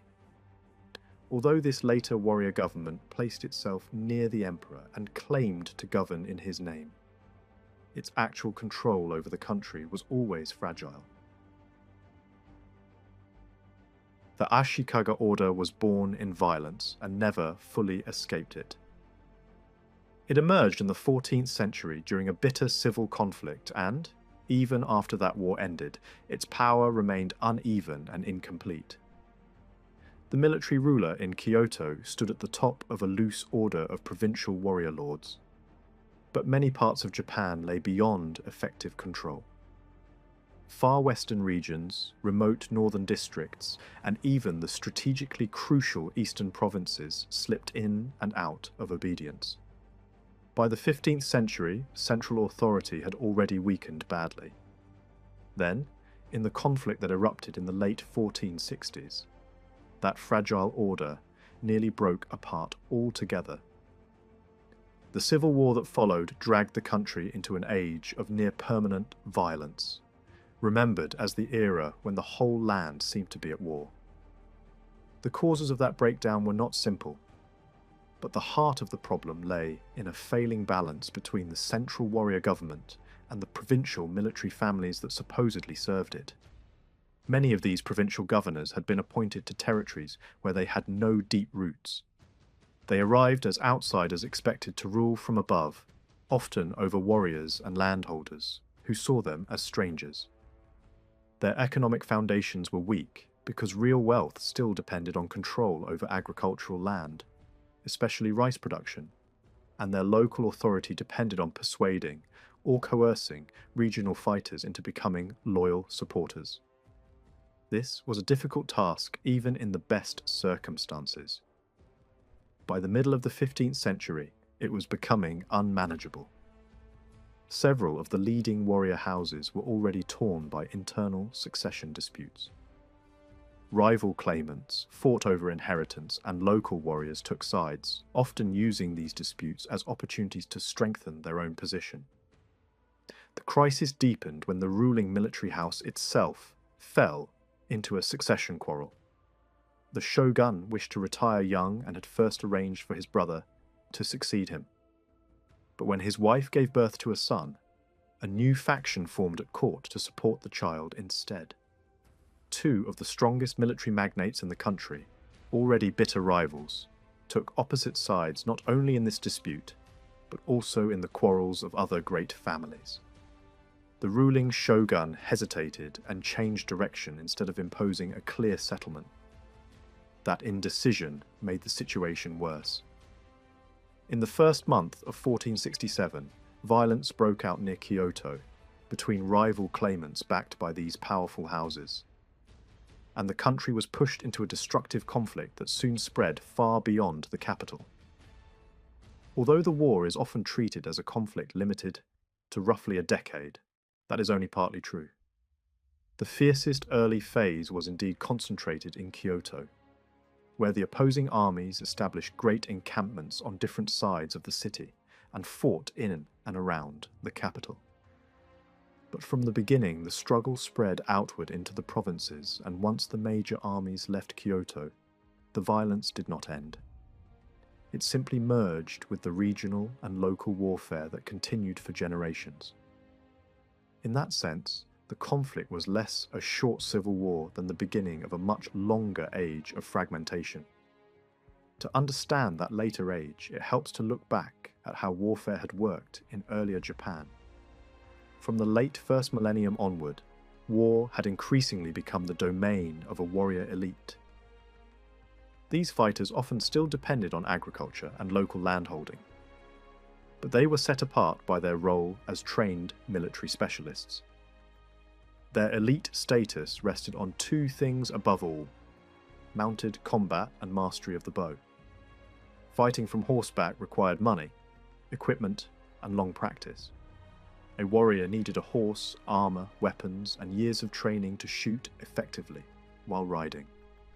Because of that, warfare remained for a long time the preserve of men with resources and status. The ideal warrior was an equestrian archer, and that image retained its prestige for centuries, even after the realities of war began to change. This military culture developed within a wider social order built around ties between lord and vassal. In theory, these bonds were supposed to resemble the relationship of parent and child. A lord protected and favoured his retainers, and the vassal repaid that protection with complete devotion, even to the point of death. In stories of war, this ideal was celebrated again and again. Yet the actual history of conflict tells a harsher story. Loyalty was real, but so were betrayal, ambition, and shifting self-interest. By the age of civil war, the gap between ideal and reality had grown enormous. Retainers changed sides, rebelled, and abandoned their masters with shocking frequency. In time, acts of disloyalty became so common that they threatened the whole fabric of warrior society. Earlier, Japanese warfare had also been deeply individualistic. Armies were usually small, often only a few hundred or a few thousand at most. Battles opened with exchanges of arrows as mounted warriors rode toward one another. Once the distance closed, fighting often became a series of personal encounters. Warriors tried to unhorse opponents, then finish them on the ground. The taking of heads as trophies played a central role in the reward system of war. After battle, the heads of slain enemies were examined to determine who deserved land, promotion, or favour. Since warriors fought partly for recognition and reward, individual acts of bravery carried enormous weight. There is still debate over how important common foot soldiers were in that early period. Mounted fighters certainly brought attendants into the field, and some of those attendants may have done more than care for horses and collect trophies. In the sources and in later visual depictions, men on foot appear carrying polearms, swords, bows, and other weapons. Whether they played a central combat role in the earliest age or not, by the great wars of the late 12th century, foot soldiers had clearly become more prominent. That conflict, which established the first warrior government, expanded warfare dramatically. Armies became far larger than before, and although elite mounted warriors still dominated the written accounts. The available manpower of the warrior class alone could not possibly have filled the ranks of these much larger forces. Increasing numbers of common fighters must have taken part. That expansion of warfare also brought a loosening of earlier conventions. Some old narratives describe battle as if it followed orderly rules, with prior arrangements, ritual openings, and formal exchanges. Yet even in earlier times, surprise attacks, ambushes, and arson were already common. Once warfare expanded, such methods became even more important. Many of the practices that later writers condemned as dishonourable or chaotic were associated especially with men fighting on foot. They shot at horses rather than riders, dragged mounted men down with hooked weapons, and blocked roads to create easy targets. These were effective methods, even if elite ideals treated them with contempt. Even so, mounted warriors remained the decisive arm for a long time. It was not until the 14th century, during another prolonged era of civil conflict, that armies increasingly came to be built around large masses of infantry. A new preference for the spear spread among foot soldiers. though they still used bows, swords, and other polearms. At the same time, warfare grew rougher and less orderly. Bands of armed men emerged who were viewed by contemporaries as dangerous outlaws, particularly in the central and western provinces. They specialized in raiding, burning, plunder, and fighting in broken terrain. They were highly effective in mountainous country and played a major role in the development of rough, defensive strongholds in hard-to-reach places. These earlier forts were very different from the great castles that later came to symbolize Japanese warfare. The grand stone fortresses admired by European visitors appeared only toward the end of the 16th century, after the age of fragmentation was already ending. Earlier fortifications were often practical, improvised, and closely tied to the natural terrain. Mountain ridges, steep slopes, and narrow approaches did much of the defensive work. Even in the civil wars of the 14th and 15th centuries, many strongholds were simple in structure. Their value lay not in monumental architecture, but in defensibility. Siege warfare could be fierce, but forts were often treated less as places for final heroic stands than as temporary tools in a shifting war. A commander usually wanted a route of escape. If the situation turned hopeless, he preferred negotiation or withdrawal. If no escape remained, surrender was often avoided in favor of ritual suicide. Honor demanded death on one's own terms rather than capture. This mentality shaped the meaning of fortified places long before the later Castle Age. When the Great Civil War broke out in Kyoto in 1467, it opened a new phase in this long military evolution. The war's most active years in the capital lasted from 1467 to 1473.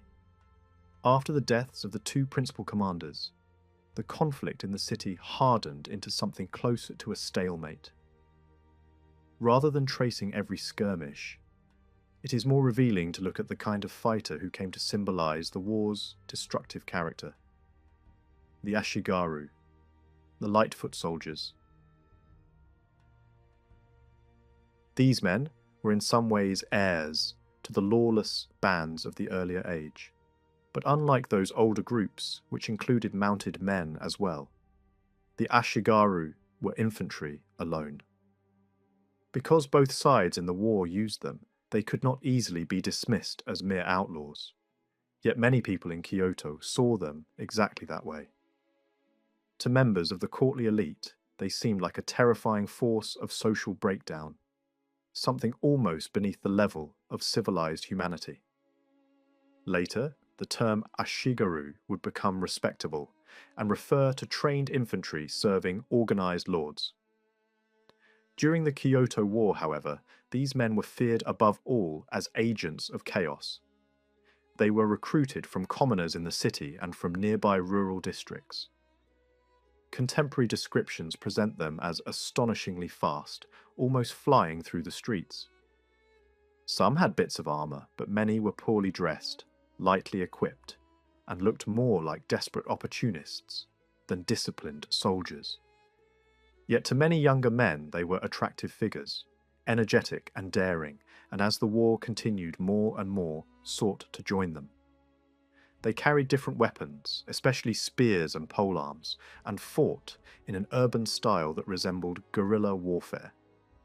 Their most devastating weapon, however, was fire. They burned whatever lay in the path of the war, including temples, shrines, and aristocratic residences that had long formed the cultural heart of Kyoto. Fires spread across the city so relentlessly that large parts of the capital were reduced to ruins. The Ashigaru did not cause every destruction, but they embodied the most terrifying features of the conflict: mobility, unpredictability, and indifference to older social and religious restraints. The war in Kyoto did not really end so much as dissolve. The succession issue that had sparked it was resolved relatively early, but by then, the conflict had taken on a life of its own. Alliances shifted constantly. Great houses split and recombined, private feuds replaced any common purpose. One by one, the military groups that had crowded the capital drifted away. By 1477, the last major contingents departed, leaving behind a shattered city and no restored order. After that, the central military government retained little more than nominal authority.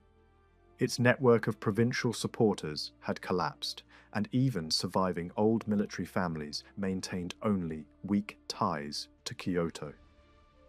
Across much of the country, power fell into the hands of those able to take and hold it. Social upheaval reached every level. Peasants rose against landlords. Retainers turned on their lords. Inferiors overthrew superiors. The phrase often used for this age captures the violence of that reversal. Those below overthrew those above. From this fractured world, there gradually emerged a new type of regional ruler. Beginning in the late 15th century, strong military leaders carved out domains and ruled them as near independent states. Some descended from the old provincial governors, others rose from relative obscurity. Most came from the ranks of local warrior families, often from among men who had once served under the earlier order. They ruled territories that were generally smaller than those claimed by the older provincial lords, but they ruled them more directly and more effectively. In this new age, inherited status mattered less than military ability. Even a ruler born into office had to prove himself by leading followers successfully in war. Since vassals constantly wanted more land and reward, rulers were pushed toward expansion. New land usually had to be taken from neighbours, which meant that many regional lords fought campaign after campaign beyond their borders. This was not merely reluctant pressure from below. Ambitious commanders themselves were equally eager. In a predatory age, success in war defined political legitimacy. One of the clearest examples of this restless military world can be seen in the rivalry between Takeda Shingen and Uesugi Kenshin, two of the most famous warlords of 16th century Japan. Their repeated clashes in central Japan became legendary, but what matters most is not simply the drama of their encounters.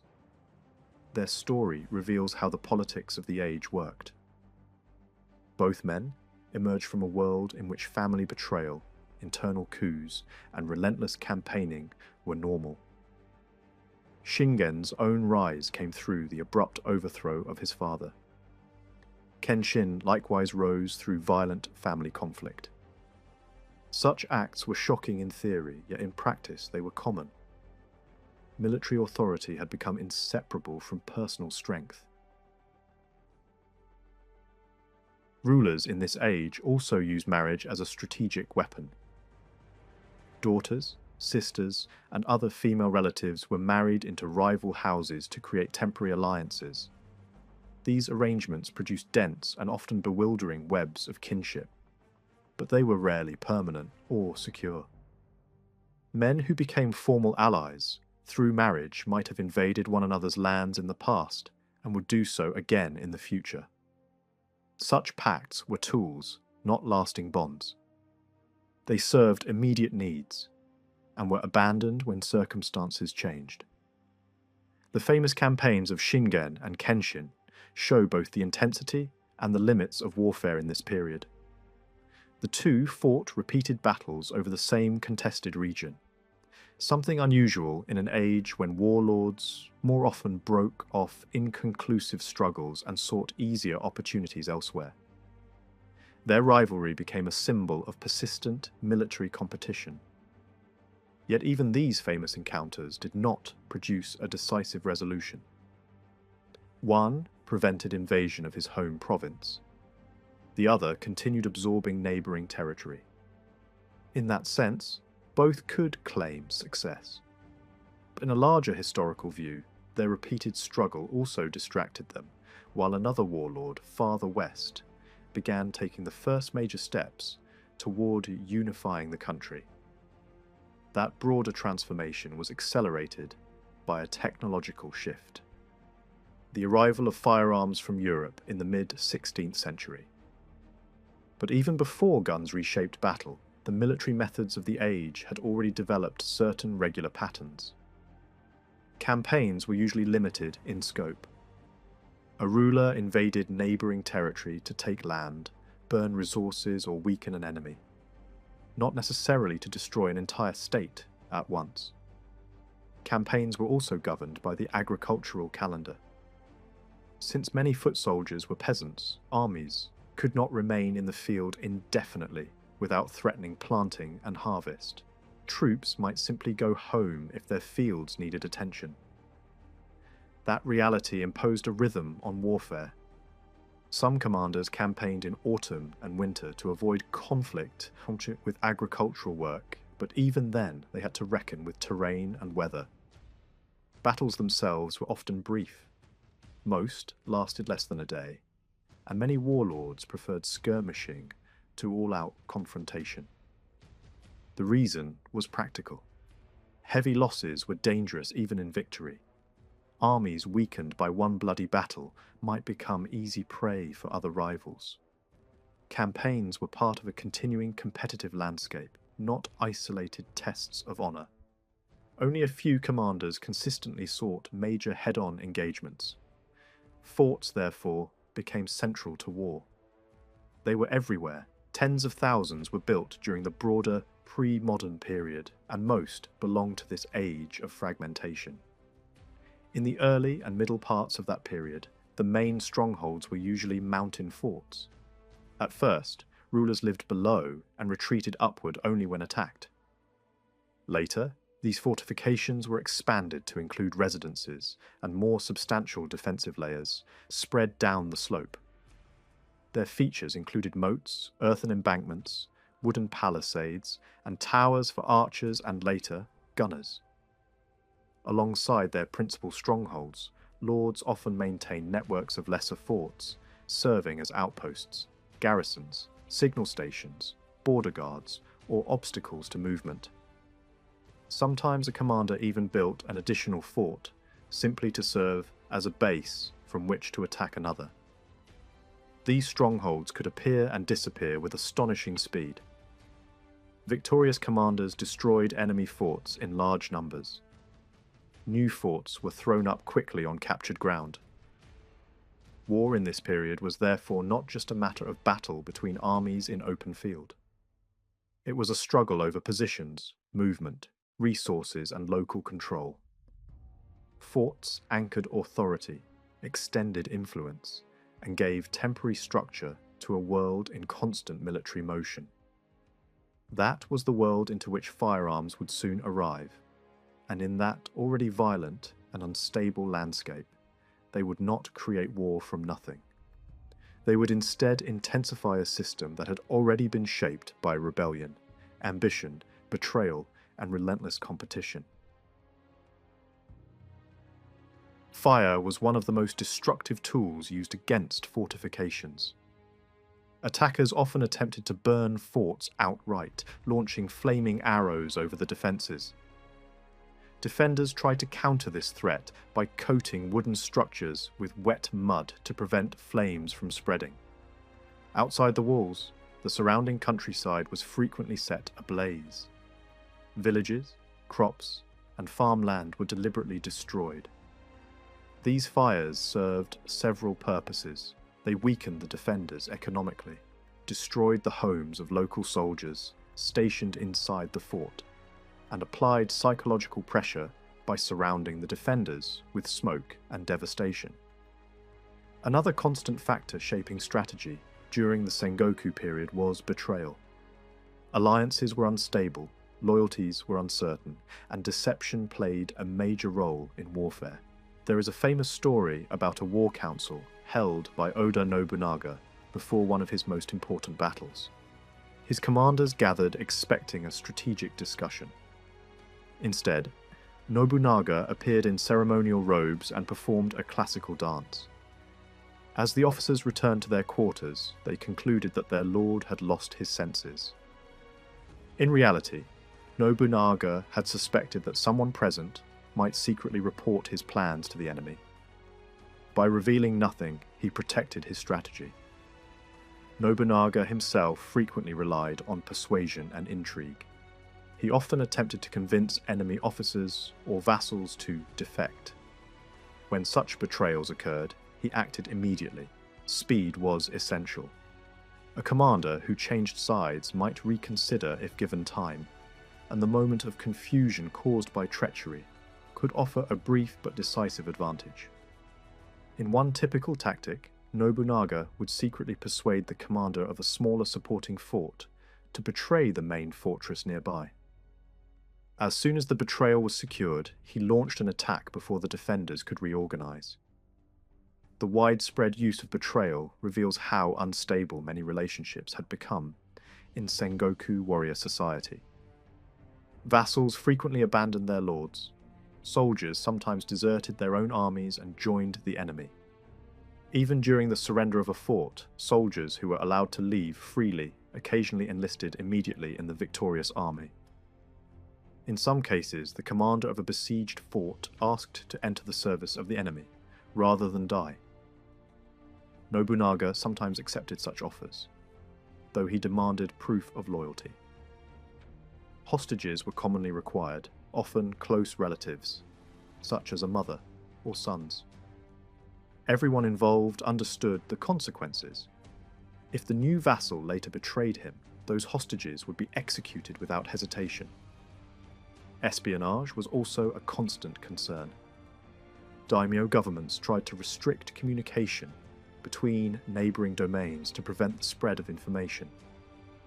Residents near borders were warned to be particularly cautious about speaking with outsiders. Even family connections created suspicion. Women who married into rival families were sometimes believed to be spies. One domain law even advised warriors who had married politically connected wives to keep their swords within reach at all times, even while sleeping. Japan had encountered gunpowder weapons long before firearms became common. During the Mongol invasions of the 13th century, attackers launched explosive devices using catapults. Later, crude firing tubes from China appeared in Japan. However, true firearms were unknown until the mid-16th century. Everything changed when Portuguese traders arrived unexpectedly on a small southern island after their ship was blown off course during a storm. They carried matchlock arquebuses, early muzzle-loading firearms. The local lord quickly became fascinated by the weapons and ordered craftsmen in his domain to reproduce them. At first, the process was difficult. Japanese metalworkers had to experiment repeatedly before learning how to manufacture reliable firearms. But knowledge spread rapidly. Within only a few years, gunsmiths in the central provinces were producing weapons in growing numbers. By the late 1540s, firearms had already appeared on the battlefield.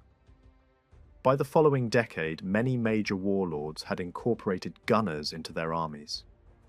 One notable commander reportedly fielded hundreds of firearms in a single battle. Yet firearms and ammunition remained difficult to supply. Gunpowder required saltpeter, which Japan lacked and had to import from abroad. Despite this limitation, firearm units soon became central elements of many armies. The introduction of guns also changed the structure of armies. Gunners had to operate together in coordinated formations. They required protection while reloading, since the slow process left them vulnerable to attack. As a result, armies developed organized units of spearmen and archers to defend the gunners and maintain pressure on the enemy between volleys. Oda Nobunaga clearly recognized the importance of firearms. Early in his rise to power, he secured control of key commercial centers that produced weapons. By controlling major gun foundries, he ensured a steady supply of firearms for his army. Nobunaga's rise began dramatically in 1560 with a battle that would become legendary. An opposing warlord invaded Nobunaga's territory with a force many times larger than his own. Nobunaga advanced cautiously, pushing aside smaller enemy units and moving toward the main army. As his forces approached, a sudden rainstorm swept across the battlefield. When the downpour ended, Nobunaga launched a surprise attack. The enemy camp had relaxed its vigilance during the storm and was completely unprepared. Nobunaga's troops rushed forward and the enemy army collapsed in confusion. Its commander was killed and the invading force scattered. This victory became famous as an example of how a smaller army could defeat a larger one through bold action. Yet the triumph was also shaped by chance. The sudden storm, combined with poor reconnaissance by the opposing army, created an opportunity that Nobunaga quickly seized. Despite the fame of this surprise attack, Nobunaga did not rely on such tactics again in his major battles. In several later engagements, he adopted strong defensive positions and allowed enemies to exhaust themselves attacking fortified lines. However, in the countless smaller clashes that filled the Sengoku era, his methods were similar to those of other warlords. Fortifications were built, attacked, destroyed, and rebuilt constantly as armies competed for strategic positions. Political maneuvering was just as important as battlefield success. Alliances were formed and broken whenever circumstances changed. Sometimes, commanders violated agreements knowing that hostages or even family members might suffer the consequences. One alliance, however, proved enduring. After the famous battle that launched Nobunaga's rise, a neighboring leader named Tokugawa Ieyasu became his ally. For decades, the two men fought together, sharing both victories and defeats. Nobunaga entered the imperial capital several years later and quickly became the dominant political force in the country. Although the shogun still held formal authority, Nobunaga intended him to remain only a symbolic figure. When the shogun attempted to assert independent power, Nobunaga removed him from office and effectively ended the old shogunate. From that point onward, Nobunaga ruled as the true master of the country, even without holding a formal title. His rise marked the end of the long era of fragmented warfare and the beginning of a new struggle to unify Japan under a single authority. The transition toward national unification also transformed warfare. Firearms were used in ever greater numbers. Castles became massive stone fortresses, surrounded by wide moats and towering defensive walls. Armies grew larger and increasingly professional as warriors separated from the farming population and became permanent soldiers. The fall of great Chinese dynasties has often been described as if it followed a predictable human pattern. A dynasty was imagined as young and energetic at the beginning, stable and confident in its middle years, and then weakened by luxury, corruption, and decay as it approached its end. For a long time, this idea encouraged people to search for the origins of collapse far back in the past, as though failure had already been set in motion generations earlier. Yet that way of looking at history can be misleading. Long-term changes certainly mattered, but they did not make the collapse of the Ming or the Qing unavoidable. Conditions could shift dramatically within a few decades, and in both cases, the final destruction of a ruling house was shaped most directly by developments much closer to the moment of collapse. Instead of treating the end of a dynasty as the final stage of a fixed cycle, it is more revealing to look at the pressures, choices, and wars that gathered force in its final era. The end of the Ming has been explained in many ways. Some have blamed weak emperors, poisonous court politics, selfish eunuchs, rigid officials, or the wider instability of the 17th century. There is truth in several of these arguments, but the dynasty was not destroyed by moral decline alone. Its collapse unfolded over years of fighting, retreat, and military failure. In military terms, two large changes reshaped the fate of the Ming. The first came after the disaster at Tumu in the mid-15th century. From that point onward, the dynasty steadily lost its ability to act boldly along the northern frontier and increasingly chose defensive measures instead of active engagement with the steppe world. The second and far more immediate turning point came after the Liaodong campaign in the early 17th century. That defeat shattered Ming confidence at a critical moment and handed momentum to a rising enemy in the northeast. The earlier shift mattered, but it did not doom the dynasty by itself. The later one placed the Ming in a struggle it could no longer control. Weapons and military technology played an important role in the wars between the Ming, the Mongols, and later the Manchus. But superior tools alone did not decide the outcome. The Ming suffered badly when firearms, artillerymen, and technical knowledge passed into Manchu hands after defeat in Liaodong. For a brief moment, the dynasty recovered an edge by adopting improved cannon introduced through overseas contacts. Yet, that advantage did not last. Once both sides possessed comparable artillery and firearms, victory depended more on command, discipline, organization, and political will than on equipment alone. The contest that ended the Ming dynasty was therefore not a simple story of one side having better weapons. It was a long struggle in which leadership and institutional strength mattered at least as much as firepower. The people who founded the Qings were shaped by war at every level of society. Under a line of highly capable rulers, scattered Yurshen groups in the northeast were transformed into a disciplined military state. These communities did not begin with all the tools needed to conquer China. Their cavalry traditions gave them speed, endurance, and battlefield mobility, but they lacked expertise in siege warfare, artillery, and the administrative methods required to control fortified cities and large populations. To overthrow the Ming, they first had to learn from the very empire they intended to replace. They absorbed military techniques, adopted administrative practices, and built a new state strong enough to fight a prolonged war. Even then, Qing military power did not reach its full form immediately after victory. It matured over time, especially under the early emperors who turned conquest into durable imperial rule. When the Ming emperor returned to Beijing after his captivity following the catastrophe at Tumu, the dynasty had survived the crisis, but its prestige had been deeply wounded. The battle marked a decisive change in the Ming relationship with the peoples of the northern frontier. The court recovered from the shock politically, yet the military damage was much harder to repair.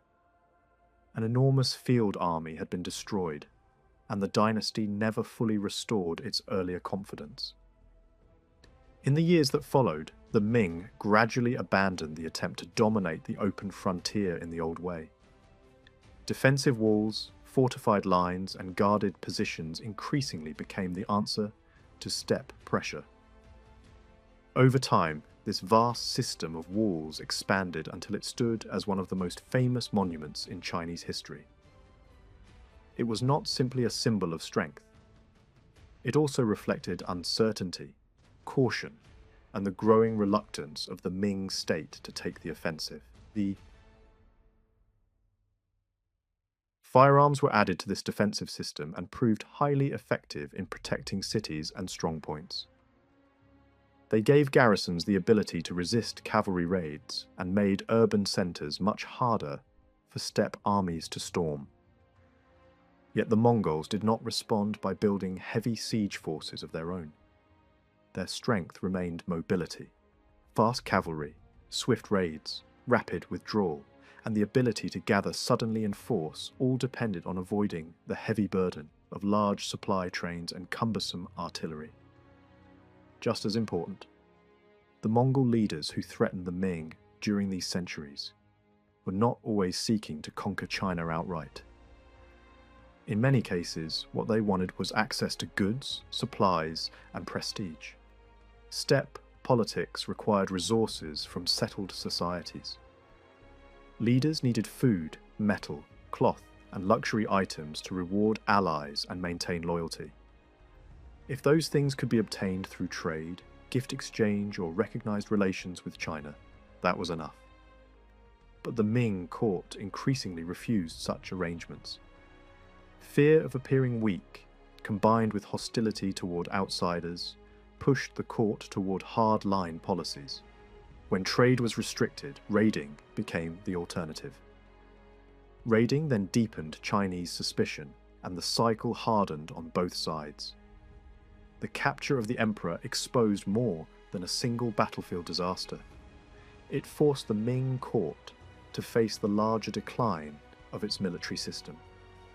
Army numbers had fallen, and many of the troops that remained were no longer of the same quality as earlier generations. Units stationed near the northern frontier were generally more capable than forces elsewhere, because that border faced a constant threat. The danger from the steppe never truly disappeared during the Ming period. In the 16th century, Mongol forces under Altan came as far as the outskirts of Beijing itself. Yet the northern frontier was not the dynasty's only military concern.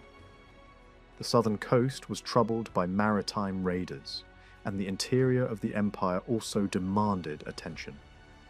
The Ming had to respond to threats in many directions at once, and even when it won campaigns, those victories often came at a high cost.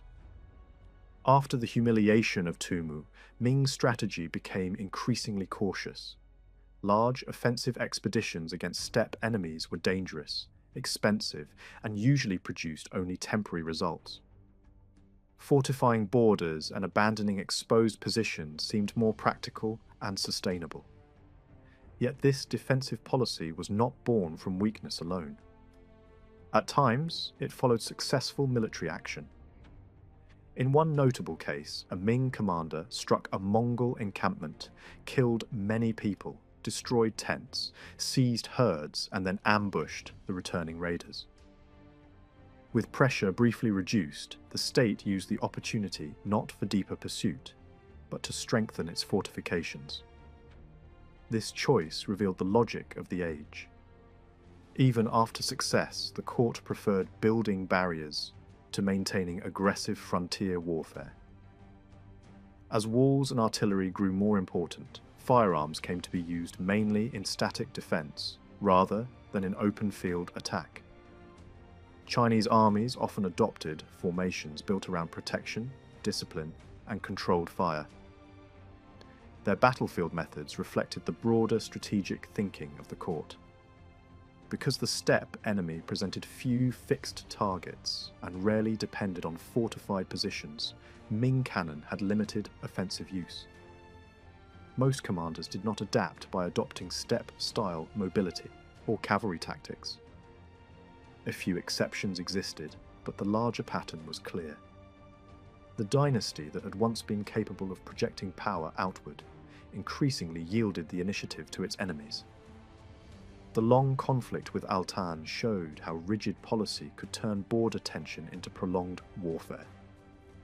Drought struck both North China and Mongolia, and Altan sought to reopen trade in order to secure food and supplies.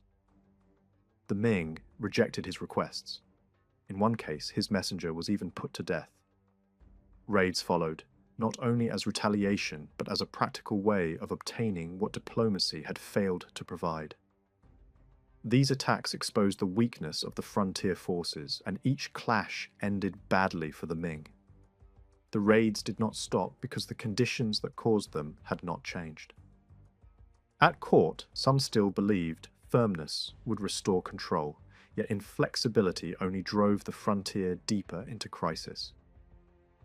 A more aggressive proposal briefly emerged when a Ming official recommended both strengthening fortifications and striking the Mongols during the spring, when their horses were weakest after winter. The idea appealed to the emperor for a time, and some early results seemed promising. But many officials, especially those closer to the affected regions, wanted no part in a costly offensive experiment. Court politics shifted, support faded, and the effort was abandoned. Altan's pressure continued. Raids intensified, and he eventually threatened to strike Beijing itself if trade did not resume. The court tried to reinforce the defences, but in the middle of the century, Mongol forces broke through and reached the capital. The city did not fall. The garrison would not risk open battle, and the attackers could not breach the walls or sustain a prolonged siege. Instead, the surrounding districts were looted, and the raiders withdrew. The capital survived, but the shock was profound. The Mongol problem had not been solved. It had merely been held at bay, and only through walls, caution, and a strategy that offered no lasting answer. At the same time, the southern coast faced a different, but equally difficult challenge. Piracy and maritime trade were closely linked, and it was often impossible to draw a clean line between merchant activity and armed raiding. Restrictions on seaborne trade did not eliminate overseas commerce, they drove it underground. Chinese merchants, Japanese sailors, and foreign traders continued to exchange goods through unofficial channels. When the Ming court tried to suppress both trade and piracy through harsh measures, the result was the opposite of what it intended. Merchants who had once operated in a grey zone were pushed into more organised and more heavily armed networks. By the middle of the century, coastal raiding had become systematic. Pirate fleets established bases, attacked inland, seized garrisons, and threatened local administration. It took years of military effort to crush the largest groups, and only after a change of reign did policy finally ease enough for legal trade to resume. In this case, military success and political flexibility worked together, but only after years of unnecessary damage. The reigns that followed brought new dangers. One emperor presided over a relatively brief and calm period, but his successor inherited a realm that was more unstable than it appeared. The Mongol frontier was quieter in some areas, yet smaller raids continued. Far more serious was the rise of a new power in the northeast and the growing number of internal rebellions across China. During this reign, several important campaigns were fought. One targeted a powerful local ruler in the southwest, whose family had maintained semi-independent authority for centuries. That struggle dragged on for years, shifting between armed resistance and temporary submission, before the imperial army finally crushed it with overwhelming force. Another involved a revolt in the Ordos region, where Chinese and Mongolian forces mutinied in a strategically vital area. The court moved quickly to suppress it, eventually flooding the city that had become the centre of resistance. These were significant campaigns, but the most famous military challenge of the age lay outside China itself. The war in Korea became the last major series of Ming operations that did not end in complete strategic disaster. A massive Japanese invasion swept rapidly across the peninsula, capturing major cities and driving north with alarming speed. The Ming intervened with expeditionary armies, including trained firearm units, and managed to recover important ground. The fighting was fierce, and although an early Chinese victory pushed the invaders back from the north, later clashes showed how difficult the campaign would be. Negotiations dragged on while Japanese forces retained a foothold in the south. Korean naval resistance, especially the disruption of maritime supply lines, played a decisive role in weakening the invasion. The war resumed after diplomacy collapsed, but by then the Chinese and Koreans were better prepared. The Japanese advance stalled, and the struggle ended only when leadership changed in Japan, and the invading armies were recalled. The war was costly and exhausting, and it unfolded at the same time that a new threat was taking shape on the Ming frontier. That threat was Nurhaci. While the Ming were absorbed by foreign war and internal disorder, he was uniting the Jurchen groups of the northeast and laying the foundations of a new political order. He accepted Ming titles when it suited him. But those formal ties concealed the steady growth of his power. He extended his influence over neighbouring peoples and showed an ability that earlier steppe challengers had often lacked. He was not merely seeking leadership over a loose tribal alliance. He was building a state. New institutions took shape under his rule, including a writing system suited to his people and, most importantly, the banner organization that would define the military and administrative structure of the rising Manchu world. Households were assigned to banners, which served both as governing units and as military formations. This system gave Nurhaci cohesion, discipline, and an enduring framework for expansion. When he finally moved openly against the Mings, the challenge was deliberate and carefully prepared. He attacked a frontier town and then declared grievances in terms that practically guaranteed war. The Ming court responded exactly as he hoped, launching a large invasion into his territory. On paper, the imperial force was formidable. In practice, its design was deeply flawed. Divided into several separate columns, it advanced toward Nurhaci's center without proper mutual support. His capital was treated as the main objective, but he understood that a mobile army mattered more than a fixed location. He abandoned what could be abandoned and focused instead on destroying the invading forces one at a time. With fast-moving cavalry, he achieved local superiority even though his total numbers were smaller. Column after column was isolated and broken. Ming firearms were too slow and too poorly supported to reverse the outcome. Tactical criticism of the invasion plan was justified, but its greatest weakness lay at the strategic level. The Ming aimed at the wrong target and misunderstood the kind of enemy they faced. The defeat in Liaodong was devastating. Nurhaci had not merely survived a major imperial offensive, he had used it to elevate his own status and expose the weakness of the Ming. Fear spread in Beijing, and the court braced for further attacks. Yet Nurhaci did not rush recklessly forward. He understood that conquering the entire Ming realm was still beyond his reach. Instead, he focused on securing Liaodong step by step. Cities fell in succession, and as the region passed into his hands, he gained something even more valuable than territory. Ming soldiers surrendered along with their weapons, artillery knowledge, and practical experience in siege warfare. This was one of the great turning points in the balance of power. The Manchus had been formidable cavalrymen already. Now they were learning how to reduce fortified positions and use the military tools of a sedentary empire. The conquest of China did not happen through one battle or a single dramatic collapse. It was a long, uneven process involving many campaigns, fought across enormous distances and under widely different conditions. Still, some developments clearly accelerated the fall of the Ming and the rise of the Qing.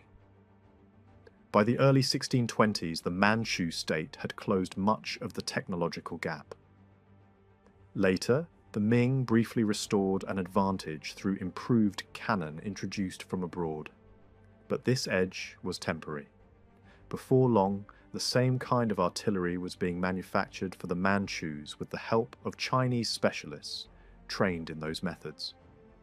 One major siege in the early 1630s showed how much the balance had changed. There, both sides fought with cannon and firearms on a scale that revealed how far the Manchu war machine had evolved. Nurhaci's successor, Hung Taiji, inherited a state that was growing stronger but still faced a fundamental question. Was it meant merely to dominate the frontier and extract wealth, or was it destined to conquer and rule China itself? He did not begin with absolute certainty. To defeat Ming armies was one thing. To govern a vast agrarian empire was something else entirely. Among the Manchu elite, many saw war mainly as a way to win plunder, territory, and prestige. They were not all eager to transform their world into a Chinese-style empire. Yet Chinese advisors around Hung Taiji pressed in the opposite direction. If he succeeded in taking China, they would not be remembered as servants of outsiders, but as the wise early supporters of a legitimate new ruling house. Their ambitions and his own imperial aspirations slowly converged. To rule the Manchus fully, he increasingly had to imagine ruling China as well. The tension inside the Manchu leadership could be seen during a major incursion into Ming territory near Beijing. Several cities surrendered and were treated with restraint while Hung Taiji remained in command. But when another leader later chose to abandon the captured positions, he first looted them and massacred the population. The political consequences inside the Manchu world were serious, and Hung Taiji used the incident to weaken a rival. Yet the larger damage was long-lasting. Every later Ming commander considering surrender had reason to wonder whether submission would lead to safety or slaughter. In wars of conquest, reputation mattered as much as force, and fear could harden resistance even when military logic suggested capitulation. Another crucial result of these campaigns was the capture of Chinese artillery experts capable of casting the new style of cannon that had once given the Ming an edge. With them, Hung Taiji created specialized forces focused on artillery and siege work. He then turned this new capacity against heavily defended positions that guarded access through the frontier zone. One of the most famous of these operations became a prolonged siege in which the Manchus surrounded a fortified city, contained sorties, bombarded defences, defeated multiple relief forces, and steadily tightened the noose. At one point, a much larger Ming army advanced in a strong formation supported by cannon and muskets. The battle that followed was fierce and costly, with frontal charges, artillery fire, confusion, regrouping, and a final collapse under combined pressure. Meanwhile, the besieged city fell into starvation and despair. Outlying forts surrendered, supply stocks shifted to the attackers, and the defenders were reduced to unspeakable extremes. In the end, the city capitulated after weeks of suffering. The siege demonstrated that the Manchu state had become something new. It was no longer only a cavalry power of the frontier. It could now conduct major siege operations, absorb surrendered officers, and integrate Chinese military expertise into its own expanding structure.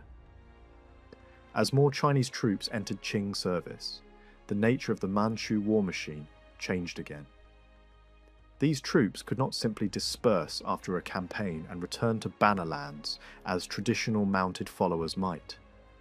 They formed a standing army that demanded regular funding, administration, supplies, and a more complex state. At the same time, the court itself became more deeply shaped by Chinese institutions. Even as the leadership renamed its people and empire and formalized its imperial claims, there was also concern that adopting Chinese methods too fully might erode older frontier values. Yet the transformation could not be avoided. To defeat the Ming, the Qing needed Chinese siege knowledge, artillery, and administrative techniques. What had once been useful became essential. As Qing forces continued to pressure the northern defences, rebellion spread inside China. The Ming court now faced a nearly impossible dilemma. Troops were needed against rebels in the interior, but they were also required on the frontier against the Qing. Every attempt to solve one problem weakened the response to the other. Taxes rose to support new campaigns, and the burden on the population deepened resentment. Able generals could still defeat rebel forces or check Qing advances in particular places, but the state lacked the freedom and unity to do both at once. Qing leaders exploited this weakness skillfully, offering favourable surrender terms to Ming officers and making defection more attractive with each shift in the military balance. Court factionalism in Beijing only made matters worse. Decisions were delayed, confidence collapsed, and the dynasty's authority drained away. By the time the crisis of 1644 arrived, the Ming defences had been badly shaken but not entirely broken by the Qing. Then, a rebel leader from the northwest marched on Beijing. The court hesitated over whether to call frontier forces back to defend the capital. Proposals were debated, delayed, and entangled in political struggle. When the order finally went out, it came too late. Rebel armies entered the capital, and the emperor took his own life. One of the most powerful Ming generals on the frontier then faced a stark choice between the rebels who had taken Beijing and the Manchus beyond the passes. He chose the latter. That decision opened the way for the Qing advance. Under the regency that now guided the child emperor, Qing forces moved through the pass, drove out the rebels, buried the fallen Ming ruler with ceremony, and claimed the political center of China. Even then, the story was not over. The Ming regime did not vanish in a single day. Loyalist courts arose in the south, often divided among themselves and unable to agree on how to confront the two enemies now before them. Some still hoped that the Manchus might defeat the rebels and then settle for peace. That hope was misplaced. The Qing pursued both rivals relentlessly. The last important remnants of Ming resistance survived for years, but they never regained enough unity or strength to recover the empire. The conquest had been helped not only by Qing leadership and military adaptation, but also by the willingness of former Ming generals to change sides. These defectors were rewarded with enormous regional power, especially in the south and southwest, where they helped secure Qing rule. That arrangement later produced a new danger. Several of the powerful commanders who had aided the Qing became semi-independent princes in the territories they governed. One eventually rebelled, and others followed. At first, the uprising seemed capable of overturning Qing rule. The rebels won victories, and many believed the Manchus might be pushed back toward the north, but by then the Qing state was far stronger than its enemies realized. It controlled the greater resources of China and could draw on both manpower and agricultural wealth. The court restored its armies, improved artillery production, and fed its forces more effectively than the rebels could sustain their own war effort. Over time, the rebellion was crushed, and the dynasty emerged more secure than before.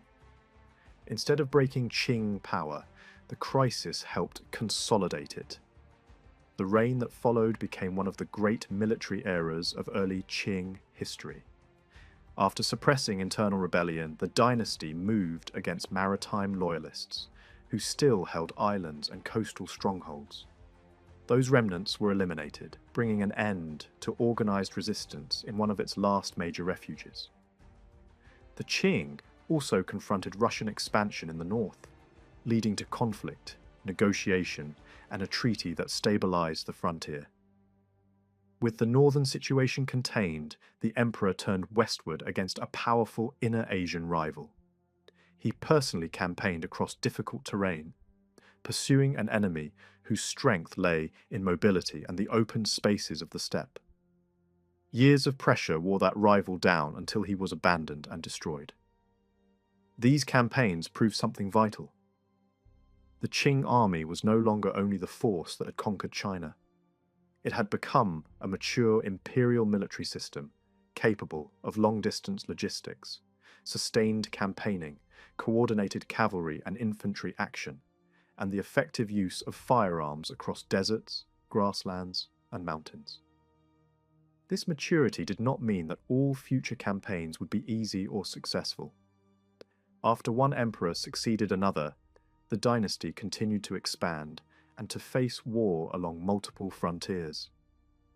Agreements were reached with Russia while major operations were launched in the west against the Zunghars. These campaigns were prolonged and difficult, and final victory took time. Under the next reign, the destruction of that western rival became part of a much broader expansion of imperial territory. Yet later, military efforts were more uneven. Campaigns in Southeast Asia ended badly, while other operations, including the defense of Tibet, proved more successful. Qing power remained formidable, but its performance was no longer uniformly brilliant. By the 18th century, another transformation had become impossible to ignore.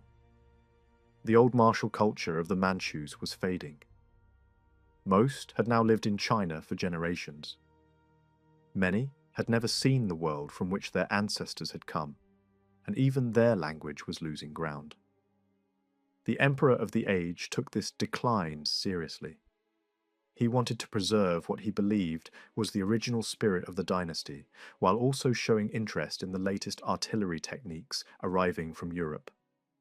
But court politics complicated both goals. Some officials did not share his cultural concerns, and others were skeptical of outside knowledge or the foreign religious figures who often transmitted it. Military technology, cultural identity, and political rivalry became entangled. Foreign missionaries had long provided scientific and technical knowledge in hopes of winning influence. Yet, the Qing court accepted their expertise far more readily than their beliefs. What those outsiders could offer still had value, but the empire used them selectively and on its own terms. There was an irony in this exchange. Even as the court sought technical help, the knowledge available through these channels was no longer always the most current by global standards. Still, despite the limits of the information it received and the internal tensions of the court, the Qing state remained strong enough in this period to enlarge its empire to an unprecedented scale. The energy of its frontier tradition, the administrative strength it had absorbed from China, and the technical assistance it could still draw upon together sustained imperial expansion long after the fall of the Ming. In the end, the story of the Ming collapse and Qing rise is not a simple morality tale about a decadent dynasty being replaced by a vigorous one. It is a story of shifting military systems, frontier politics, difficult choices, and long wars. The Ming did not fall because history had decreed its decline centuries in advance. It fell because, in its final generations, it lost the strategic initiative, suffered devastating defeats, failed to respond coherently to simultaneous threats, and faced an enemy that learned from it even while preparing to destroy it. The Qing succeeded because it combined steppe military strength with Chinese administrative practice, adapted faster than its opponent, and turned conquest into durable power. That transformation, not the old language of inevitable dynastic cycles, explains why one empire failed and another rose in its place. For many years, historians have debated the idea that early modern warfare underwent a dramatic transformation. One influential interpretation argued that a major shift occurred in Europe after the late 16th century. According to this view, armies built around relatively small groups of cavalry gradually gave way to large formations of disciplined infantry armed with gunpowder weapons. These new forces were drilled, organized, and supported by increasingly complex state structures. The change was not only about weapons, it also involved new military formations, professional training, and the rise of armies that operated as permanent institutions, rather than temporary warbands. Another argument emphasized the transformation of military architecture during the same period. As artillery improved, traditional medieval walls proved increasingly vulnerable. In response, engineers developed new systems of fortification with angled bastions and thick defensive layers designed to resist cannon fire. These innovations reshaped warfare across Europe and demanded enormous resources from governments that wanted to maintain effective defences. Together, these developments formed what many historians came to call a military revolution. The discussion did not remain limited to Europe. Some scholars tried to extend the debate to the wider world, asking whether similar changes occurred in Asia and other regions. In this interpretation, European success overseas was connected to military structures that other societies supposedly failed to adopt. According to that argument, many indigenous societies in the Americas, Africa, and Southeast Asia lost their independence partly because they were unable to absorb European military technology. In other parts of the world, including large Islamic empires, the argument suggested that new weapons were adopted but not fully integrated into existing military systems. As a result, European armies were believed to have gained a long-term advantage. Earlier historians had already explored the spread of gunpowder weapons outside Europe. In discussions of the great Islamic empires of the early modern period, the Ottomans, the Safavids, and the Mughals were often described as powerful states built around the effective use of firearms and artillery. These empires expanded rapidly during the 16th and 17th centuries, and many scholars believed that their success rested largely on their ability to employ gunpowder technology in organized infantry and artillery units. In this perspective, the arrival of gunpowder transformed older systems of warfare that had relied heavily on armoured cavalry and fortified strongholds. One well-known example often discussed in this context is the confrontation between the Mamluks and the Ottomans in the early 16th century. The Mamluk system had long depended on elite cavalry warriors, trained for mounted combat. The Ottomans, however, fielded disciplined infantry equipped with firearms as well as powerful artillery units. Their military organization combined gunpowder weapons with centralized command structures, allowing them to achieve rapid expansion. To many historians, this conflict seemed to confirm the broader idea that gunpowder and disciplined infantry had become decisive instruments of power. Yet a closer look reveals a complicated picture. The same scholars who described the Muslim empires as slow to adapt military change also acknowledged that these states achieved remarkable expansion across Asia. This produced an obvious contradiction. If these empires had truly failed to adapt to gunpowder warfare, how did they conquer such vast territories and maintain powerful states for centuries? Some observers suggested that their weapons were effective against regional rivals, but inferior when compared with European forces.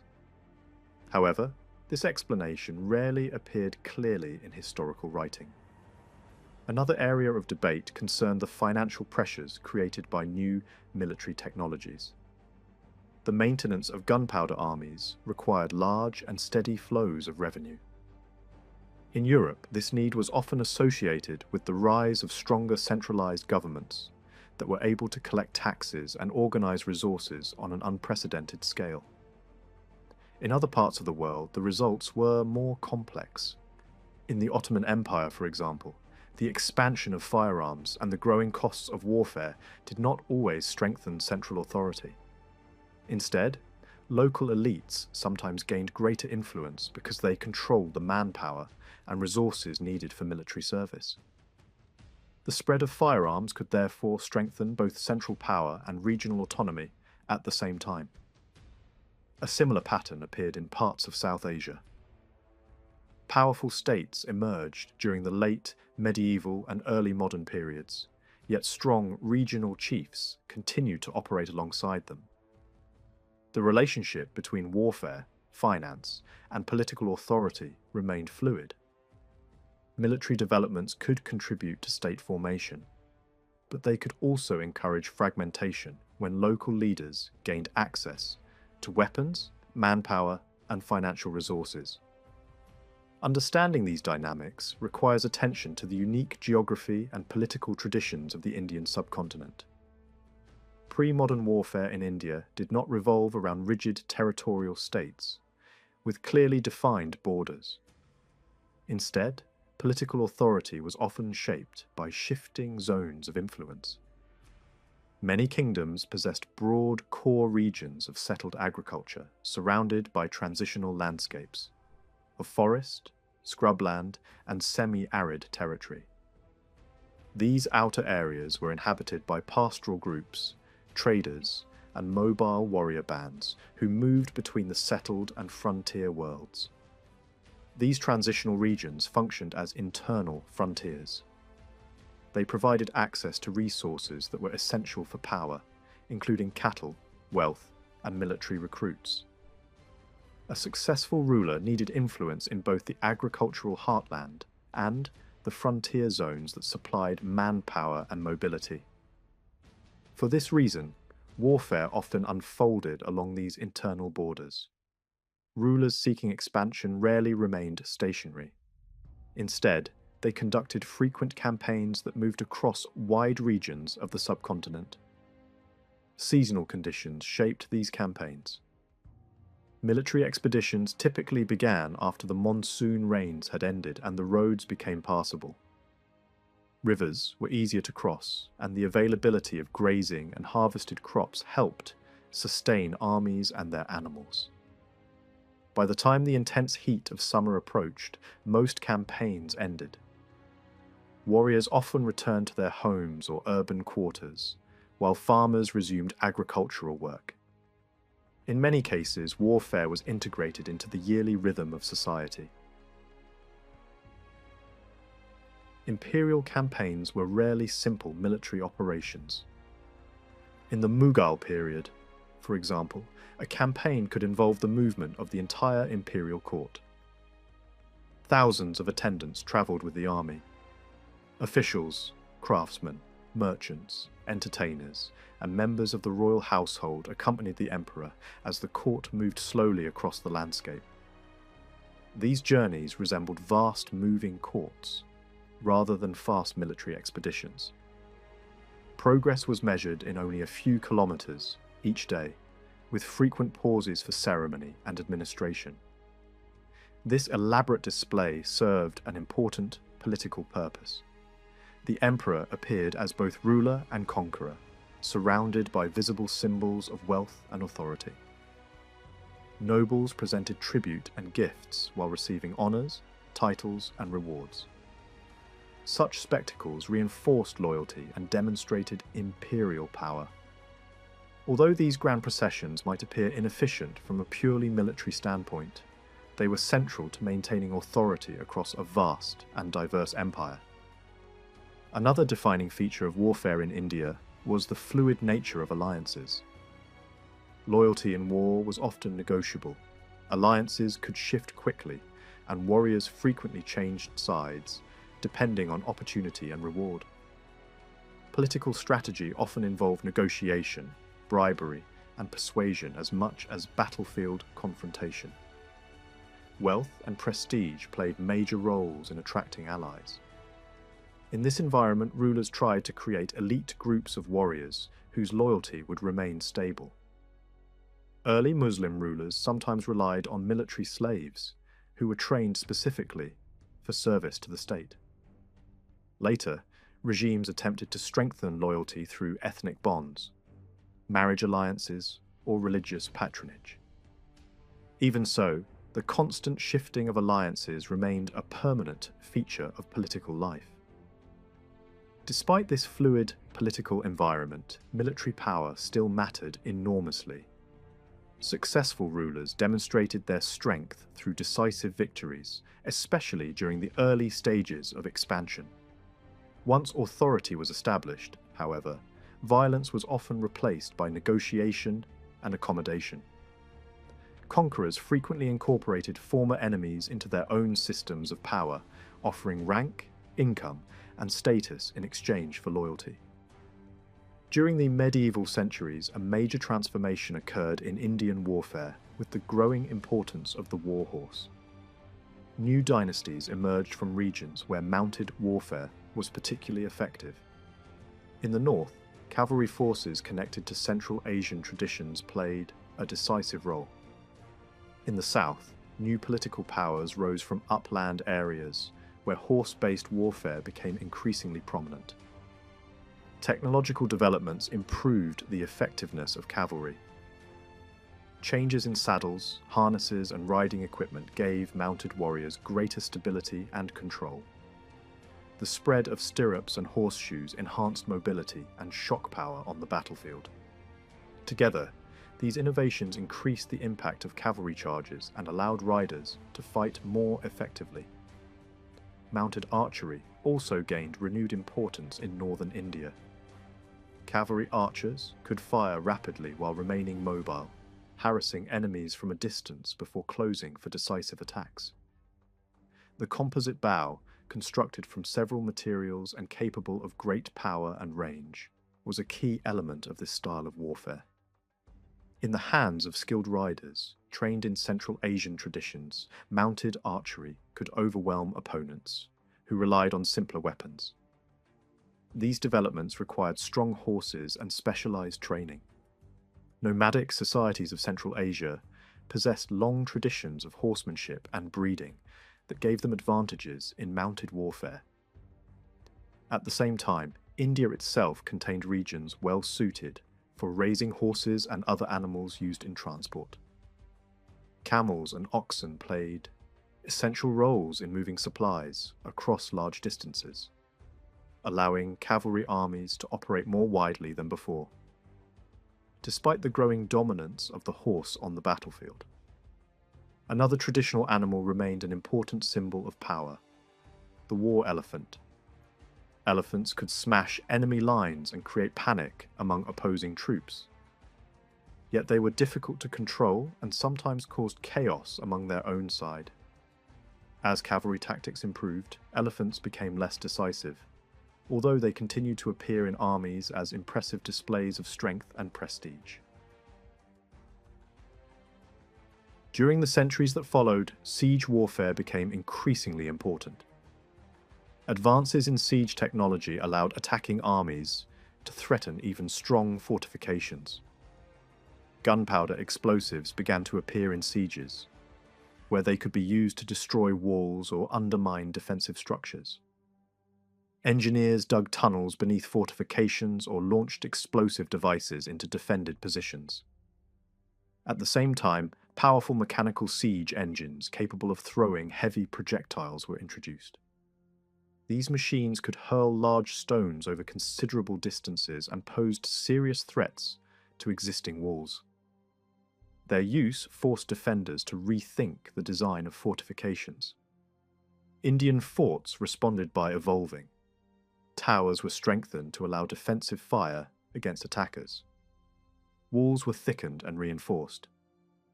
Some fortifications incorporated internal chambers and storage areas to support prolonged defense.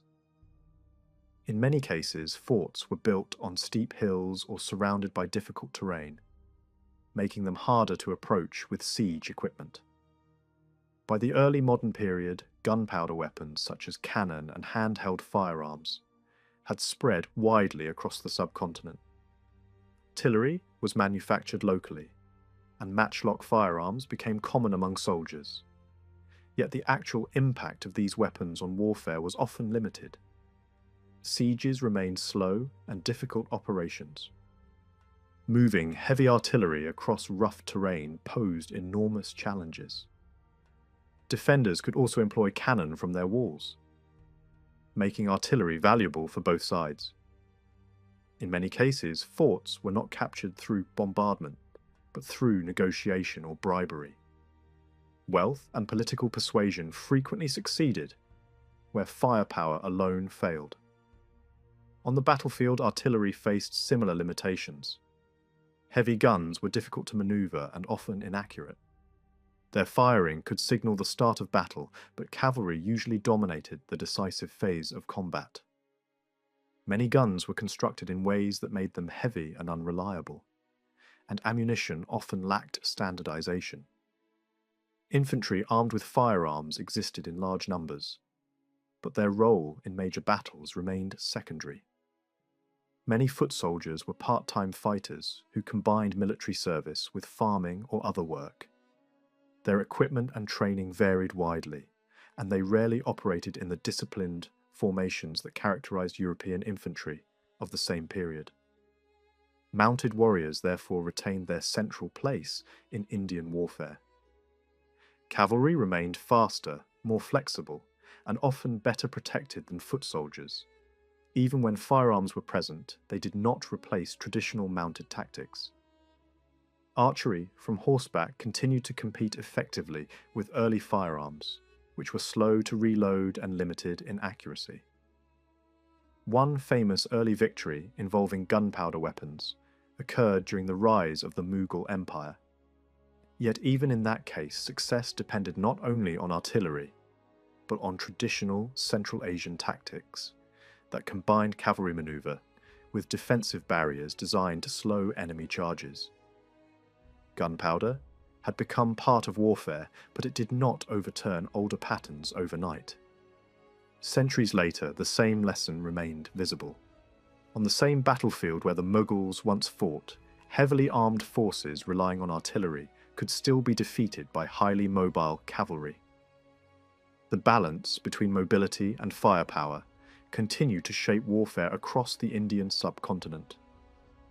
The story of military change in India, therefore, does not fit neatly into the idea of a universal gunpowder revolution. Firearms and artillery certainly appeared and spread widely, yet older forms of warfare remained powerful and adaptable. Cavalry traditions, shifting alliances, and flexible political systems ensured that military transformation followed its own path in the subcontinent. The evolution of warfare was real, but it unfolded in ways shaped by geography, society, and long-established military cultures. A true transformation in Indian warfare did not fully arrive with the first appearance of cannon or handheld guns. That deeper change only became unmistakable in the later 18th century, when improvements in metal casting and barrel boring finally turned artillery into a far more dependable and destructive weapon. Better-made guns were more accurate, more durable, and easier to move than the older heavy pieces that had so often slowed armies down without deciding battles. In European hands, and increasingly in Indian armies, trained or advised by European specialists, artillery now became effective not just in long sieges, but also in open battle. For the first time, field guns could move with the army, keep pace with operations, and influence the outcome of combat in a sustained way. The old limitations of Indian artillery had not vanished overnight, but the balance had clearly begun to shift. Firepower was no longer merely ceremonial or supplementary. It was becoming central. Infantry changed just as dramatically. The spread of the flintlock musket gave foot soldiers a weapon that was lighter, faster, more reliable, and easier to use than the older matchlock. It was less vulnerable to weather, quicker to fire, and more practical in the chaos of battle. Pre-prepared paper cartridges increased the rate of fire, while the socket bayonet allowed infantrymen to defend themselves against cavalry without needing separate ranks of pikemen. This mattered enormously. Older infantry systems had depended on complicated formations and specialized support weapons. But the flintlock simplified battlefield drill and made disciplined musket infantry much more flexible. Flintlocks had existed earlier, but it was in the 18th century that they became widely adopted and began to reshape warfare on a broad scale. India followed this development quickly. The result was not the sudden disappearance of cavalry, but a gradual transfer of military weight from the mounted warrior to the drilled infantry regiment. This was the age in which sepoy battalions rose to prominence. Indian armies had not traditionally specialized in tightly drilled infantry on the European model. Yet, the transition proved easier than might be expected. European officers were available for hire, and Indian rulers had no shortage of recruits. Once training methods were simplified and adapted, Indian foot soldiers could be organized into disciplined formations, capable of delivering repeated volleys and holding their ground under pressure. Between the mid-18th century and the early 19th, the military labour market itself began to change. Earlier generations had relied heavily on Turkish, Afghan, and other mounted mercenaries whose value lay, above all, in cavalry skill and access to horses. Now, a new figure entered the scene, the European military adventurer, bringing with him drill, artillery practice, and infantry discipline.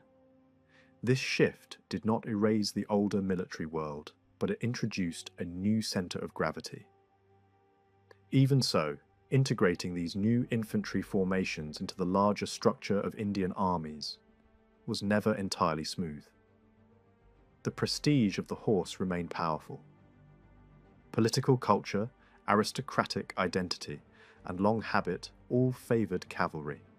Many rulers and nobles still judged military splendour through the image of mounted retainers, swift raids, and noble horsemen circling the battlefield. Yet the logic of war was changing. Armies that successfully combined disciplined infantry with mobile artillery began to enjoy a major advantage over forces still organised around older assumptions. In this respect, the armies of the East India Company became especially important. They did not merely copy European methods in a distant setting.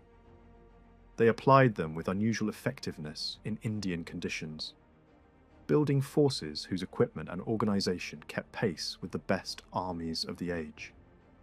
Their muskets matched the standards of contemporary European warfare, and their artillery could move and fire with a speed and consistency that many of their opponents struggled to answer. The spread of the flintlock also reshaped cavalry itself. Mounted troops did not simply disappear in the face of better infantry fire. Instead, many adapted. Indian horsemen increasingly adopted shorter firearms, often using them in a style already familiar from Turkish and Afghan practice. Riders could wheel around the enemy, fire rapidly, and wear down opponents through repeated attacks rather than relying only on the shock of the direct charge. Compared with the old matchlock, the flintlock made such tactics far easier to manage. It also required less specialist training than the composite bow, which had once been the great weapon of the mounted archer. In this way, firearms did not just strengthen infantry, they also encouraged changes within cavalry warfare itself. At the same time, the character of cavalry began to shift. Heavy cavalry, once the proud core of so many armies, gradually gave way to lighter mounted forces. Part of this change came from the improved effectiveness of infantry fire, which made dense, armoured charges more dangerous and less rewarding. But there was another side to it as well. Light cavalry revived older patterns of mobile warfare that had long existed on the edges of settled empires. Fast horsemen remained extremely useful for reconnaissance, raiding, pursuit, escort work, and the protection of supply lines across vast distances. In this sense, the age of infantry did not eliminate the horse. It redefined its role. Light cavalry became an essential complement rather than the unquestioned master of the battlefield. Beyond battle itself, horses still offered something infantry could not: speed in plunder and movement. Mounted warriors remained invaluable in the looser, less formal sides of war, especially raiding and the seizure of booty. This reality was noticed again and again in campaigns where infantry won the battle, but cavalry claimed the spoils. European foot soldiers often complained that by the time they reached the field after a victory, the valuable goods had already been seized and carried away by Indian horsemen who had waited for the right moment before sweeping in. Such scenes reveal how incomplete the military transition really was. Fire discipline and artillery power were changing the formal battlefield, but older instincts of mobility, opportunism, and mounted prestige remained deeply rooted. When a missionary in the Caribbean asked enslaved Africans how they had fallen into captivity, many gave the same answer: they had been taken in war. That detail matters enormously. Between the early 16th century and the mid-19th, millions of Africans were carried across the Atlantic. If so many of them were first seized on African battlefields, or in the aftermath of campaigns, then warfare in Atlantic Africa was not a side story to the making of the modern world. It was one of its central forces. These wars helped shape the largest oceanic migration the world had yet seen. Yet for a long time they were either treated as a background detail or reduced to crude explanations. Some imagined them as little more than slave raids fueled by European traders and firearms. Others dismissed them as irrational tribal violence, as if vast campaigns involving thousands of fighters, long marches, supply networks, shifting alliances and major political decisions could somehow emerge without planning or purpose. In reality, African wars were every bit as complex as wars elsewhere. They were rooted in power, geography, economy, and statecraft, and they deserve to be understood on those terms. There was no single African way of war.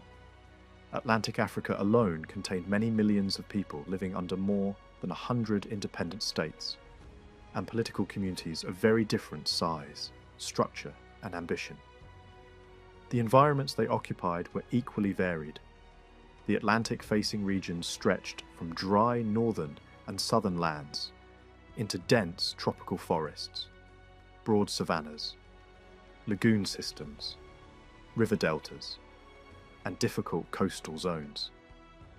These physical conditions mattered deeply because they shaped what kinds of armies could exist and how campaigns were fought. One major divide ran between areas where horses could survive and areas where disease or environment made cavalry impossible. North of the rainforest belt, across much of the western savannas, horses could be kept alive despite constant difficulty, and cavalry became a major arm of warfare. South of that zone, especially in the forests and much of Central Africa, cavalry either struggled or disappeared entirely. Open land alone was not enough. In Angola, for example, outsiders saw broad savannas and assumed mounted armies would flourish there, only to discover that disease destroyed horses and left cavalry largely useless, except as ceremonial display. A second major divide came later, with the spread of European firearms. Ships had carried guns to African waters from the beginning of sustained contact. But for a long time, this did not fundamentally reshape African war on land. Only after the flintlock began to replace the older matchlock did firearms become practical enough to transform armies in some regions. This change did not happen everywhere at once, and it did not produce identical outcomes. Instead, the effects of guns intersected with older ecological realities, especially the presence or absence of cavalry. In some parts of West Africa, expensive horses gave military and social power to elites, who could maintain them. In forest kingdoms, the older bow remained important much longer. Later, firearms altered the balance again, sometimes allowing rulers to concentrate military force in new ways. Historians have long debated whether the slave trade created self-reinforcing cycles in which rulers bought horses or guns with slaves, then used those same horses or guns to capture more slaves. Such models can be useful, but they often flatten a reality that was far more varied. The actual conduct of African warfare shows leaders making strategic choices, responding to local dangers and adapting to changing conditions with far more calculation than these simple cycles suggest. The military map of Atlantic Africa can be understood through three broad zones. The first was the cavalry world of the southern Sahara and the western Sudan, where mounted warfare dominated, despite the difficulty of sustaining horses. The second was the infantry world of the forests and adjoining regions, where foot soldiers were the backbone of armies. The third was the waterbound world of the coast, lagoons, creeks and estuaries, where marine forces operating from canoes and shallow craft played a decisive role. These zones were not sealed off from one another. Along their edges, different military cultures met, clashed, and sometimes adapted to each other. In the region, later associated with Dahomey, cavalry could operate farther south than in many other places, bringing mounted and infantry traditions into unusually direct contact not far from the coast. These military landscapes also overlapped with political structures. In the savannas, large states often emerged, some of them true regional powers, commanding wide populations and extensive territory. Along the coast, by contrast, there were often many small political bodies, especially before the rise of stronger regional kingdoms. In Central Africa, large kingdoms such as Congo and Ndongo existed beside rugged zones, where smaller powers preserved their autonomy. Europeans entered this world not as creators of its military systems, but as new actors within them.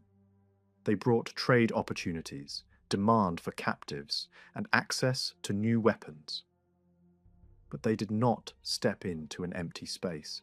They encountered military cultures that were already highly developed. In the 16th century, the desert and savanna cavalry of West Africa were armed with lances, swords, javelins, and sometimes bows. Their horses were often small but agile, valued more for speed and maneuver than for massive shock. Cavalry usually fought by weakening the enemy first. Riders harassed opposing forces with javelins or arrows, only closing with blade or lance once the enemy line had begun to break. In the larger savanna, states' infantry outnumbered cavalry heavily, but cavalry still held great prestige and often delivered the decisive action. Major states could field thousands of riders in important campaigns, and the most powerful kingdoms deployed large mounted forces in battles that determined the balance of power across whole regions. In the western savannas and farther east, in states like Oyo, cavalry doctrine followed similar principles. Mounted troops used missiles to disrupt and scatter, then struck home when disorder appeared. Horses were precious, and maintaining cavalry required wealth, skill, and access to supply. For that reason, mounted warfare was closely tied to elite power, yet cavalry was rarely alone. In places where infantry had to coexist with horsemen, foot soldiers developed methods specifically designed to survive cavalry attack. In parts of Senegambia, infantry relied heavily on bows, often using poisoned arrows that could incapacitate even when they did not kill outright. These infantry forces formed disciplined groupings with shield bearers, protecting the more vulnerable archers, and their survival depended on not breaking under cavalry pressure. South of the cavalry zone, where horses were far less important or impossible to maintain, warfare looked different. In regions such as Benin, Congo, and Ndongo, the dominant figure was the skilled infantryman. These soldiers often fought in looser formations than European observers expected, giving them space to maneuver, throw weapons, and engage in individual combat while still supporting one another. Battles often began with a missile phase. Arrows, javelins, or heavy clubs might be used to disrupt the enemy first. Then came close combat with swords, lances, axes, and shields. To outsiders used to tighter lines, these open formations could look disorderly, but they were well suited to the terrain and to the fighting traditions of the region. In Congo and Ndongo, armies often opened with archery before closing rapidly into hand-to-hand combat. Some fighters carried shields and a mixture of cutting and thrusting weapons. Others depended more on agility and personal skill than on heavy protection. These engagements could be brief and violent, ending when one side lost cohesion and fled. In the dense forest zones farther west, such as the Gold Coast, terrain forced armies into narrower spaces. There, the style of warfare became more compact. Heavily armed troops advanced in closer order. Archers and skirmishers supported them, and the battle often culminated in a short but intense melee. Some soldiers were tasked with finishing off the wounded or taking prisoners once the main clash had passed. Along the coast and in the waterways, another form of war developed. In both Upper and Lower Guinea, naval or amphibious warfare was essential. Canoes and shallow craft could carry significant numbers of armed men through estuaries, lagoons, rivers, and creeks that were inaccessible to larger vessels. These forces relied heavily on missiles, especially arrows and javelins, since combat on water or in marshy terrain often rewarded ranged attack over close fighting. In the Niger Delta and lagoon zones, naval power could determine political control as effectively as cavalry did in the savannah. The Kingdom of Benin built strong influence in part through this kind of dominance, projecting force over waterways and coastal settlements, where purely land-based armies were at a disadvantage. When Europeans first appeared along these coasts, they quickly learned that the sea did not automatically give them mastery ashore. The coast of West Africa offered few natural harbours, and rough surf, lagoons, offshore bars, and shallow waters made amphibious landings extremely difficult. Early encounters with African marine fighters made it clear that Europeans could not simply impose themselves through naval strength, artillery, or armour. That fact shaped the whole history of Atlantic Africa. Europeans became traders, guests, allies, and sometimes meddlers, but in most places they did not arrive as conquerors. Their forts, where they existed, stood because local rulers allowed them to stand. Over time, Europeans established fortified trading posts, especially where gold and later slaves entered Atlantic commerce. These forts could be substantial, with cannons, garrisons, and formal agreements with local rulers. Yet the existence of a fort did not mean control of the surrounding country. European companies might dominate the small town clustered around a fortress, and their troops might take part in local rivalries. But outside a few exceptional cases, they did not rule large territories. Their soldiers often acted as mercenaries, and European powers fought one another for commercial access as much as they dealt with African states. Their presence was significant, but it was embedded in African political realities, rather than standing above them. Angola was the clearest exception, though even there, conquest was not simply the result of European military superiority. Portuguese expansion in Central Africa depended heavily on alliances, river access, naval advantage, and African troops.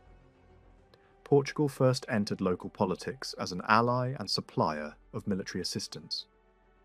When those alliances shifted, survival depended on playing one African power against another and building support among rival rulers.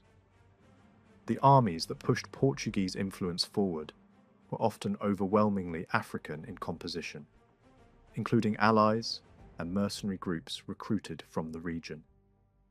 Much of the actual fighting in 17th century Angola was carried out by these African forces, not by a small European corps imposing itself by sheer firepower.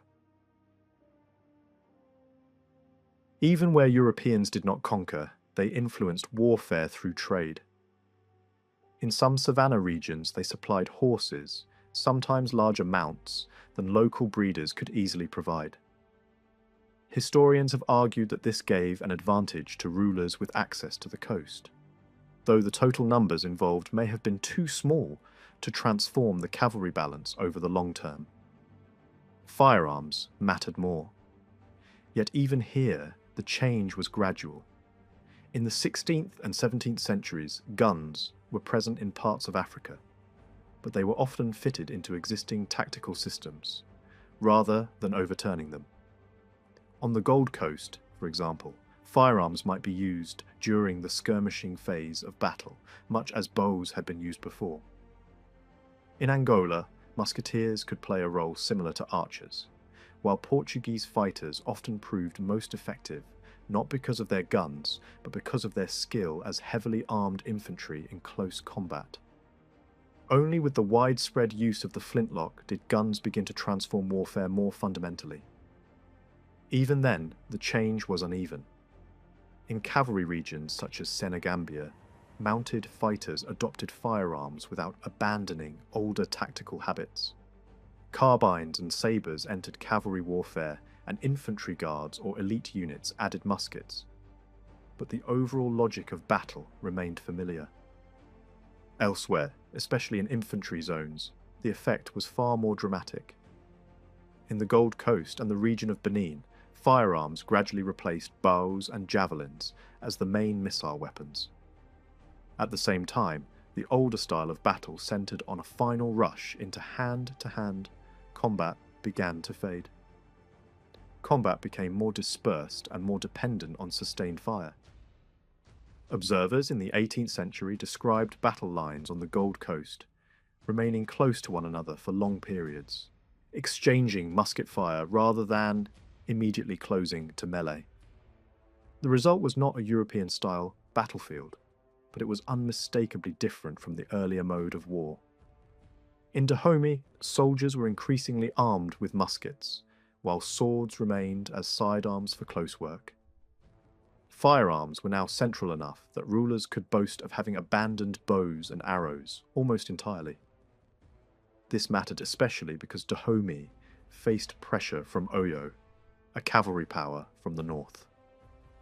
Oyo's horsemen were not themselves transformed by gunpowder in any revolutionary way, but their ability to raid the south forced Dahomey to adapt.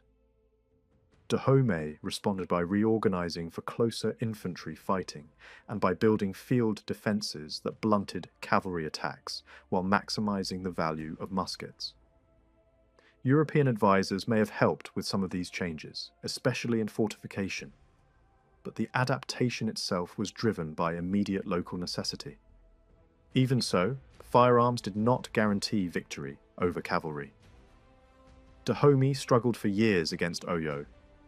Its infantry could defend strong positions and inflict damage, but it could not easily prevent the more mobile cavalry from ravaging the countryside. In the end, Dahomey survived, but had to accept a subordinate relationship, paying tribute and enduring oversight. The lesson was clear. Guns had altered war, but they had not erased the power of mobility. A similar pattern appeared when Asante tried to push northward from the forest into the savannah. Its armies, formidable in their own environment, discovered that muskets alone did not easily overcome cavalry in open country. Only by working with allied mounted forces could Asante eventually project power into those regions. Along the coast, firearms also changed marine warfare. Dahomey learned this when it conquered major coastal states but failed to subdue their lagoon and island refuges.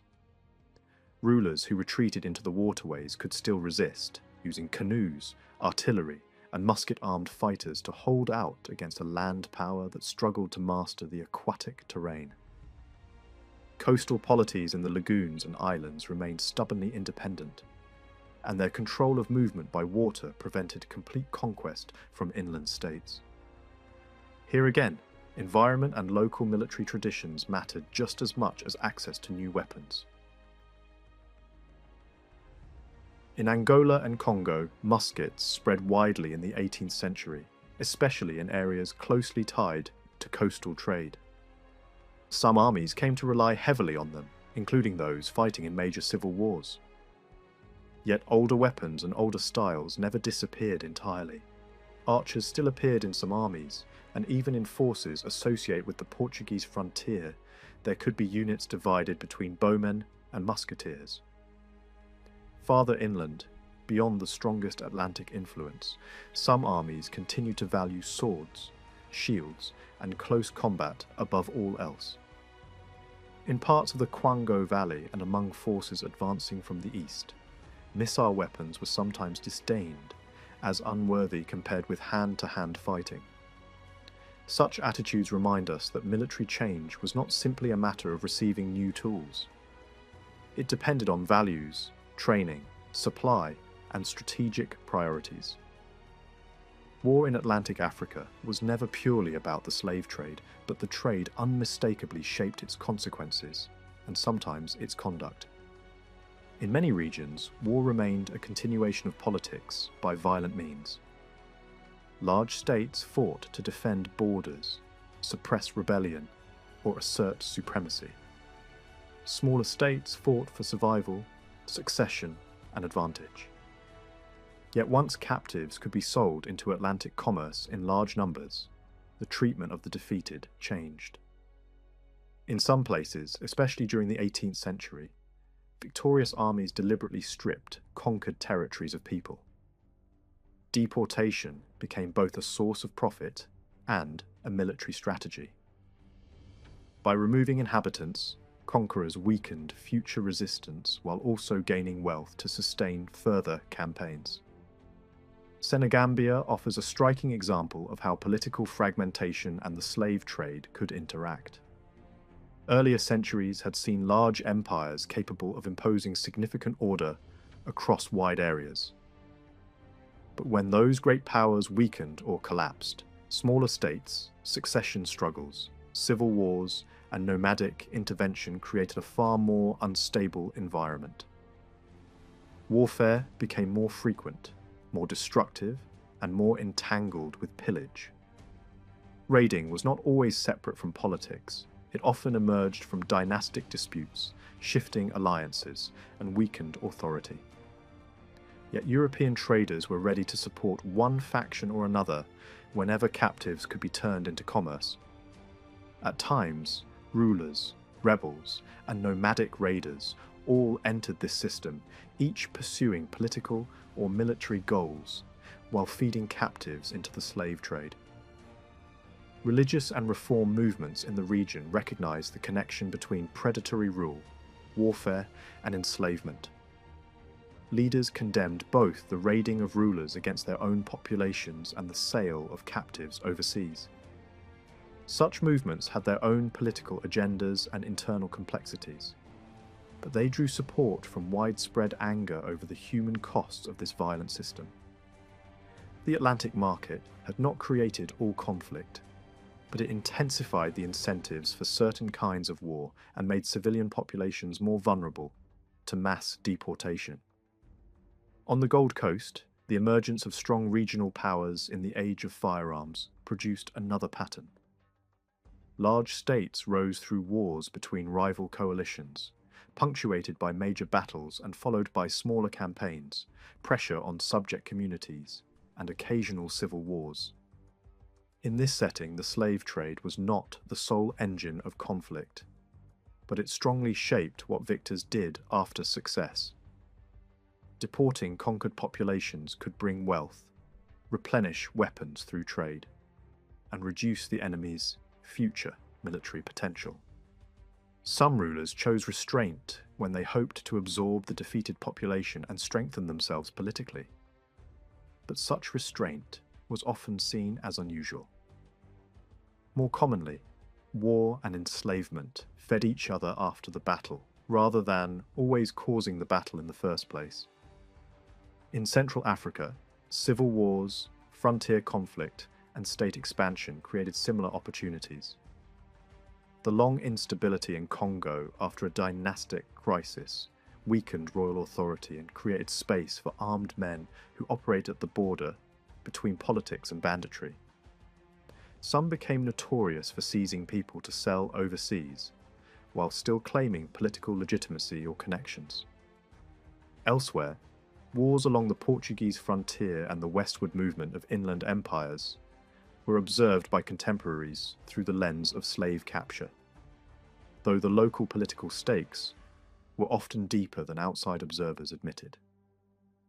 In some of these wars, the least enthusiastic adopters of firearms were nevertheless the ones most associated with seizing captives for export, showing once again that no simple technological formula explains the whole pattern. The broad history of African warfare in the Atlantic world, therefore, resists easy reduction. European trade and weapons mattered, but they did not create African politics from nothing. Africans fought for dynastic survival, for tribute, for territory, for control of trade routes, for political dominance and for security against rivals. They made use of the terrain available to them, whether desert, savanna, forest, lagoon, or river. They adopted new weapons when it suited their needs and ignored or reshaped them when older methods still worked. The slave trade did not explain every war, but it changed the rewards of victory and deepened the human consequences of defeat. Captives were no longer only symbols of triumph, labour for local use, or subjects to be absorbed. They could now be converted into Atlantic wealth on a scale that altered the logic of conquest. To understand these wars is to see African societies not as passive victims of outside pressure, but as active participants in a brutal and changing world. Their leaders debated tactics, balanced alliances, adapted to ecological limits, and responded to new opportunities and dangers with strategic intelligence. Some built cavalry states in the savannah. Others refined infantry warfare in the forests. Some ruled waterways through marine power. All of them operated within military traditions that were as serious and as historically consequential as those of any other part of the early modern world. In the middle of the 15th century, two different historical worlds reached turning points at almost the same moment. In Western Europe, the long and exhausting struggle known as the 100 Years' War was finally coming to an end, closing a chapter of medieval rivalry between powerful monarchies. Far to the east, however, another dramatic event unfolded. The Eastern Roman Empire, weakened by centuries of conflict and internal division, faced the rising power of the Ottoman state. When the Ottoman armies captured Constantinople in 1453, the city that had stood for 1,000 years as the centre of Eastern Christianity fell, bringing the Byzantine Empire to its final end. The meaning of this event was powerful and symbolic for both sides of the Mediterranean world. In Christian Europe, the fall of Constantinople became a lasting image of the destruction of a refined Christian civilization by a feared enemy long associated with the Crusades.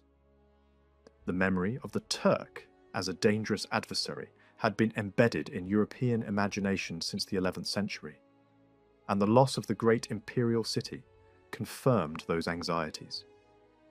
In the Muslim world, the same event carried an entirely different meaning. For centuries, Muslim rulers had attempted to conquer the city that stood at the crossroads of Europe and Asia. Its capture was therefore seen as the fulfillment of a long historical ambition and a dramatic triumph for Islamic power. Beyond its religious symbolism, the conquest of Constantinople also marked a turning point in the history of warfare. The siege demonstrated the growing importance of gunpowder technology on the battlefield. The enormous cannons used by the Ottomans battered the massive defensive walls that had protected the city for centuries. Without this new destructive power, breaching the walls would have been extraordinarily difficult, perhaps even impossible. At roughly the same time, European warfare was also undergoing change. The 100 Years' War is often described as the final stage of medieval chivalric combat, and the beginning of a new era dominated by centralized monarchies that increasingly relied on new weapons and organized armies. Only relatively recently have historians begun to place the Ottoman experience fully within this wider transformation of warfare.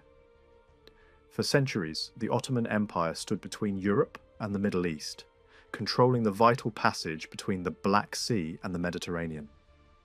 Yet European historical writing often treated the empire as something outside the normal development of European history. Instead of being integrated into broader narratives of state formation and military change, the Ottoman world was often portrayed simply as the eastern rival of Europe. This separation was reinforced by later nationalist histories as well. In the Balkans, which remained under Ottoman rule for nearly 5 centuries, historians often preferred to focus on pre-Ottoman traditions in order to build modern national identities. Turkish Republican historians sometimes adopted a similar approach, turning their attention away from the imperial past. The result was that surprisingly little detailed work was produced on the Ottoman military system, even though Ottoman armies, particularly the Janissaries, were feared across Europe for generations.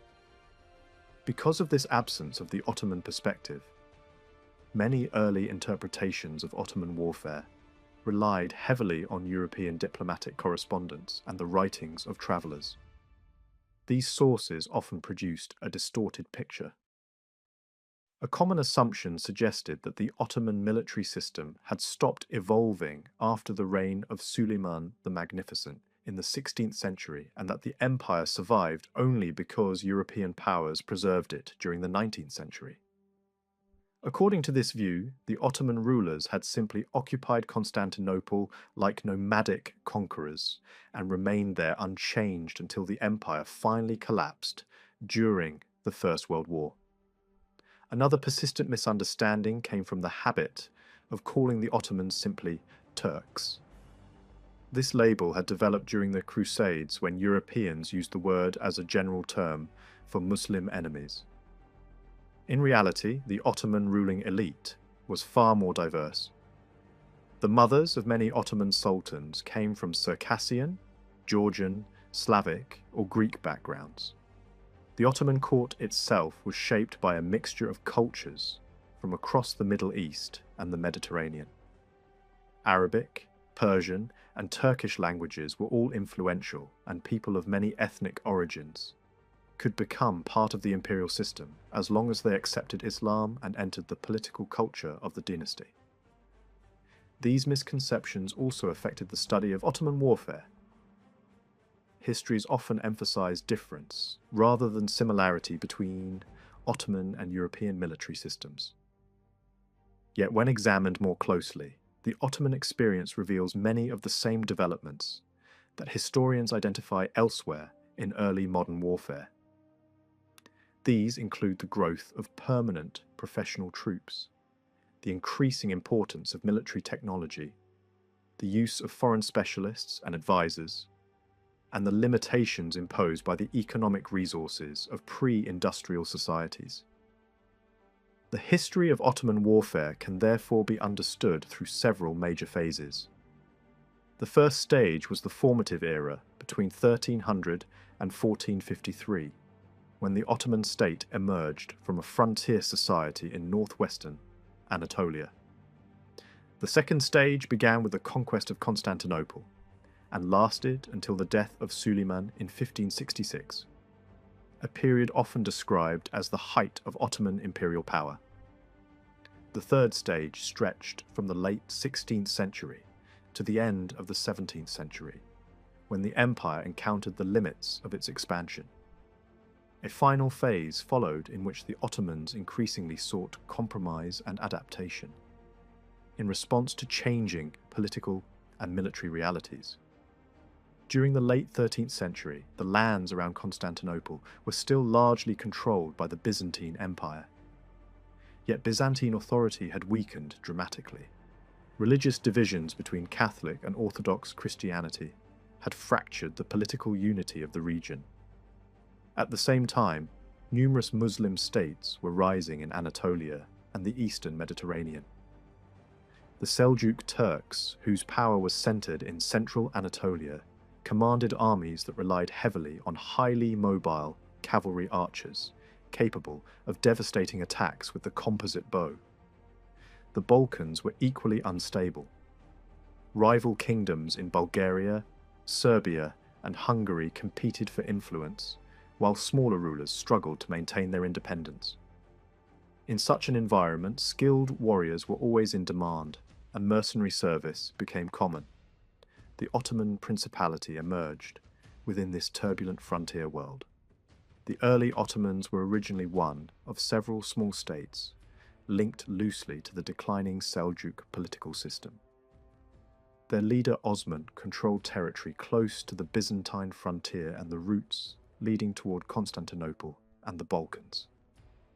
During the late 13th and early 14th centuries, Osman gathered bands of warriors known as ghazis. Fighters, motivated both by religious enthusiasm and by the promise of plunder and land. Victories against Byzantine forces increased Osman's reputation and attracted new followers. His successor, Orhan, consolidated these gains and established the first Ottoman capital at Bursa. Expansion continued gradually, helped by shifting alliances and by the fact that Byzantine rulers sometimes employed Ottoman forces as allies in their own internal struggles. By the middle of the 14th century, the Ottomans had crossed into Europe and established a permanent foothold in the Balkans. Under Murad, the first Ottoman raids evolved into organized campaigns aimed at territorial expansion. The famous Battle of Kosovo in 1389 symbolized the growing strength of the dynasty in southeastern Europe. From this point onward, the Ottomans increasingly directed their attention toward the fertile agricultural lands of the Balkans, which would later become vital to supplying their imperial capital. Ottoman political organization reflected both Central Asian traditions and Islamic ideas of rulership. The state was viewed as the personal domain of the Sultan, whose court functioned like an extended household. Society was divided into those who ruled and those who were ruled. The ruling class, known as the askeri, consisted largely of soldiers and administrators who served the Sultan. The majority of the population formed the reaya, the tax-paying subjects who supported the state. The army itself reflected this household structure. When the Sultan went to war, his court accompanied him, forming the central command of the army. Military formations were arranged around the Sultan's tent, which stood at the center of the battlefield. Elite infantry guarded the center while cavalry wings extended outward on both sides in a crescent formation. The main striking force of the Ottoman army was the cavalry known as sipahis. These warriors received land grants called taimars in exchange for military service. They were expected to equip themselves and appear for campaign whenever the Sultan called. Success in battle could bring larger grants, while failure to serve could result in the loss of land. Alongside these provincial cavalry stood the Sultan's household troops. The most famous of these were the Janissaries, a professional infantry corps formed through a unique recruitment system. Christian boys from the Balkans were periodically taken, converted to Islam, and trained for service in the imperial household. Most became soldiers, while a smaller number received advanced education and entered the administrative elite of the empire. By the late 14th century, the Janissaries had become a disciplined corps of infantry loyal directly to the Sultan. Their numbers gradually increased, and they received regular salaries, clothing, and weapons. Garrisons of Janissaries were stationed in major fortresses along the empire's frontiers. Other auxiliary troops also played important roles. Locally recruited soldiers guarded roads and mountain passes, built fortifications, and sometimes served as naval forces. Irregular cavalry units conducted raids ahead of the main army, harassing enemy territory and gathering intelligence. The Ottomans also benefited from alliances with the Crimean Tatars, whose cavalry forces could provide enormous numbers of mounted warriors. These troops were especially effective in mobile warfare and raids across the frontier regions. Another key element in Ottoman expansion was naval power. Control of the Dardanelles and the Black Sea required a capable fleet. By the late 15th century, the Ottomans had built a navy of galleys capable of transporting soldiers and artillery and supporting military operations along the coasts. By the time Mehmed II prepared to attack Constantinople, the Ottoman military system already combined cavalry, infantry, artillery, and logistical organization in a remarkably effective way. The city itself had been weakened by political divisions, declining population, and rivalry between foreign merchant communities. When Ottoman forces surrounded the city in 1453, its defenders were already struggling to maintain unity. The successful siege transformed the Ottoman state. Constantinople became the new imperial capital and was rebuilt as a thriving metropolis within a few decades. Mehmed II continued expanding Ottoman authority across the Balkans and Anatolia, laying the foundation for an empire that would dominate much of southeastern Europe and the eastern Mediterranean for centuries. The century that followed was a period of remarkable growth. Ottoman armies advanced across the Balkans, conquered major cities such as Belgrade, defeated Hungarian forces at Mohacs, and expanded into North Africa and the Middle East. In the east, they confronted the Safavid Empire of Iran, while in the Mediterranean they competed with the Habsburg powers of Spain and Austria. This period also witnessed the expansion of Ottoman military institutions. Artillery units grew in size and importance. Specialized corps managed the casting of cannons, the production of weapons, and the transport of artillery in the field. Mines and foundries across the empire produced the raw materials needed for gunpowder warfare. Campaigns during this era required enormous logistical preparation. Orders for mobilization were issued months in advance. Soldiers from across the empire gathered along the main campaign routes before marching toward distant battlefields.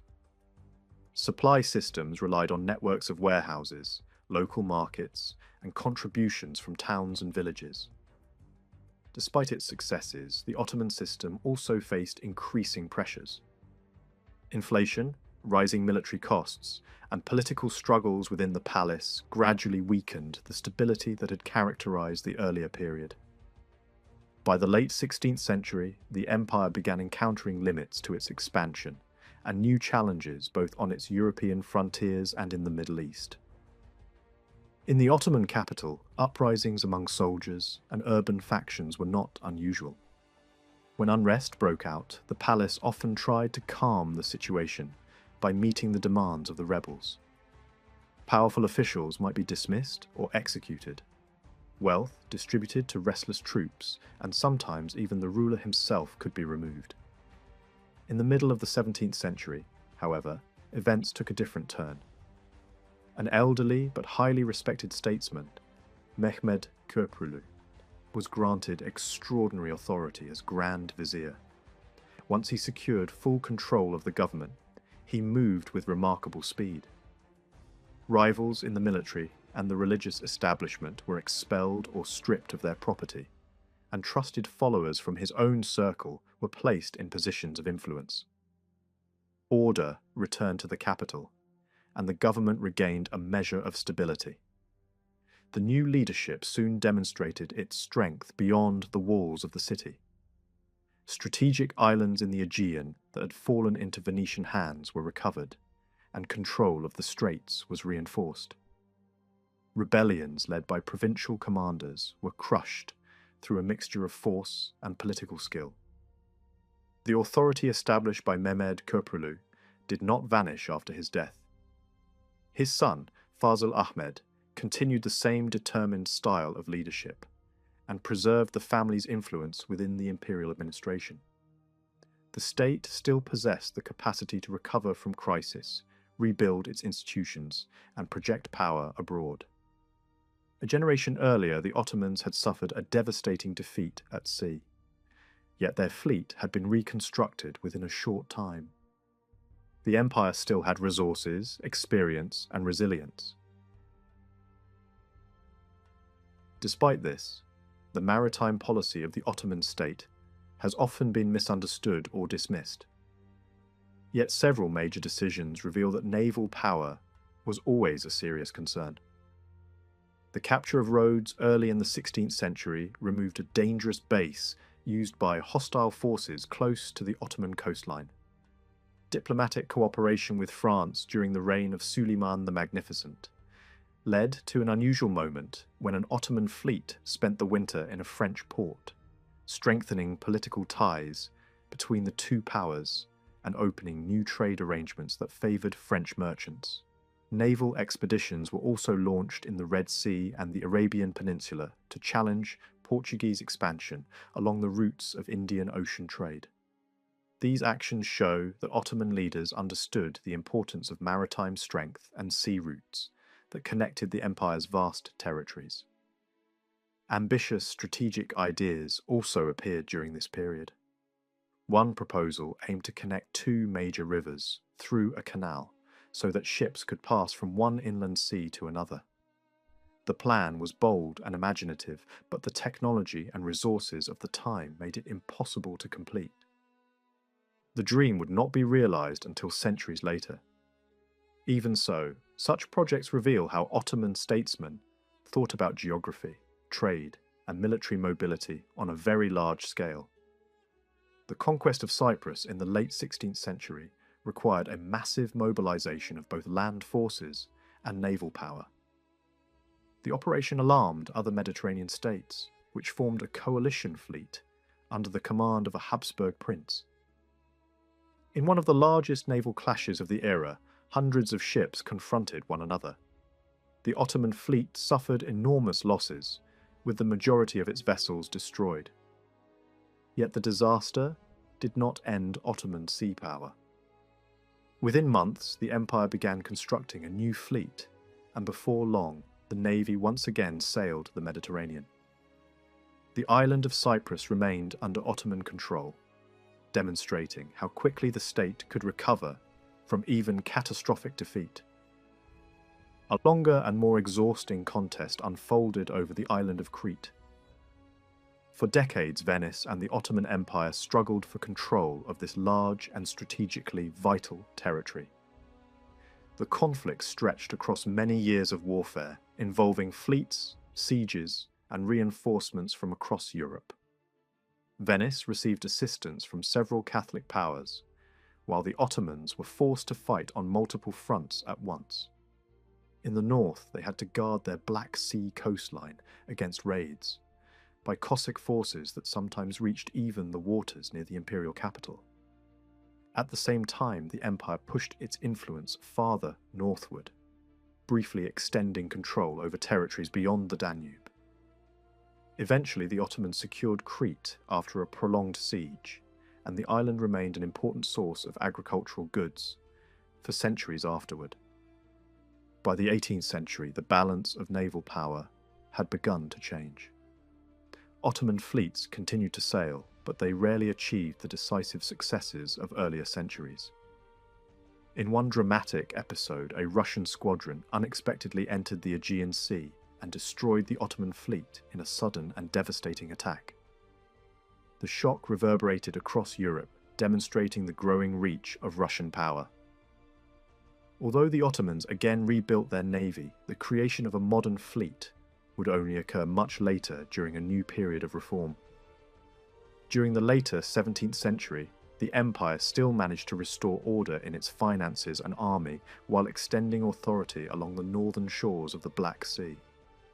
Yet this recovery was interrupted by a long and costly war against several European powers.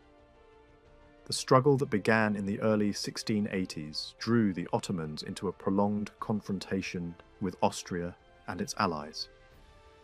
This conflict shifted the strategic focus toward the Danube frontier and the northern approaches to the Black Sea, regions that would remain the central arena of rivalry for the next 2 centuries. The war opened with one of the most famous sieges in European history. Ottoman forces advanced deep into Central Europe and surrounded the city of Vienna. The operation came dangerously close to success, but the arrival of a relief army from Poland changed the course of events. A sudden attack from the rear shattered the Ottoman lines and forced a chaotic retreat. The battlefield was left scattered with equipment, weapons, and banners, many of which later became trophies displayed in European collections. The struggle continued for years. The fortress city of Buda resisted for a time, before eventually falling to the advancing coalition forces. Ottoman troops withdrew southward, attempting to reorganize along new defensive lines. Reforming ministers tried to strengthen the army and restore discipline, but several of them lost their lives in battle during these desperate campaigns. Even so, Ottoman soldiers demonstrated considerable resilience, fighting stubbornly from fortified positions and refusing to surrender easily. Another decisive encounter occurred toward the end of the conflict. A European commander launched a surprise attack against an Ottoman army while it was crossing a river. The resulting disaster led to enormous casualties as soldiers were cut down or drowned in the water. The defeat revealed serious weaknesses in command and coordination. Eventually, both sides, exhausted by years of war and drained of financial resources, agreed to negotiate peace. The treaty that concluded the conflict marked a turning point in diplomacy. Large territories were surrendered, and for the first time the Ottoman state formally recognized other European rulers as equals in negotiation. A new diplomatic culture began to emerge. Instead of constant warfare and temporary truces, agreements increasingly established fixed borders and longer periods of peace. Diplomats and administrators gradually replaced generals as the key negotiators of international affairs. Observers who studied the Ottoman army during these campaigns noted both strengths and weaknesses. The empire could still mobilize large forces drawn from many different regions. Elite infantry units remained formidable, while provincial cavalry and irregular troops provided additional manpower. Yet critics pointed to serious problems in leadership, discipline, and tactical coordination. The army possessed courage and numbers, but the organization required to use those strengths effectively was often lacking. After the end of the 17th century, the Ottoman government faced repeated setbacks on the battlefield. These defeats gradually pushed the empire toward cautious adaptation and reform. Military confrontations with Russia and Austria revealed that European armies were changing rapidly. The Ottomans began to study foreign practices more closely, experimenting with new forms of training, organization, and weaponry. Diplomatic contacts increased as well, and Ottoman envoys were sent to European courts to observe political and military developments. One of the most striking moments of the early 18th century occurred during a confrontation with Russia along the banks of a major river. Ottoman forces surrounded the Russian army and held a clear advantage in numbers. Yet instead of destroying the trapped enemy, the Ottoman leadership chose negotiation and allowed the Russians to withdraw. Some observers later interpreted this decision as a missed opportunity, but others saw it as a cautious attempt to avoid further escalation and secure key fortresses along the frontier.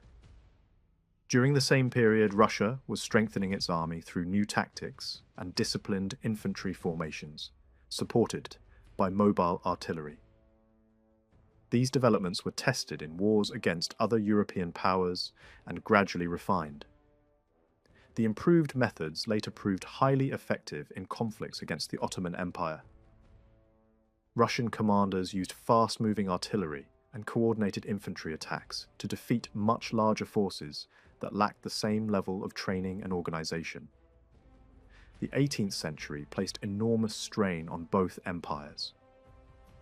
Russia mobilized huge numbers of soldiers through a harsh system of long-term conscription, drawing heavily on its rural population. Desertion and resistance to recruitment were constant problems. The Ottoman state relied more heavily on volunteers and temporary levies from the provinces, which allowed greater flexibility but sometimes resulted in uneven discipline and training. The Ottomans remained attached to older strategies based on fortress networks and defensive lines along major rivers. Massive fortification projects created a chain of strongholds stretching across southeastern Europe. These structures symbolized a shift toward a more defensive outlook, reflecting the growing difficulty of sustaining large-scale offensives. Warfare increasingly occurred near Ottoman territory, making the supply of armies more complicated and exposing local populations to the burdens of campaigning. Throughout the 18th century, Ottoman statesmen gradually recognized the need for deeper reform. Foreign experts were occasionally invited to reorganize specialized units, such as the artillery corps.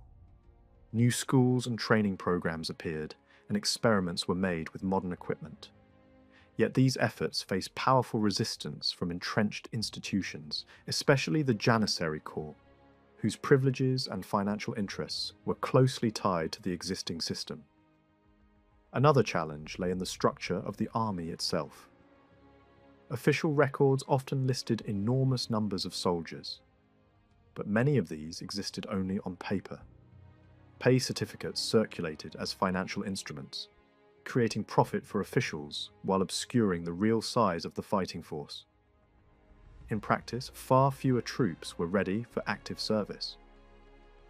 During major wars, the government increasingly relied on provincial recruits drawn from the countryside. These volunteers could be assembled in large numbers, sometimes reaching tens of thousands. Payment came from the central treasury, and enlistment periods were relatively short. Such arrangements allowed rapid mobilization but also strengthened local elites, who controlled taxation and recruitment in their districts.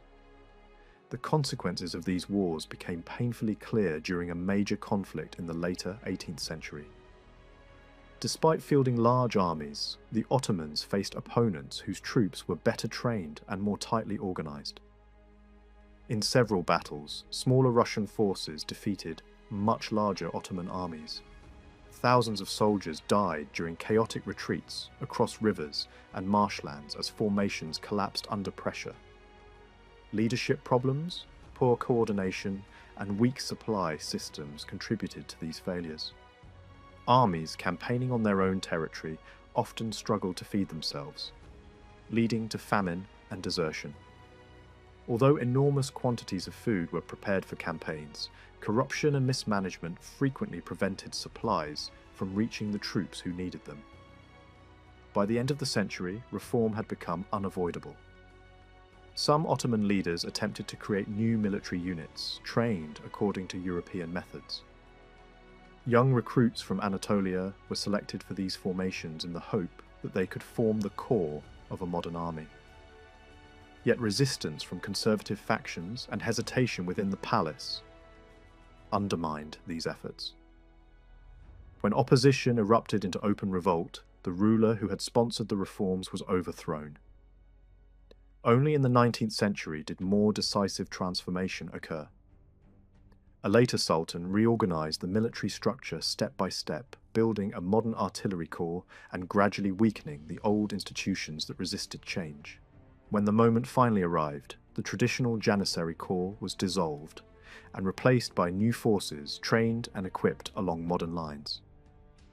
By then, the empire had entered an entirely new era, shaped not only by internal reform, but also by the expanding ambitions of European powers, whose interests increasingly focused on the Eastern Mediterranean and the lands of the Ottoman state.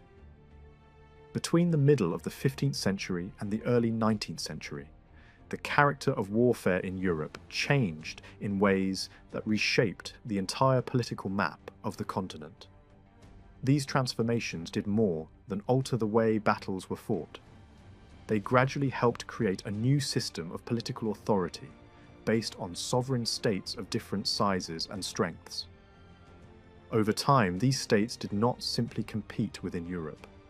They projected their influence across the oceans and into distant continents, turning European conflict into a global phenomenon. The growth of these states was closely connected to their ability to organize and control violence. Rulers who successfully concentrated military power in their own hands gained decisive advantages over rivals. Populations were gradually disarmed while governments developed new ways to collect resources and convert economic production into military strength.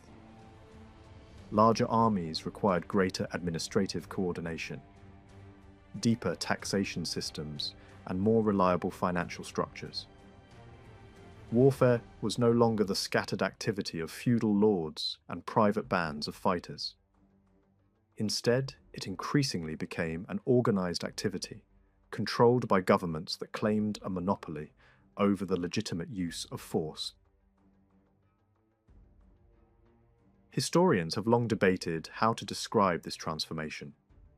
One influential interpretation suggested that the changes in warfare during the early modern period were so dramatic that they amounted to a true revolution.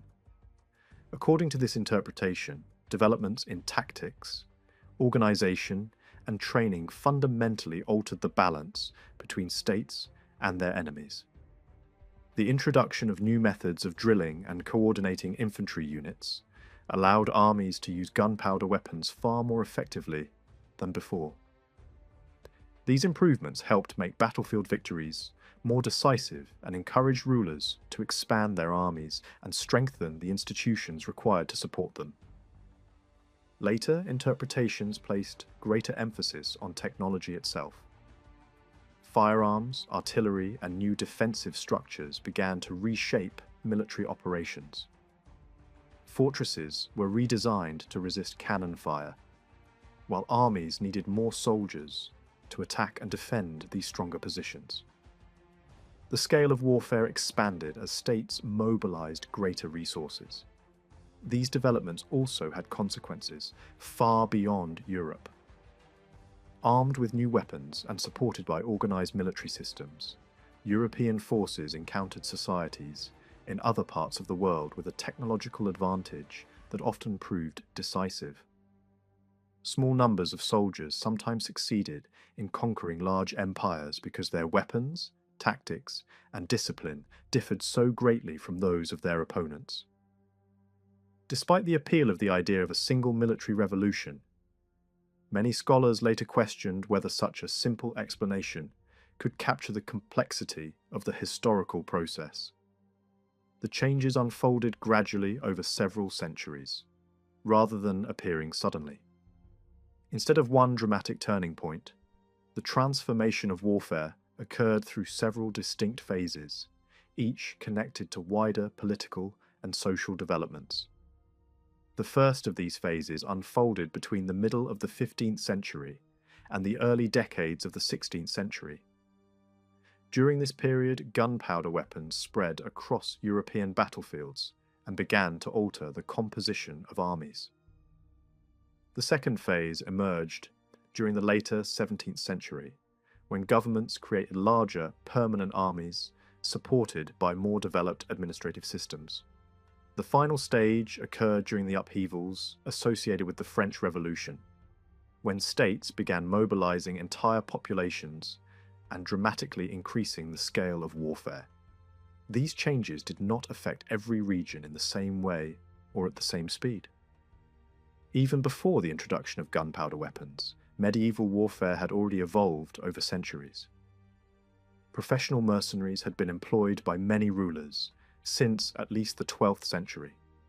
The transition to the early modern military world therefore built upon older foundations, rather than replacing them entirely.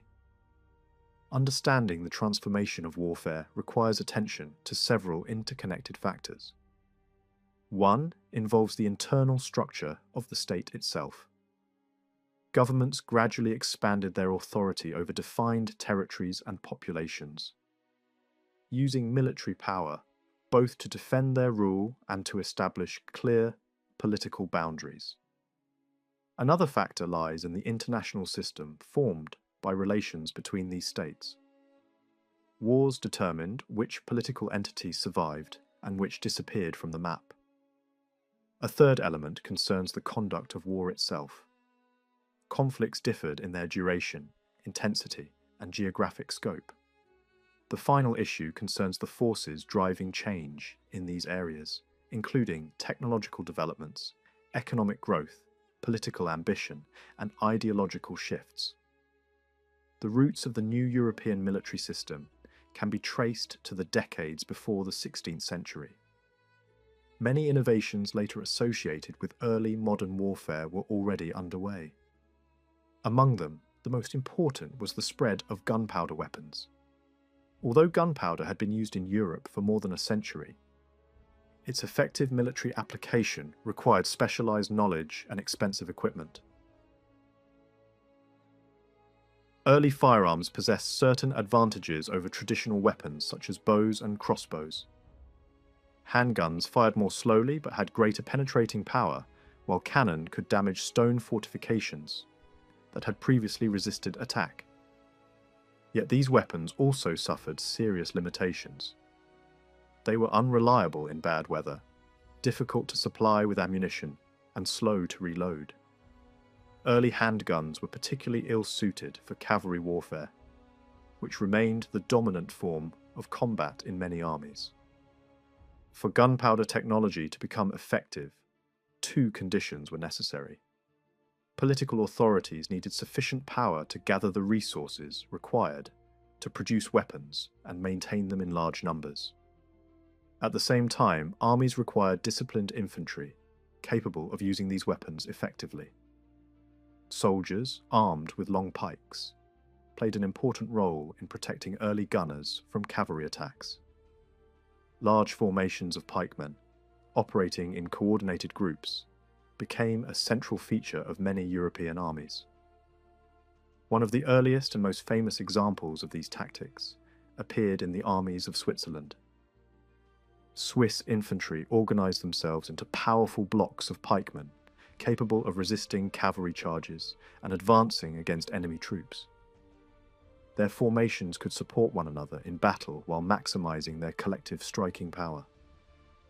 Handgunners were positioned around these formations where they could fire safely and withdraw under protection if threatened. These developments had immediate political consequences. In many regions, they strengthened rulers who were attempting to centralize authority. Medieval Europe had been characterized by complex networks of overlapping obligations, linking kings, nobles, cities, and religious institutions. Military power was often dispersed among these competing authorities. The new military technologies favored those leaders who could concentrate resources and organize armies on a larger scale. Even so, Europe had not yet developed fully sovereign states. Political power remained divided among many actors. Feudal obligations, economic privileges, and religious institutions all limited the authority of individual rulers. The Catholic Church, in particular, maintained a powerful transnational influence that complicated the consolidation of political control. In many regions, governments did not yet possess exclusive control over taxation, justice, or military power. Nobles, cities, and regional assemblies often retained the ability to influence political decisions and sometimes to challenge the authority of the ruler. The question of who truly controlled the instruments of power remained unresolved across much of Europe. As a result, the creation of centralized states was not inevitable. It emerged from a long struggle between competing forces within society. Rulers who succeeded in mastering new military technologies gained an important advantage. Their ability to extract taxes and mobilize manpower allowed them to build armies capable of defeating rivals and consolidating authority. Economic changes also played a significant role. The gradual expansion of monetary exchange made it easier for governments to collect taxes in money rather than goods. This shift enabled rulers to accumulate financial resources and hire professional soldiers, rather than relying solely on feudal obligations. The Italian city-states were among the first to exploit these developments, using their commercial wealth to maintain relatively permanent military forces. Elsewhere, similar processes unfolded through major political conflicts. In France, the monarchy gradually expelled foreign influence and absorbed surrounding territories, strengthening royal authority. In Spain, the final stages of the Reconquista removed Muslim rule from the Iberian Peninsula and allowed the creation of a unified Christian kingdom. In England, dynastic conflict ended with the emergence of a more centralized monarchy under a new ruling dynasty. Interestingly, many of these political consolidations were achieved with armies that still resembled medieval forces. Heavily armoured cavalry and traditional infantry remained important elements of warfare. Gunpowder weapons had not yet completely transformed battlefield tactics. Nevertheless, rulers increasingly recognized that control over artillery and firearms was essential for defending their power. Governments, therefore, began restricting private access to such weapons. Artillery became a symbol of state authority, and private individuals were often forbidden to construct strong fortifications or maintain heavy weapons. Political debates gradually shifted away from armed conflict over territory toward disputes about taxation and the resources needed to sustain armies under central control. By the early 16th century, the outcome of this state-building process was still uncertain. Some rulers lacked the administrative capacity to maintain permanent armies, while local elites retained significant power. Religious conflict added further complications after the emergence of new Christian doctrines that challenged the authority of the established church. The religious divisions that followed reshaped European politics. Competing confessions became linked to emerging political identities, and rulers often sought to enforce religious uniformity within their territories. The alliance between political authority and religious institutions played a crucial role in legitimizing centralized power. The political consequences varied widely across Europe. In the Holy Roman Empire and Poland, the absence of strong hereditary monarchies limited attempts to establish centralized control. Regional princes and nobles retained substantial autonomy, preventing the formation of unified national military systems. In Russia, by contrast, rulers expanded their authority by creating a service class of cavalry soldiers, tied directly to the state through land grants. The international system of warfare was also influenced by these developments. Distinctions between internal and external conflicts remained blurred.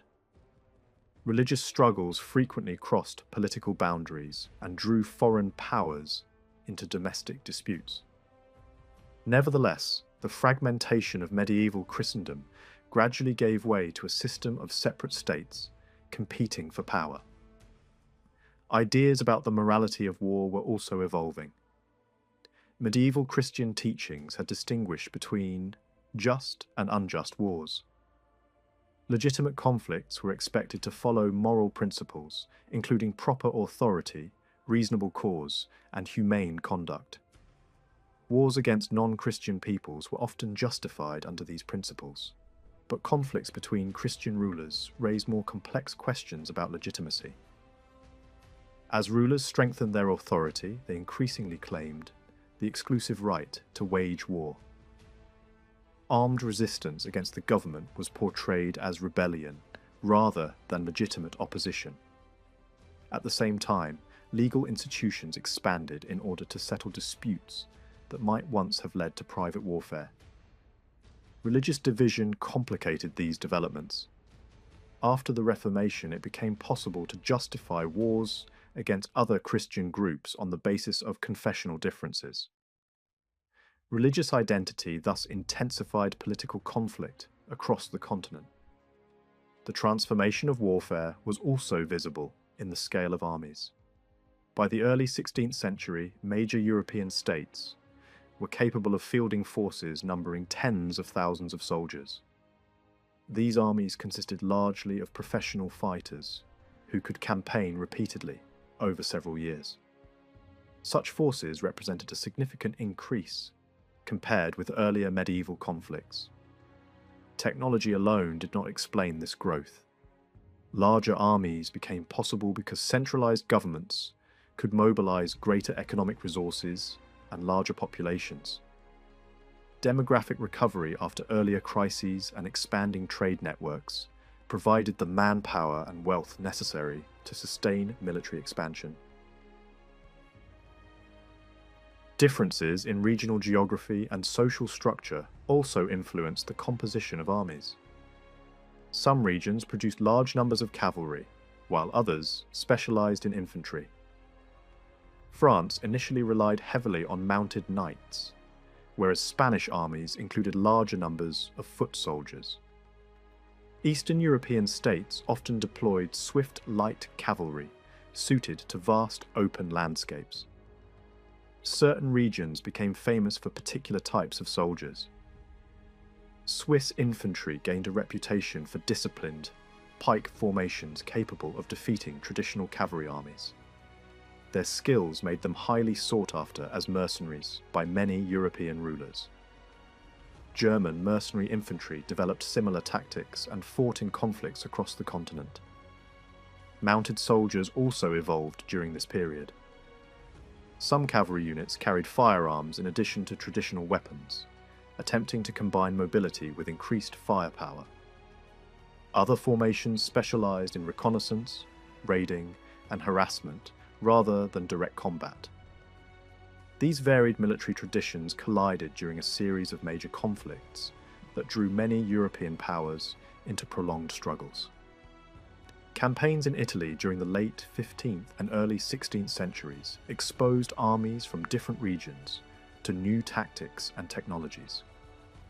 Victory often depended on the ability to combine infantry, cavalry, and artillery effectively rather than relying on a single form of combat. Battles during this era were often extremely bloody because armies fought at close range with weapons that required direct contact or short distances. Casualties could be enormous, and even victorious armies sometimes lost large portions of their soldiers. Such losses limited the ability of rulers to exploit victories fully, contributing to the prolonged and intermittent nature of many wars. As warfare continued to evolve, governments experimented with new ways to recruit and train soldiers. Some states attempted to organize militias drawn from the population to supplement professional forces. Others maintained permanent units of soldiers paid directly by the crown. These developments marked the gradual emergence of a new military system, combining professional troops with broader national resources. During the 18th century, European armies developed increasingly structured systems of training and organization. Infantry drill became highly standardized. Soldiers were expected to move, load, and fire in precise patterns that could be repeated again and again across different regiments. This emphasis on uniform discipline allowed large formations of infantry to act together as a single force on the battlefield. Cavalry, however, remained far less uniform. Mounted troops continued to perform a variety of roles that required different types of training and equipment. Heavy cavalry rode powerful horses and often wore protective armor such as metal breastplates and reinforced caps beneath their hats. These units were intended to deliver decisive charges at critical moments in battle, exploiting weaknesses in the enemy line and turning tactical opportunity into victory. Other mounted formations fulfilled different functions. Dragoons had originally been trained as soldiers who could ride quickly to a battlefield and then dismount to fight on foot. Over time, their role changed, and they were increasingly used as shock cavalry, similar to heavier mounted troops. As dragoons shifted toward this role, lighter forms of cavalry became more important for scouting, skirmishing, and screening the movements of the main army. Many of these light cavalry units drew inspiration from Eastern European models, particularly the fast-moving hussars, whose mobility and aggressive tactics had proven highly effective in irregular warfare. The greatest specialization in 18th century armies appeared among the supporting branches that worked alongside infantry and cavalry. Artillery had become an essential part of military operations and was divided into different categories depending on the types of guns and the tasks they performed. Some units handled heavy cannons designed for siege warfare, while others operated lighter pieces that could move with field armies. Engineering units also became increasingly important. Specialists trained in construction, mining, and demolition worked to break through fortress walls or undermine defensive structures. Sappers prepared trenches and protective works during sieges, while pontoon units built temporary bridges that allowed armies to cross rivers quickly during campaigns. In some regions, specialized naval detachments even supported land operations along major rivers. Fleets of armed boats patrolled waterways and assisted military campaigns by transporting troops and supplies or attacking enemy positions along the riverbanks. Despite the growing importance of professional soldiers, militias and irregular forces continued to play a major role across Central and Eastern Europe. Many states lacked the financial resources necessary to maintain large, permanent armies in peacetime, so they relied on local populations to provide additional manpower during war. One notable example emerged along the long frontier between the Habsburg monarchy and the Ottoman world. Over generations, this border region developed into a militarized zone inhabited by settlers who enjoyed special rights and privileges in return for defending the frontier. These communities served as guards against enemy incursions and gradually became a reservoir of experienced light infantry who could be mobilized during larger wars. Elsewhere, governments created systems that combined permanent regiments with temporary service.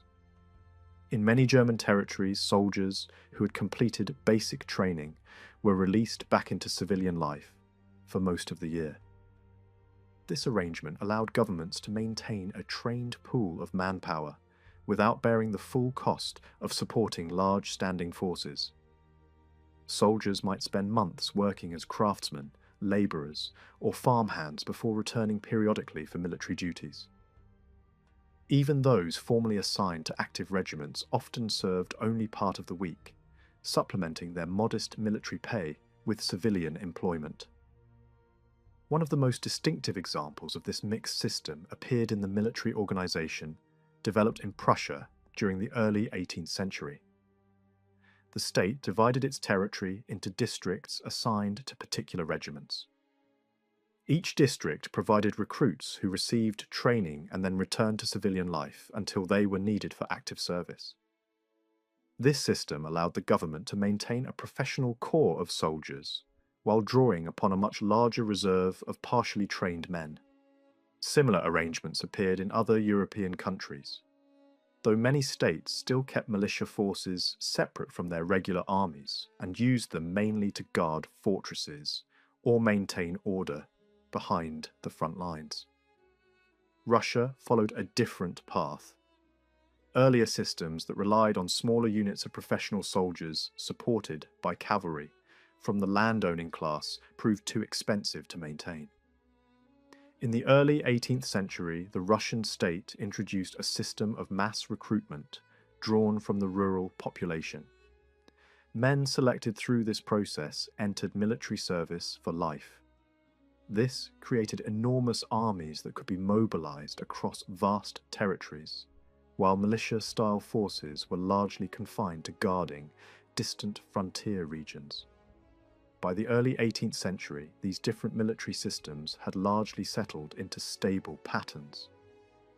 After the long wars that marked the turn of the century, European armies entered a period characterized more by consolidation than by dramatic innovation. Armies across the continent increasingly resembled one another in their methods of training, battlefield formations, organizational structures, and even the appearance of their uniforms. Change during this period usually involved refining existing techniques, rather than introducing entirely new forms of warfare. Nevertheless, important developments began to appear during several major conflicts in the middle of the century. Commanders experimented with organizing their armies into intermediate formations larger than individual regiments, but smaller than the entire army. These formations allowed generals to maneuver troops across broader areas and concentrate forces rapidly at key points on the battlefield. Columns of soldiers could move separately and then unite to deliver coordinated attacks. Artillery also became more closely integrated with battlefield tactics. Instead of firing only during the opening stages of an engagement, heavy guns increasingly accompanied advancing troops and continued firing throughout the battle. Their sustained bombardment could weaken enemy defences and support infantry assaults. Some armies began experimenting with lighter artillery pieces that could move quickly across the battlefield, sometimes even keeping pace with cavalry units. Light infantry also gained greater importance. These soldiers operated ahead of the main battle line, harassing enemy formations, gathering intelligence, and disrupting movements.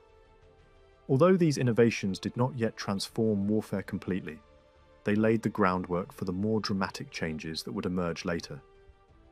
Meanwhile, the balance of power across Europe continued to shift. Britain expanded its global influence primarily through naval strength and financial resources, rather than through massive land armies. Its fleets allowed it to project power across oceans and support military operations far from Europe. In contrast, the great monarchies of Eastern and Central Europe remained primarily land powers whose strength rested on large armies. Russia in particular emerged as a major military force during the 18th century.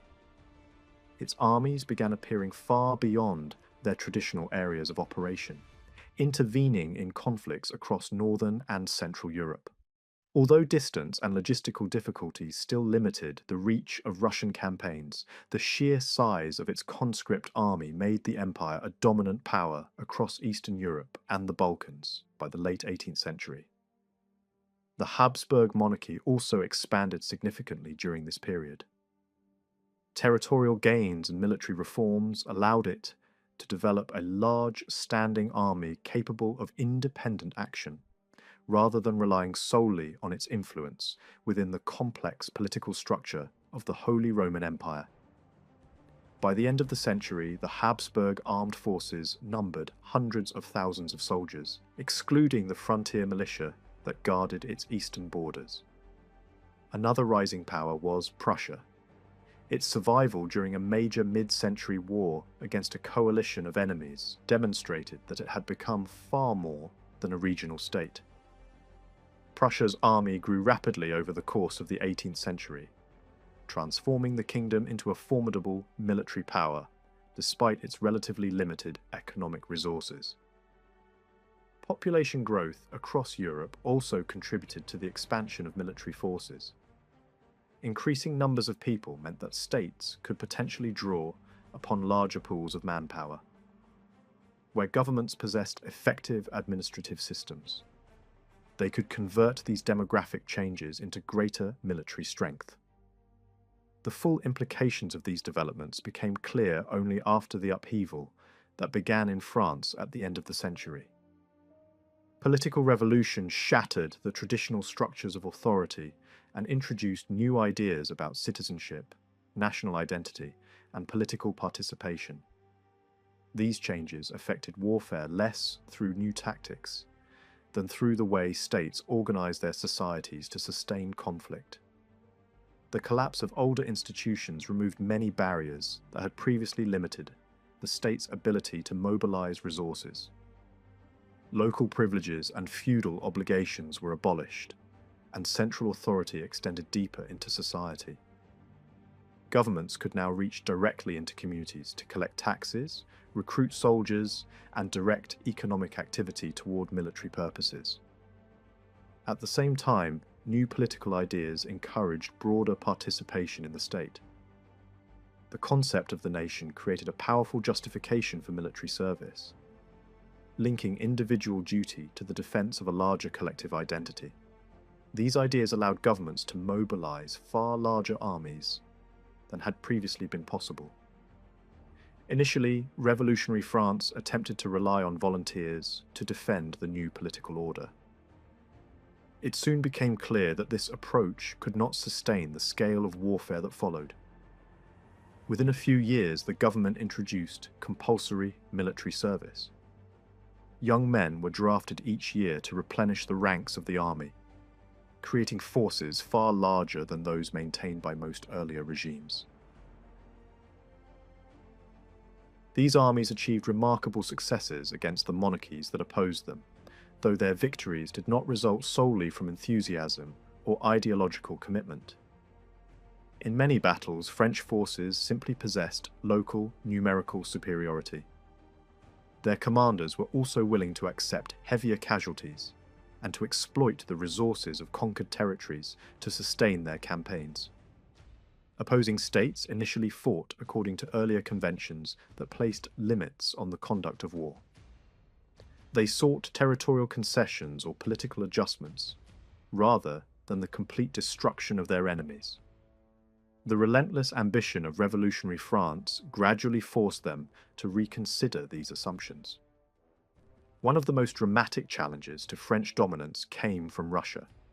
When Napoleon launched a massive invasion in the early 19th century, Russian forces avoided decisive battle, and instead withdrew deep into their own territory.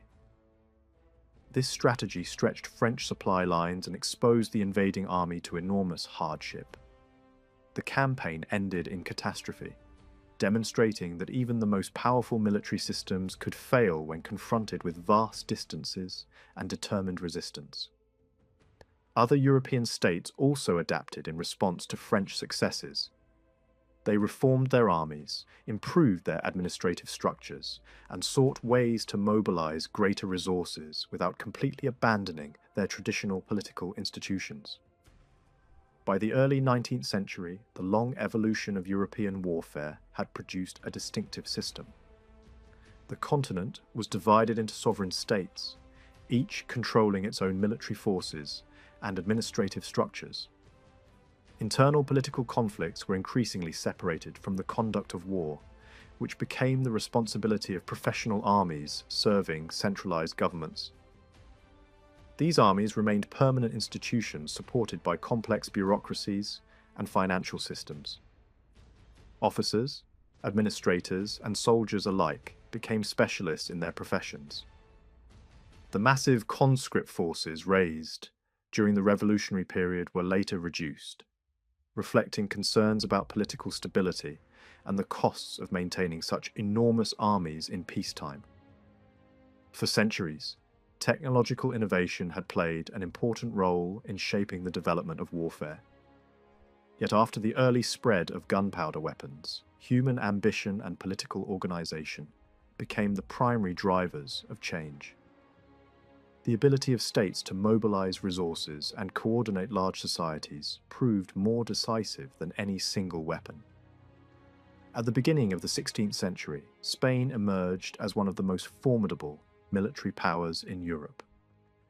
The kingdoms of the Iberian Peninsula had recently completed the long struggle against the remaining Muslim states, bringing most of the peninsula under Spanish authority.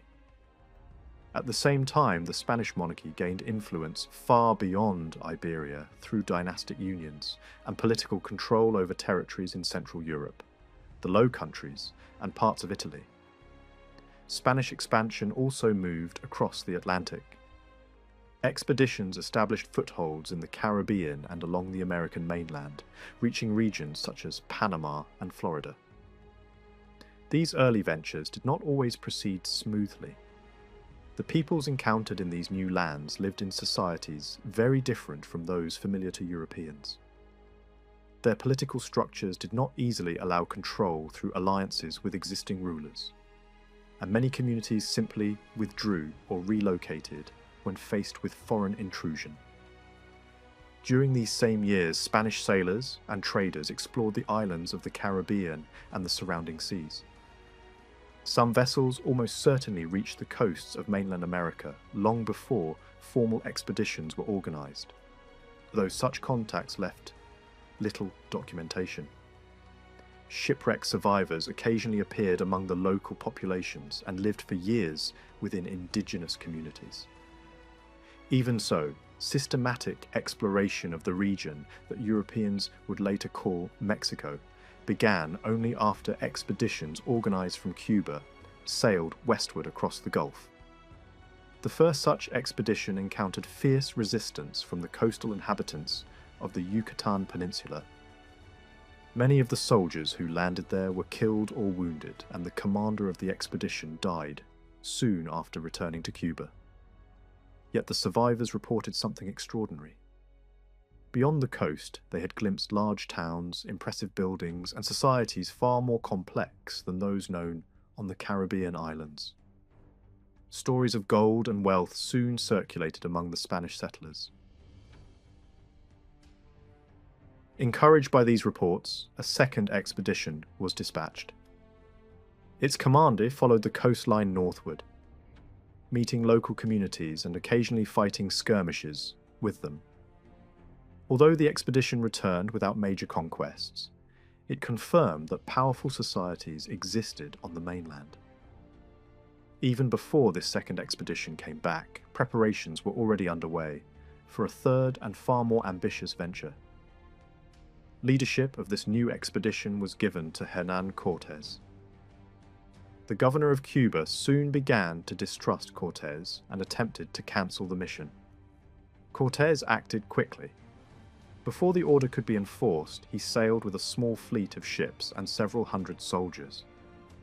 His forces stopped briefly at other Caribbean ports to gather additional men and supplies before heading toward the mainland.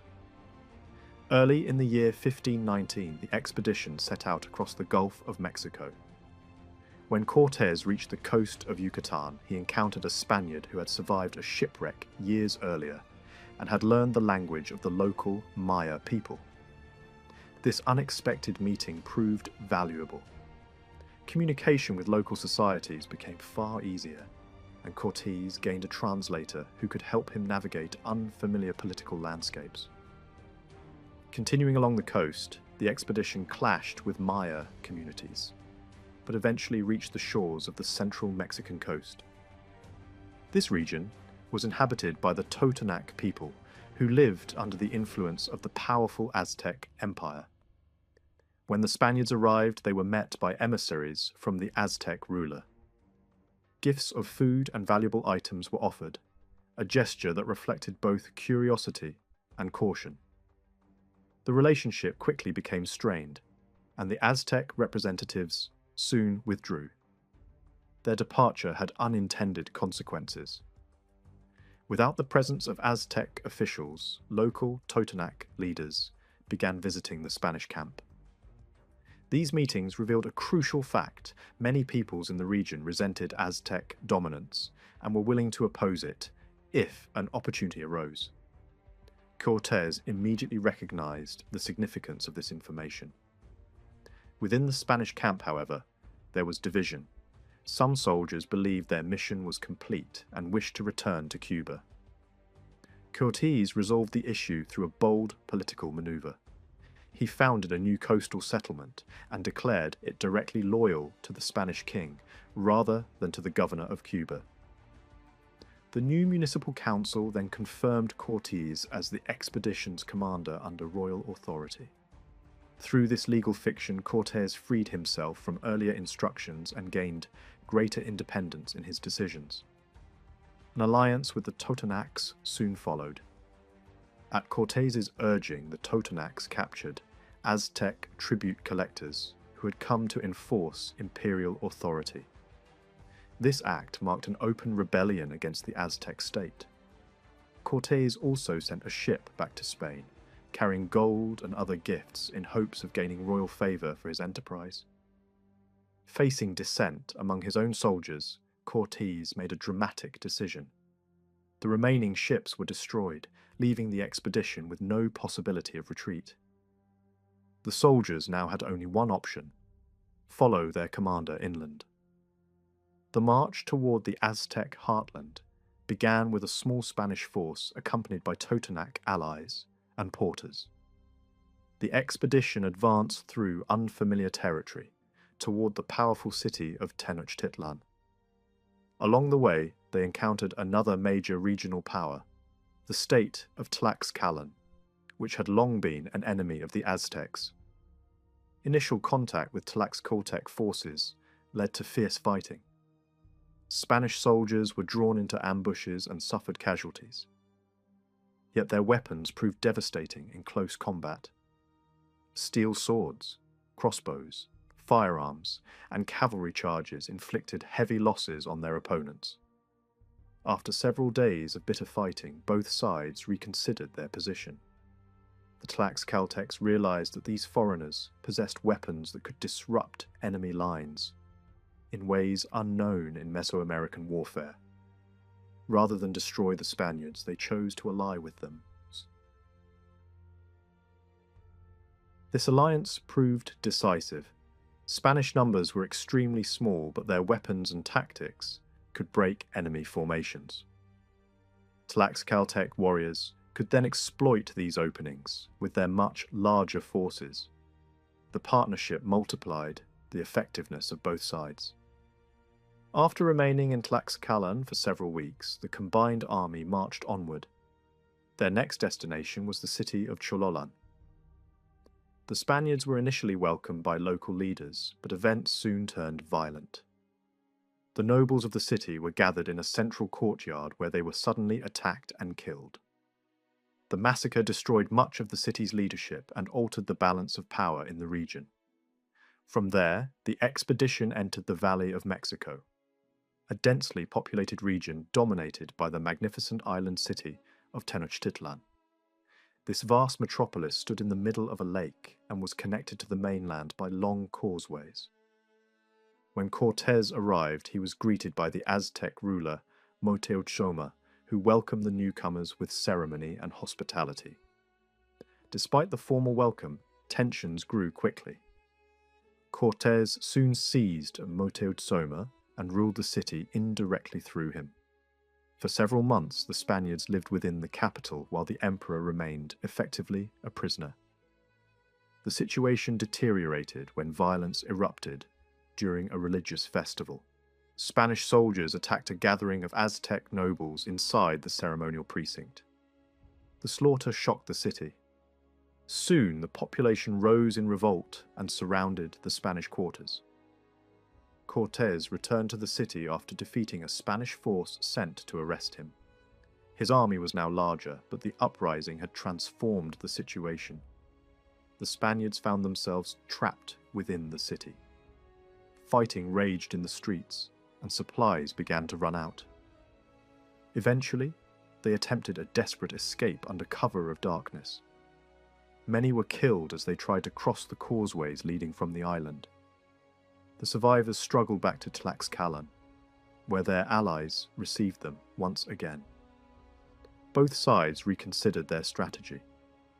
Direct occupation of the Aztec capital had failed. The next campaign would follow a different plan. Meanwhile, disaster struck the region in another form. A deadly epidemic spread among the population, killing enormous numbers of people and causing political turmoil throughout the Aztec world.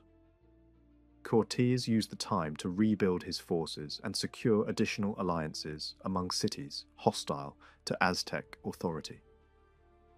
In Tlaxcalan, he ordered the construction of small ships that could be transported to the lakes surrounding Tenochtitlan. These vessels would later play a crucial role in the final campaign. By the end of the year, Cortés returned to the Valley of Mexico with hundreds of Spanish soldiers and tens of thousands of indigenous allies. Political divisions within the region now worked in his favor. Rival claimants to local thrones aligned themselves with the Spaniards, hoping to gain advantage over their enemies. The final campaign unfolded as a massive siege. The Spaniards and their allies attacked cities around the lake and gradually cut Tenochtitlan off from outside support. The ships built in Tlaxcalan were launched on the lake to challenge the fleets of Aztec war canoes that controlled the waters. Battles raged across the causeways and canals leading into the city. The Aztecs adapted quickly to Spanish weapons. They learned to avoid gunfire, built barricades against cavalry, and attacked horses from rooftops and boats. Despite these efforts, the siege tightened as food and fresh water supplies dwindled. Fighting continued for months. Thousands of warriors from allied cities joined the assault.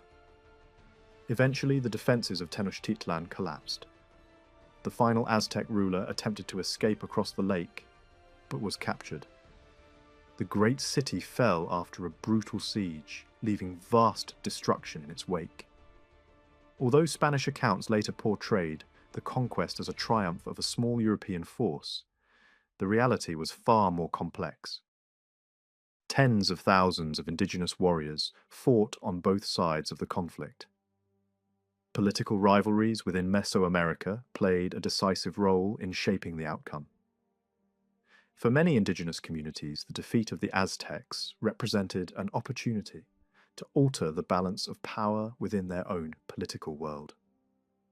The Spaniards provided new weapons and military techniques, but they were too few in number to conquer the region alone.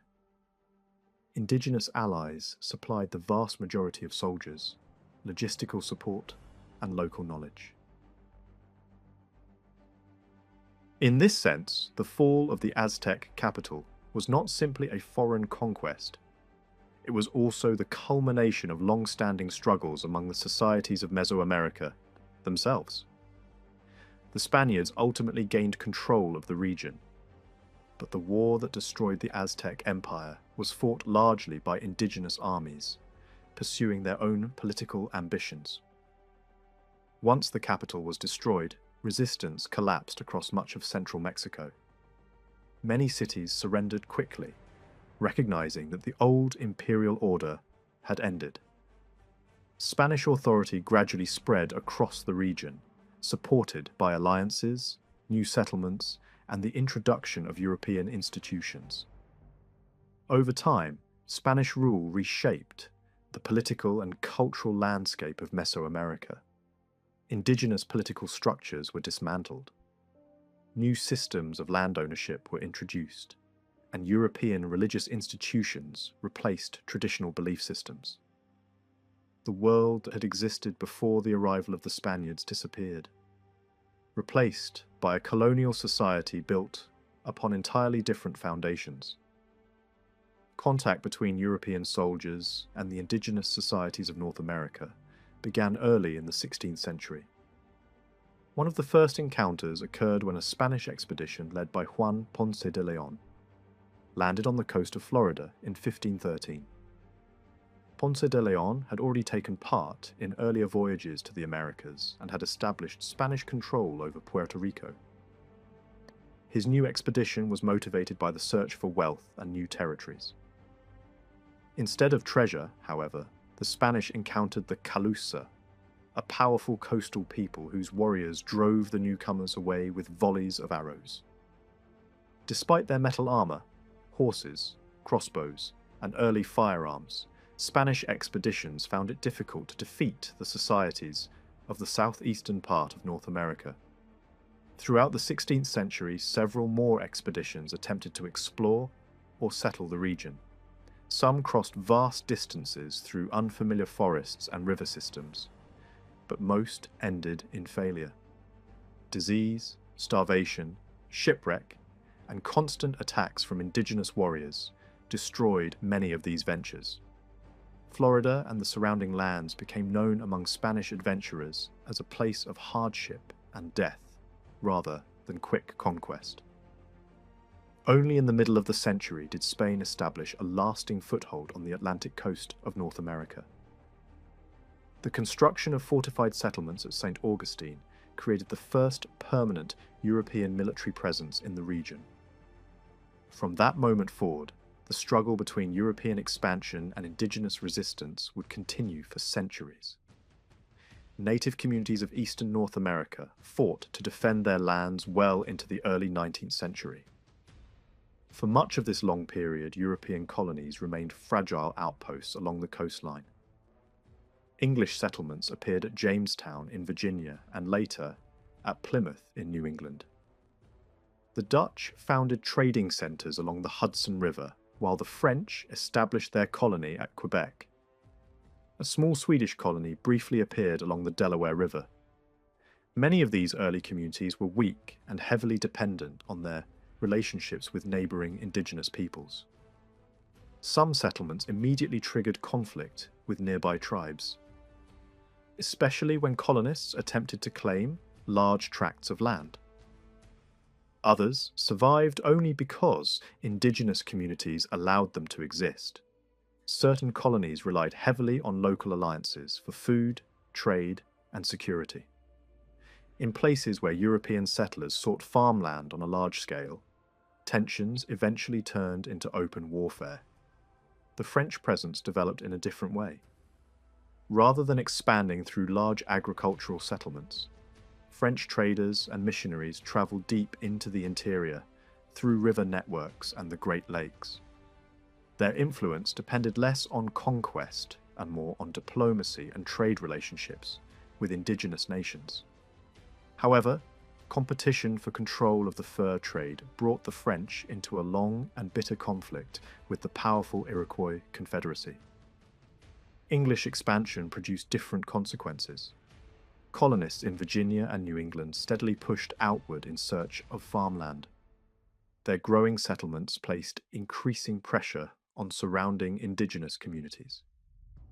During the 17th century, this expansion sparked a series of devastating wars across the eastern woodlands.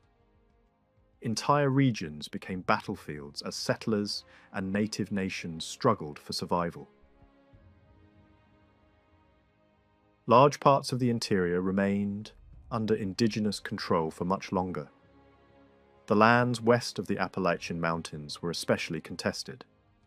This region, later known as the Old Northwest, included territories that would eventually become several American states. Native confederacies fought to defend these lands until the late 18th century. One of the most decisive battles occurred in 1794, when a confederation of tribes was defeated by American forces at Fallen Timbers. Even after this defeat, resistance did not disappear. The final years of this long struggle were shaped by the leadership of the Shawnee warrior Tecumseh. Tecumseh believed that the only way to stop the expansion of the United States was for all indigenous nations of the eastern forests to unite. His vision was ambitious and far-reaching. He travelled widely, urging tribes across the region to abandon their divisions and join together in a common alliance. The death of Tecumseh during the War of 1812 dealt a devastating blow to that effort. Without his leadership, the dream of a unified indigenous resistance collapsed. Yet the centuries of warfare that preceded this moment demonstrate that native societies were far from passive victims of European expansion. Before European contact, the population of North America was far larger than once believed. Modern estimates vary widely, but many scholars agree that millions of people lived across the continent before the arrival of Europeans. Within a few generations, this population suffered a catastrophic decline. Epidemic diseases carried by Europeans spread rapidly through communities that had no previous exposure to them. Smallpox, measles, and other illnesses devastated entire regions. Some villages disappeared completely.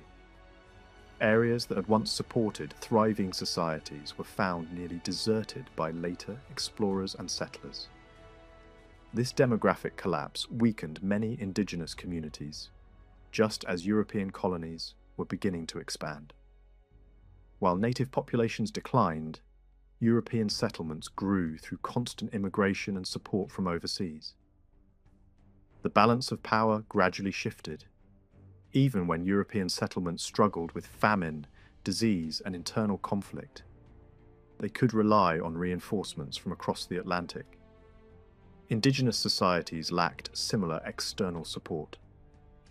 Over time, the growing population of colonists transformed the political and military landscape of eastern North America. Economic change also reshaped indigenous life. The arrival of European traders created a new market for animal pelts, especially beaver. Many tribes became deeply involved in the fur trade. This new economic system brought European goods, such as metal tools, weapons, cloth, and firearms into indigenous communities. While these items offered advantages, they also created new dependencies and rivalries. Competition for control of the fur trade intensified conflicts between tribes. Some groups gained power through their access to trade networks, while others were pushed aside. In certain regions, the fur trade altered traditional ways of life as hunting for commercial purposes replaced older patterns of subsistence. Alcohol introduced through trade caused severe social disruption in many communities. Cultural change accompanied economic transformation. European missionaries attempted to convert indigenous peoples to Christianity. In some areas, these efforts succeeded among groups already weakened by disease and social upheaval. Conversion sometimes divided communities, creating factions aligned either with European religious teachings or with traditional beliefs. Such divisions could weaken resistance and create alliances between Christian converts and colonial authorities. Indigenous societies were also politically diverse. The eastern forests were home to dozens of distinct nations, each with its own language, traditions, and leadership structures. Many were organized around villages connected through kinship and cultural ties, rather than centralized governments. Authority often rested with councils of elders in times of peace and with war leaders during conflicts. Because these societies valued discussion and consensus, forming large and permanent military alliances was difficult. Rivalries between neighboring groups were common. Europeans frequently took advantage of these divisions, forming alliances with some tribes against others. Indigenous diplomacy could be just as complex as tribes sought to balance relationships with competing European powers.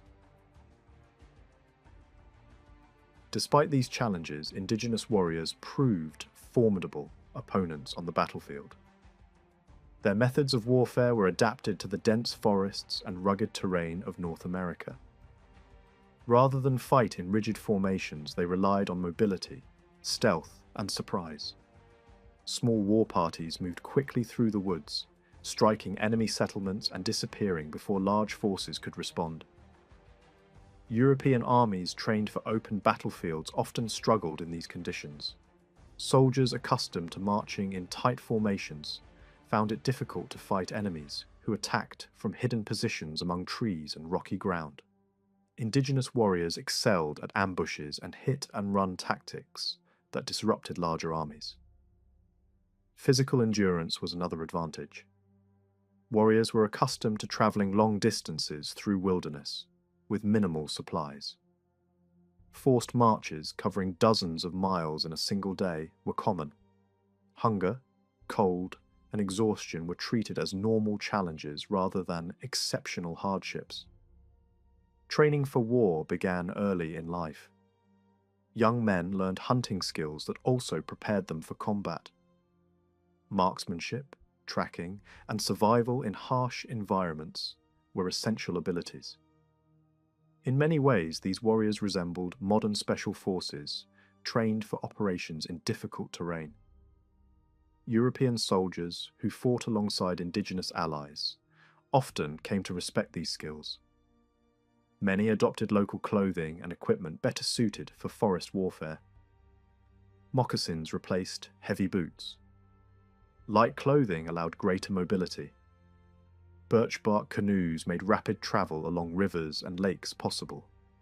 Snowshoes allowed winter campaigns across frozen landscapes. Firearms gradually transformed indigenous warfare. Early encounters introduced muskets to native communities, and by the late 17th century, many tribes possessed large numbers of these weapons. Although early firearms were slow and unreliable, they had advantages that made them attractive to indigenous warriors. Bullets travelled faster than arrows and were less likely to be deflected by branches or brush. Even though muskets were inaccurate by modern standards, skilled marksmen learned to use them effectively. Over time, indigenous warriors became some of the most feared shooters in North America. Rifles later appeared on the frontier and offered greater accuracy and range. These weapons suited the tactics of hunters and warriors who fought from concealed positions rather than in massed formations. Their use added a new level of danger for European soldiers moving through unfamiliar forests. Despite their skill with firearms, indigenous warriors faced limitations. Ammunition and gunpowder could only be produced in large quantities through European manufacturing. As a result, many tribes depended on trade for their supplies. Shortages of powder and shot sometimes forced war parties to abandon campaigns. Artillery remained almost entirely in European hands. Cannons could easily destroy wooden palisades that protected many indigenous villages. When faced with artillery, defenders often chose to abandon their settlements rather than risk annihilation. European armies frequently burned villages and crops in an attempt to force their enemies into submission through starvation. Indigenous warfare was often misunderstood by European observers. Raids, ambushes, and attacks on settlements seemed brutal and unpredictable to outsiders. Yet these tactics followed their own logic. Warriors aimed to weaken enemies while minimizing losses among their own people. Direct assaults against fortified positions were usually avoided. Prisoners captured during raids faced uncertain fates. Some were adopted into families to replace relatives lost in war or disease.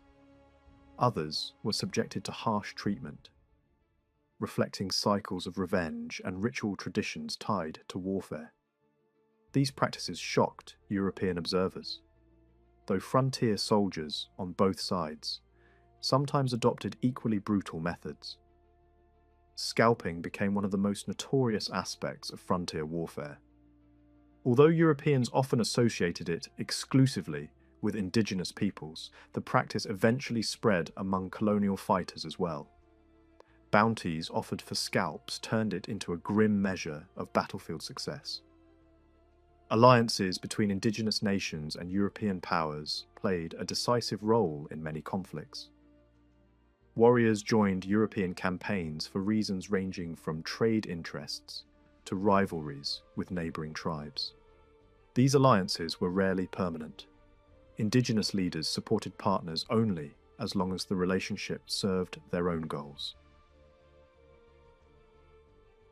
European commanders gradually learned that success on the frontier required cooperation with indigenous allies. Rangers and scouts familiar with woodland warfare became essential. Mixed forces combining European soldiers and indigenous warriors often proved far more effective than conventional armies operating alone. As colonial populations expanded, however, the balance of power shifted.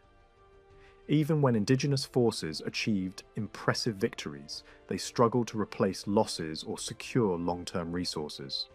European settlements continued to grow and were supported by distant governments, capable of supplying men, weapons, and money. By the early 19th century, the combination of population growth, military expansion, and political pressure gradually overcame the resistance of indigenous nations in the eastern half of North America. The death of Tecumseh marked a turning point. Without a unified leadership capable of rallying many tribes, the long era of coordinated resistance came to an end. The centuries of conflict that preceded that moment reveal a different story from the familiar narrative of rapid conquest. Indigenous warriors resisted European expansion for generations. They adapted new weapons, mastered unfamiliar technologies, and forced European armies to rethink the way wars were fought in the forests of North America.